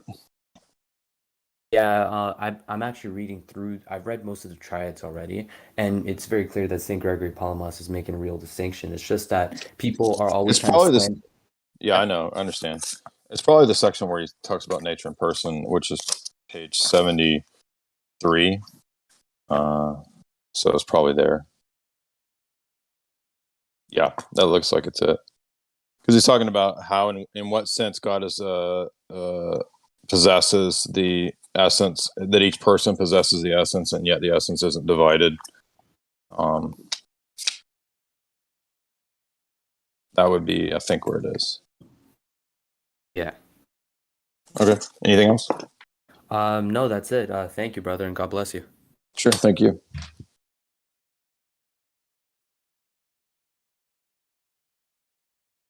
Adriana, you can unmute yourself. Thank you for bringing me up. You can call me Ada for short, for time's sake. So I have a few questions. I think they're super basic compared to all the questions that have come up, but I'm gonna ask them if that's okay with you.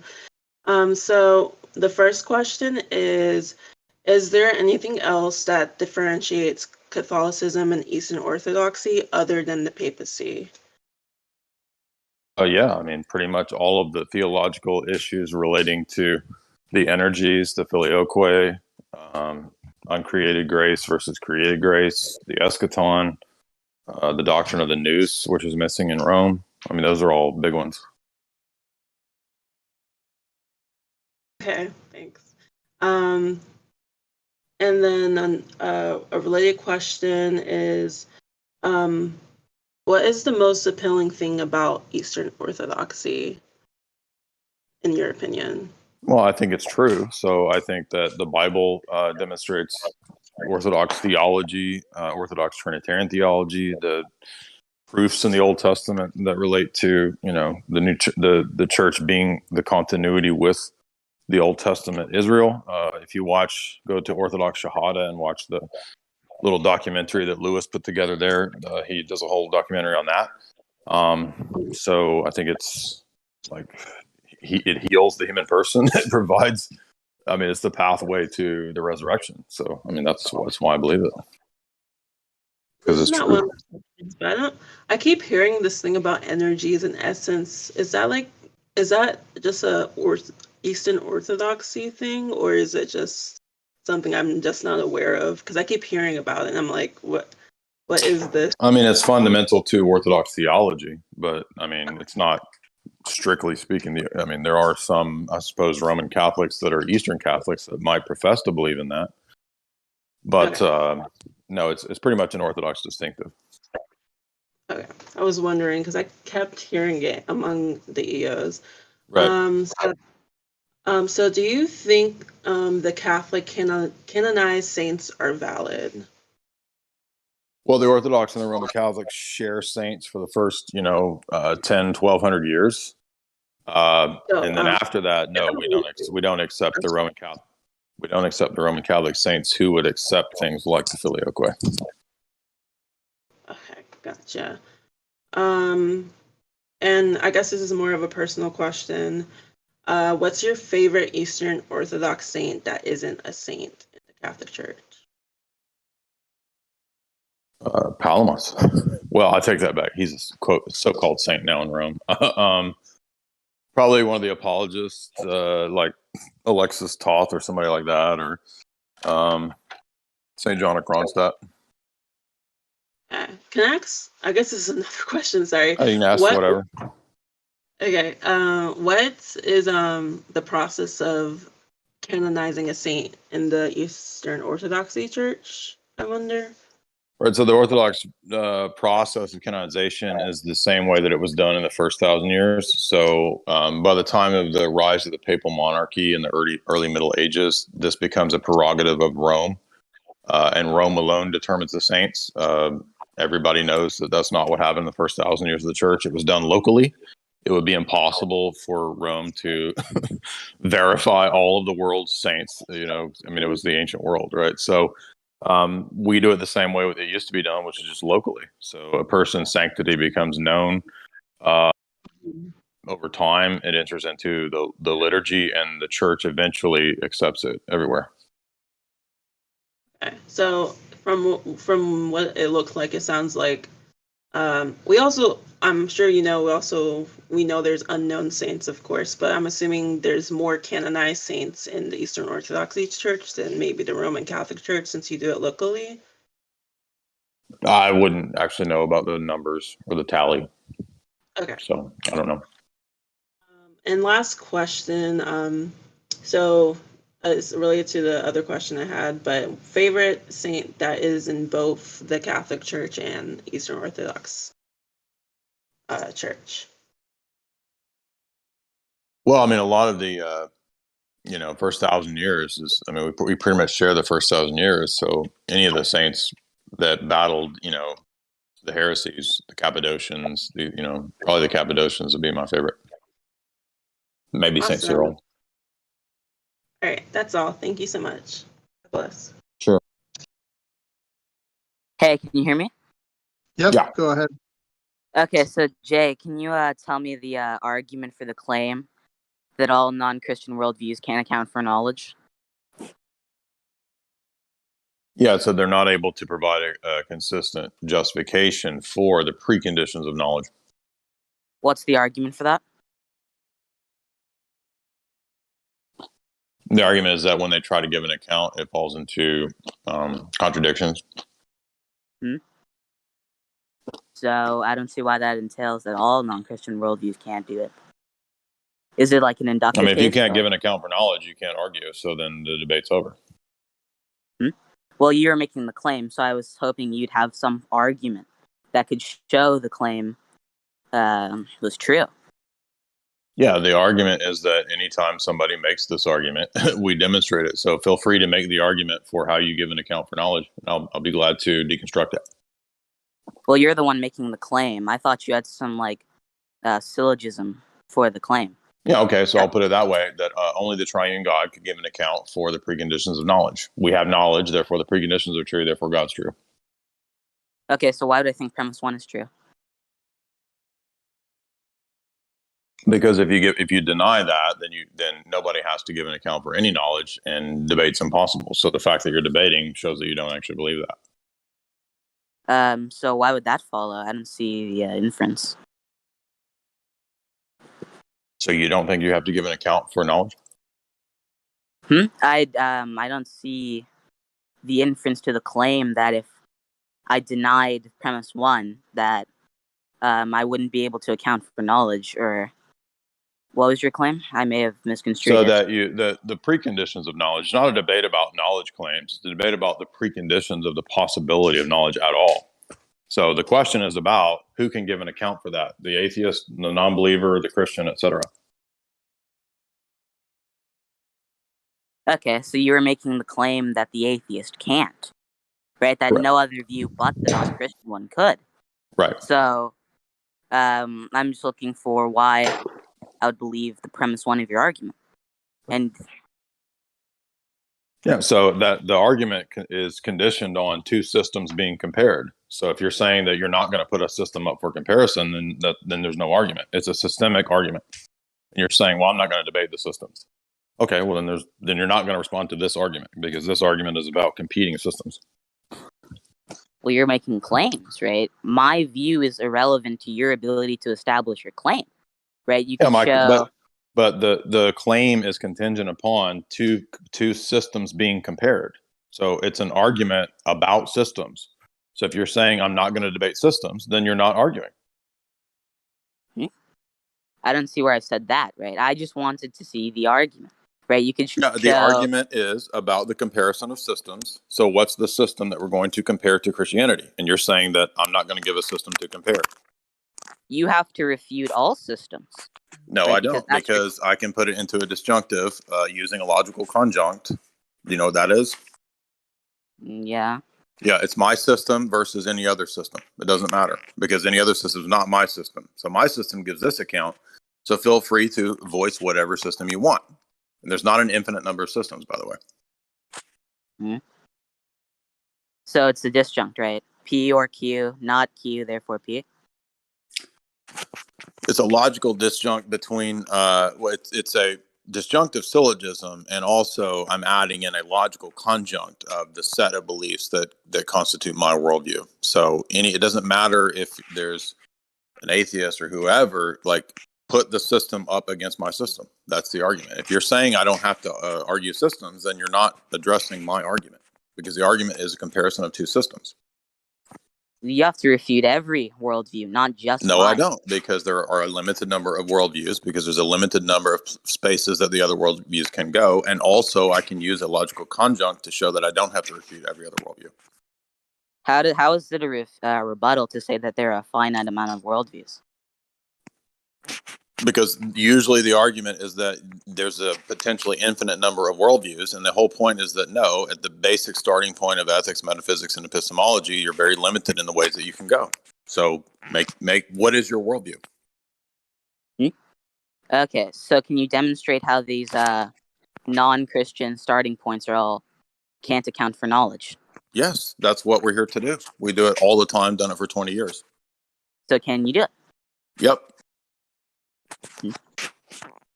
Yeah. So what's the system that we're comparing it to? It can't be no system. It's got to be some system. So it's a systemic level argument. What's the system that's being compared to? Pick one.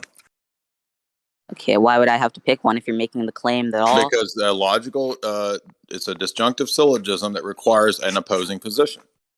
And I'm using a logical conjunct, a different thing, to show that my system is a specific set and system. So it's either my system or the other systems, because it's a system level argument. Okay, so is the disjunct in the form of P and not P?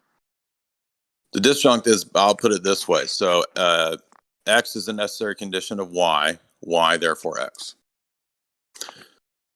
God is the necessary precondition of knowledge. We have knowledge, therefore God. And who is the Wait, God? that's I'm not going to use a logical conjunct to say that it's my system, the Orthodox Christian worldview, as the set of beliefs. Logical conjunct means that with whatever's in the parentheses, you could say all the beliefs of my worldview, list them in the parentheses. That's the set of my system, my beliefs. And by doing that, it means it's not any other set. And it doesn't matter what you put there. It doesn't matter how many different worldviews you think there are. It's not my system. So by definition, I can put it into a logical conjunct and make it an either or. Okay, so your argument is not in the form of P and not P as the disjunct. The disjunctive syllogism was, as we said, X is a necessary condition of Y, Y therefore X. Well, that's not a disjunct, right? A disjunct normally includes an or within the first premise. Right. So it's a disjunctive syllogism, not a disjunct. Okay, It's how does valid, that dude. appear X here? is a necessary condition of Y, Y therefore X. It's not full. It's a valid form. I Jay, can I agree ask- it's valid. can I I ask a don't question? agree that it's a disjunct. It's a disjunctive syllogism. Can you name the difference between a All right, disjunct so and let's disjunct? move on. This is not going anywhere. He's not going to present an argument. You have to show He's not going to give an why argument. all So the worldviews again, can't. I'm ready to give you an argument if you're going to make an argument. Yeah, I think that actually might have been someone with a little voice. But we have These are all Xerxes. ask yourself people. Yeah, I think that's who that was. Yeah. All right, so Xerxes, go ahead. Lou. What's up, dude? Yeah, I don't think you remember me, Jay, but there was a time, maybe like a year and a half or so ago, where I joined your server and I was in there for all of 2 minutes before you had me debate you, and we got like 2 minutes into the conversation and you banned me. I never knew why. Yeah, I do that a lot because there's a lot of bad arguments. Okay, well, can you answer how Christianity accounts for knowledge?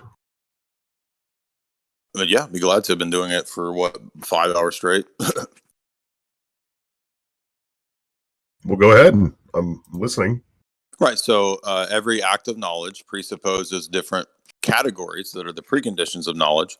The preconditions don't stand alone. They require some kind of grounding or justification. And that's precisely what God does in the Christian paradigm. He gives an account for the preconditions, and that gives an account for how knowledge is possible. So anytime you what are the make a knowledge preconditions? claim, it's presupposing the preconditions, and the preconditions only make sense if God exists. That's the argument. What are those preconditions? It would be things like the logical categories. It would be things like Aristotle's categories. It would be things like the logical categories. Are you referring Are you to? going to let me finish, or you asked me to explain them? Yeah. So if you're referring to like the logical categories as an identity, non-contradiction, and excluded middle, you think God grounds those things? I'm saying that the existence of immaterial, invariant, abstract things only makes sense in a worldview in which there are the possibility of invariant, immaterial, abstract things. And that's the worldview where God exists. Okay. So you think that God is responsible for identity, non-contradiction, and excluded middle? I think that God grounds all of those kinds of categories. I listed a bunch of things for you. I said Aristotle's categories as well.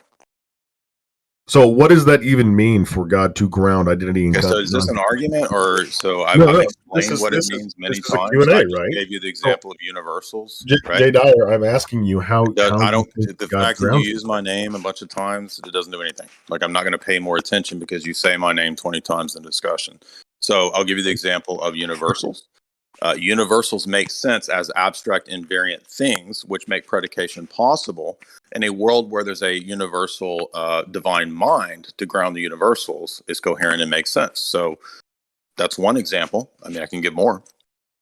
Okay, so your explanation is faulty here. How is God exactly grounding identity, non-contradiction, and excluded middle? Would you argue So I that give the God example has of universals. I give the example of hold universals. on a second, Jay Dyer. Underlying predication. And because we have a divine mind that grounds them because it's able to unify all the particulars in a Yeah, you're single just repeating what unifying you said absolute. before. Okay, so do you think that God has the capacity to like be not himself or to exist and not exist Okay, so simultaneously? this is now we've just stepped down to tard level. We just answered this about 5 minutes ago. So let's No, move on. I'm just asking. Another I mean, idiot. I This is wasn't just here 5 another minutes Reddit ago. level thing. I'm giving you like actual metaphysical high tier I arguments. wasn't here 5 minutes ago. I'm just trying to ask. Reddit stuff Do about you can think God that make God himself has the not capacity to Can violate we any move of these on, good faith? This is why you got booted, dude. If you want to have a real exchange, that's what we do in my Discord. My Discord is full of high tier people. We got multiple PhDs in there. We don't do this retard level stuff. That's why you get booted. If you come with a low tier stuff, nobody wastes time on you.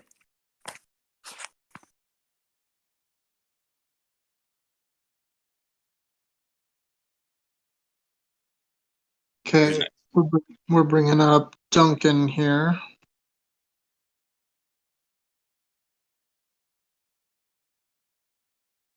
I mean, imagine like getting an actual discussion going about real things and then falling back on can God make himself not exist? I mean, what is wrong with you people? Like that, the tier of just, I mean, like I expect better of the atheists. This is just so low tier, dude.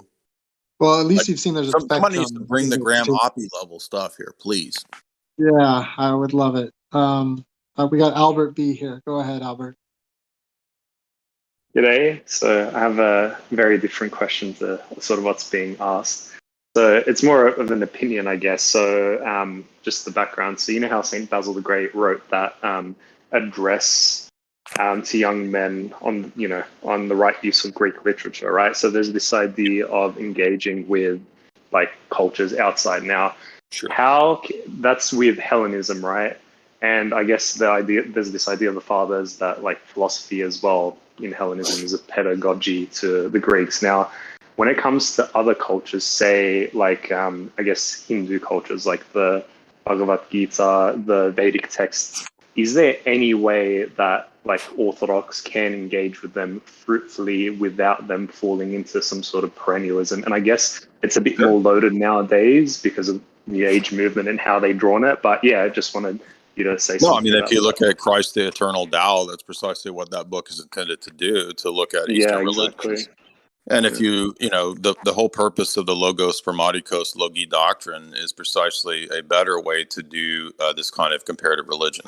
So, yeah, the Logi is the bridge to doing that in the right way without being a perennialist. So that would be a good book just to read, that Christ the Eternal Tao, and that engages Well, I more would with say more than just Taoism. read Ambiguum 7 by St. Maximus on the Logi, and then read Father Floratsky's essay, Creation and Creaturehood, which is like a 30-page essay. And you'll see that the implications of the Logi doctrine apply to how there's truths, everywhere, basically. Yeah, exactly. So I guess it's a matter of emphasis or priority rather than saying they're all the same truths. Like, I guess like the Baha'i faith or like the perennialists, there's this idea of Logos being that arche, that principle, and then you see the sort of the seeds of the truth. Whereas it's not like it's all the same. I guess that's how you fall into perennialism and those sort of errors, right? Yeah, exactly. All right, sweet. Thank you. That was all. Thanks, Albert. Next, we got Big Swifty. How's it going, Jay? Can you hear me? Yep. Yeah.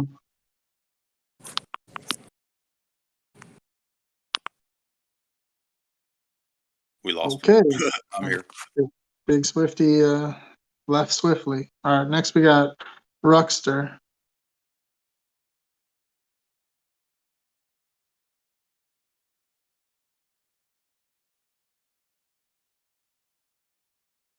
Okay, there's something with this stage. There we go. Ruxter, go ahead. Can you guys hear me? Yep. Hey, so Jay, I take it that you are a presuppositional apologist, right? Yeah. Do you hold to the view that like God is a necessary precondition for like intelligibility, logic, like all of those things? Yes. Okay. Now, what I take necessity to be is like it's like some sort of modal expression that says that there's some sort of contradiction that's entailed by his non-existence if we were to have these things. Can you actually tell me what the contradiction is? Yeah, again, so we get the flood of the people from Ask Yourself server just repeating the same objection that we've answered probably 50 times. Again, it's a debate about preconditions. And so if the preconditions of knowledge aren't made intelligible, then knowledge is not possible. So if you have knowledge, then you're utilizing preconditions. So the question is about how are the preconditions made sensible, coherent, and justified? So that's the point. If you have knowledge claims presuppose preconditions for knowledge. The preconditions for knowledge presuppose some kind of metaphysics, some kind of God, some kind of world. That's the argument. So usually, like when we say that something's like a necessity, right? Like obviously, like its denial entails a contradiction, and in logic, it takes. Yeah, I just stated what the contradiction was related to. The precondition. Did you hear me?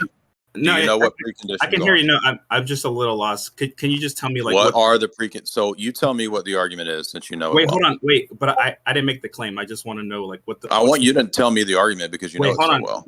What's the proposition in that proposition? Okay, so this is another ask yourself, goober. Let's just move on. He's not interested. So I don't know how many times to say that it's a precondition, and none of these people know what we're talking about. They literally have no idea what a precondition is. So again, for probably the 10th time today, preconditions of knowledge, the things that have to be the case to make knowledge even possible. Nobody in this goober group seems to understand, not you guys, I'm talking about the Ask Yourself group.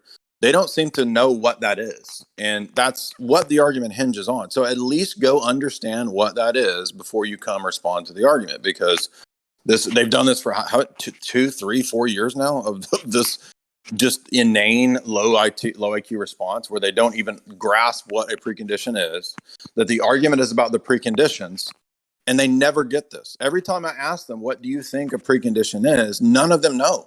Okay, that's 101 to this argument. So please go understand that first if you want to critique the argument.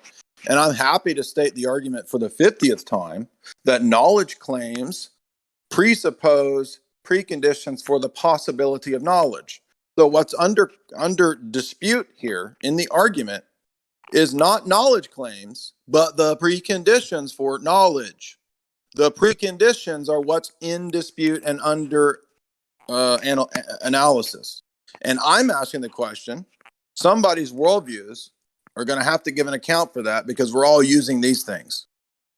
And those things are stronger and they ground knowledge claims. So our dispute is not over mundane, average, empirical knowledge claims. The dispute and the argument is centering on preconditions. So if you don't know what preconditions are, don't come argue against this argument, because you're not going to get it. You're not going to be able to refute the argument, because it's about preconditions. So go learn what a precondition is. Okay. Hello? Yep. Go ahead. Hi. Okay. So Jay, first of all, you're making a lot of presuppositionalism. You're borrowing from Van Til and Bahnsen. I get it. However, ultimately your appeals to logic and your appeals to reason and to universals, I mean, they prove to a high probability that God exists, but they don't prove to absolute certainty that he exists. Do you accept that? Well, that just depends on what you mean by absolute certainty. I would say the highest degree of human certitude possible would be things like transcendental categories, because they're preconditions for knowledge. They're so necessary that to deny them would be to destroy the possibility of knowledge. And the argument is that God is the grounding of the transcendental categories. All right, I agree with that. I would just say that Aquinas, his argument regarding whether God has knowledge is very similar to presuppositionalism. Your argument there on it anyway. Yes, it is, because he's still arguing from universals, proving that God has knowledge. No, that's not the argument from universals. Argument. Not, you don't know what you're talking about. The argument from universals is not what the transcendental argument is about. So transcendental arguments are different from the transcendental argument for God, and that's not what Aquinas does. It's essentially the same argument rehashed. No, it is not. Anyway, no, it is there not. are numerous inconsistencies. All right. Listen, Aquinas does not believe you can do a natural proof for the Trinity. Transcendental argument is arguing for the Trinity. So right there, you're wrong. I'm not talking about in regards to the Trinity. I'm talking with that's what the to transcendental argument for God is. It's the Trinitarian. That's what I'm doing. Okay. Well, you can add in the Trinity, and that's a separate issue. I'm talking only about universals and knowledge. You're confusing. Okay? It doesn't, dude. A transcendental argument is not the transcendental argument for God. They're two different things. Do you see that? Okay, well, that's not my main question. My main question here is Okay, how but do you account for the so you inconsistencies in try your to play system? gotcha on that. Hold on, you try to play gotcha on that. So I want to illustrate to you Okay, because go I'm ahead. sure this will come up in the Trent debate. The transcendental argument is attempting to argue for the Trinity and the specific doctrine of Orthodox Christian theism, right? And that's not what a transcendental argument simpliciter is. So Kant does transcendental arguments. He has nothing to do with the Trinity, right? He's not arguing for the triune God. Aquinas, early on in the Summa, out of hand rejects all a priori arguments. So there's absolutely no way he can make the transcendental argument for God. He rejects a priori arguments. He rejects the ontological argument for that reason. So obviously he's not going to be able to do the transcendental argument for God. Does Aquinas think that it's absurd to deny universals? Yes, and that's called retorsion. So Aristotle did retorsion arguments, which are similar in form to transcendental arguments, but that's not the transcendental argument for the triune God. That's different. Okay, I can accept that. That's not really my main point anyway. My main point is how do you account for the inconsistencies in your system? Because to me, your system is chaotic and inconsistent. I can point to various things. For example, the dispute between Victor and Polycrates in 180 AD. They couldn't even decide the extent of the Pope's authority in 180 AD. How are you going to decide it in 2021 or anytime even thereafter? What do you the Pope's authority? I'm not a Roman Catholic. I don't know what you're talking about. I mean, I know, but you appeal to Polycrates' side. Hold on. You're going to machine gun these examples. The very example of Victor itself proves the Orthodox position that the rest of the bishops didn't default to Victor's view. Well, that doesn't prove your view. That just shows that some No, it does prove bishops my at the view. It time proves that they agreed didn't with have the your Vatican. view. It proves that they didn't have the Vatican I view at that time. It proved well. That doesn't mean not all the bishops didn't have it. You're pointing to the The bishops argument of that Vatican appeal to your I, position. the It's a argument chaotic of Vatican position. I, the argument of Vatican I is that the primacy, supremacy, infallibility, and inerrancy of the Roman See were always believed across the world from the earliest days of the church. That's what Vatican I says. So if the disputes of the various councils disprove that view, then Vatican I is not true, and the church was not, for the first 7 councils, operating on a Vatican I mindset. It's a very simple argument. The canons themselves, the canons of every one of those councils, is totally contrary to Vatican I. Well, the Vatican I would simply say that the bishops that disagree with Vatican I were schismatic at the time. That doesn't prove anything. I'm talking about the canons of the ecumenical. So every ecumenical council was in schism against Rome. That's simply not the case. There That's are what you just numerous said. ecumenical councils that proclaim papal authority, maybe not to the extent and clarity the Vatican Did you? I You're not did. even listening to the argument. I'm talking about the canons of the councils that go against Vatican I's description of Rome. Have you read the canons of the council? There are no such canons. I disagree. With So again, I can give you the PDF. You're lying. I can give you the PDF right now of 13 pages of the canons for the first 7 councils that go against Vatican I.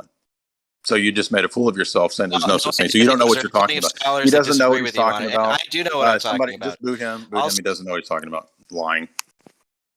So this is the 5th Roman Catholic that says now in here, none of these things exist. There's no such thing as canons, which, by the way, the theological treatises of Vatican I at the time had to explain away and deal with these canons. So he doesn't even know the actual literature, right? If you look at Bishop Gasser's treatment, right? Bishop Gasser is the official interpretation of Vatican I according to the Pope. Gasser's treatise goes through trying to explain all of these problematic canons.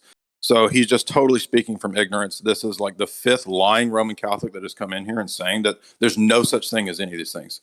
You guys are liars, and you lie to yourself. And every time you come in here and do this stuff, it just exposes how disingenuous you guys are. You don't even know the material, and you just come and say that I'm making these things up. Dude, go listen to Ubi's videos. This is why Ubi has totally bodied Ibarra, because Ibarra ignored all of these issues. We have in our Discord, Seraphim put together 13 pages of canons from the first 7 councils that are completely contrary to Vatican I. And that's the point, is that the attitude and expression of the fathers in the synodal councils to produce these canons, right, shows that they don't have the Vatican I mindset. What did we see 2 hours ago in here, right? The bishops investigate the tome of Leo for 2 weeks to see if it's Orthodox. That guy said, that's just not true. It's made up. No, it's not made up. It's admitted in Roman Catholic sources, right? Pope Agatha's letter is investigated to see if it's Orthodox. Pope Leo's letter is placed equal to St. Cyril's letters, right? None of that makes sense with the Vatican I view. And so all these people do is come here and say, you lie, you lie, you lie. No, you guys lie. That's why your whole church has been propped up by countless papal forgeries. Why do we don't have forgeries? Because we don't have to back up our bullshit system with countless forged documents. Your church does. Your church, the papacy, has relied on papal forgeries for centuries to prop up your stupid heresy. Okay, Gunslinger, go right ahead. Heyo. I'd just like to start off by saying I'm a big fan, Jay Dyer. You really opened my eyes just to religion in general and to theology. Okay, so usually that's the preface for something bad coming. Oh, I'm a big fan. By the way, here's why you're a total piece of shit. I'm just joking. No, I'm not gonna debate you. I just had a genuine question because I don't know if this has to be about religion or if it's like a genuine Q&A or what's up. Is because I just got in here, so. You can ask any question. Go ahead. Oh, cool. Yeah, do you save your ass hair? By the way, those that are interested, if you come to our Discord or if one of the mods has it handy, somebody can put Seraphim's collection of it's on my website too. The canons of the Ecumenical Councils that refute Vatican I. I have your website bookmarked. Yeah, somebody can link that whole 13 pages of canons, which don't exist according to that dude. Well, do you? What now? I'm just a troll. What did you say? I don't know. I think he was just trolling. Let's see. What else? Got another like 5 or 6. Corporate operator. Yeah, we'll call it to a close here in a little bit because I'm going to go on Tristan's stream. Cool.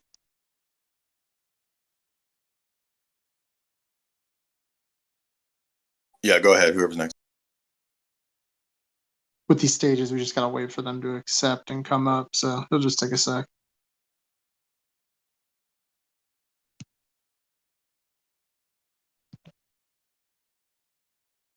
All right, Omni, you can unmute yourself.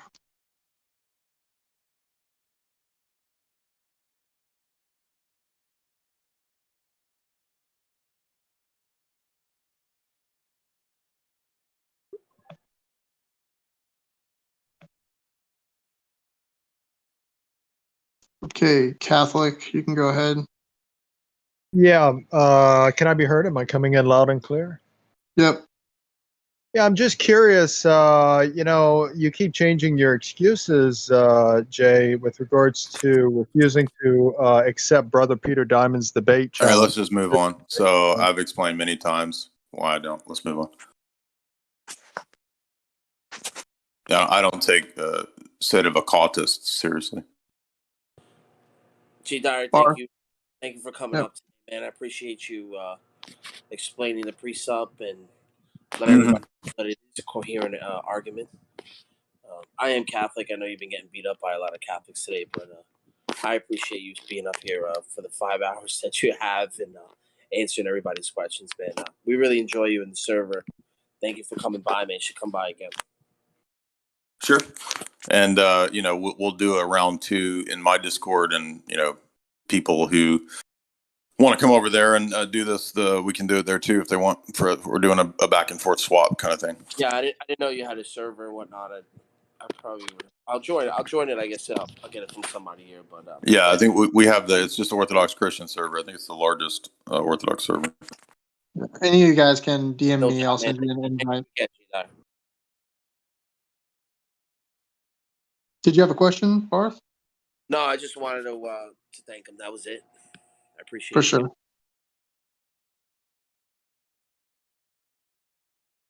Okay, we got a couple more here. Liam, you can go ahead. Yeah, hi. Can I be heard? Yep. Yeah, I was gonna ask about pre-sub. Say I come with you, almost all the way. I accept all the transcendental arguments, and I agree about the triune God and all the attributes you want to throw on there. Say I get off the ride, so to speak, when you get to the Bible and the person of Jesus, do you have like another a priori, like from the armchair argument, or do you have to then go to like a probabilistic, like empirical thing? Well, I mean, the argument is presupposing not just the existence of God, but the whole Christian paradigm. So it's the entire metaphysics and worldview that Christianity presents, and that's revealed via Scripture. So it wouldn't make any sense to say, well, I agree with Tag, but I reject Scripture. Well, Tag presupposes the content of Revelation, so it really wouldn't make any sense. What if I just deny like certain parts of Scripture? Like I just don't believe like the same canon that you do. Like Right. Well, I mean, accept, the like, a system number of itself says what you have to accept, so it doesn't make any sense. You can't like pick and it's not a buffet style system, so it's a holistic the a thing. priori argument actually guarantees like a certain number of books in the Bible. Like you have like a transcendental argument for like there being 71 books. I'm not a Protestant, so you're assuming that the presuppositional argument of a Protestant would be my argument. That's not what I don't believe in sola scriptura. Okay. So we're Orthodox, not Protestants. Yeah, I don't understand, but that's fine. Doesn't seem like we're going to make any progress. Wow. They're not sending their best. Okay, Duncan, go ahead.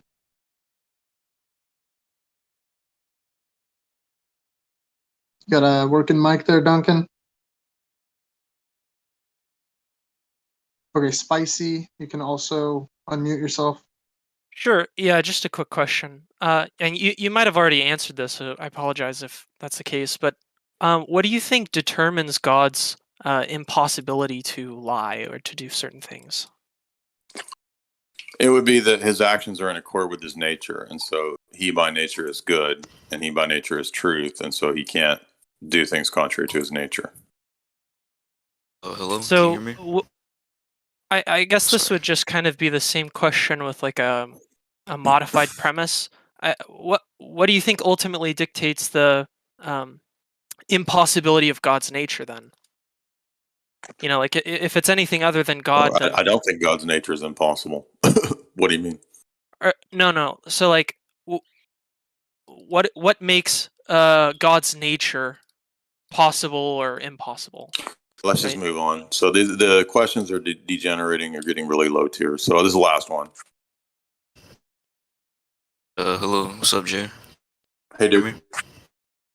Okay, so I want to ask you two questions. The first one's not like serious. Play baseball? I did play for 2 years when I was young. I played in I think 8th and 9th grade, and then I was done. I went on to basketball. Like an MLB team? What now? I said, do you like an MLB team? Like, what's your team? No, I'm saying when I was in like middle school, I played baseball. What do you mean? I was asking what your favorite team is for like the major league. Oh, I don't watch sports. Oh, okay. And then the second one is I'm a Protestant, and what's been kind of like turning me off that is this female pastor we have in the church. It's kind of it kind of goes against what I've seen in some scripture. So well, yeah, it's kind of like asking, what's the Orthodox position in regards to like women in the church? I've tried to like discuss. Yeah, I this mean, we with have them, all and they male. say, We have all male priesthood, so there's no such thing as. I mean, there are a few liberal individuals trying to push for that, but I mean, it's so fundamental to Orthodoxy that it's all male priesthood that's never going away. And like, did you say the verses in the New Testament like outright refute female clergy, Absolutely. priesthood, or yeah, clear as day. That's all I wanted to ask. Appreciate it. All right, cool. Thank you guys. It's been Okay. good. We did about 5 hours. So some good stuff, some heated stuff, some not so good stuff. So it was about what I expected. But thank you very much for having me. And if anyone wants to continue debates, you can always come over to our server too. Yeah, thanks a lot, Jay. Yeah, That was a thank real you, Good marathon. Faith, for setting this up. And everybody have a good night. Yeah, good night. Thanks, guys. That was awesome.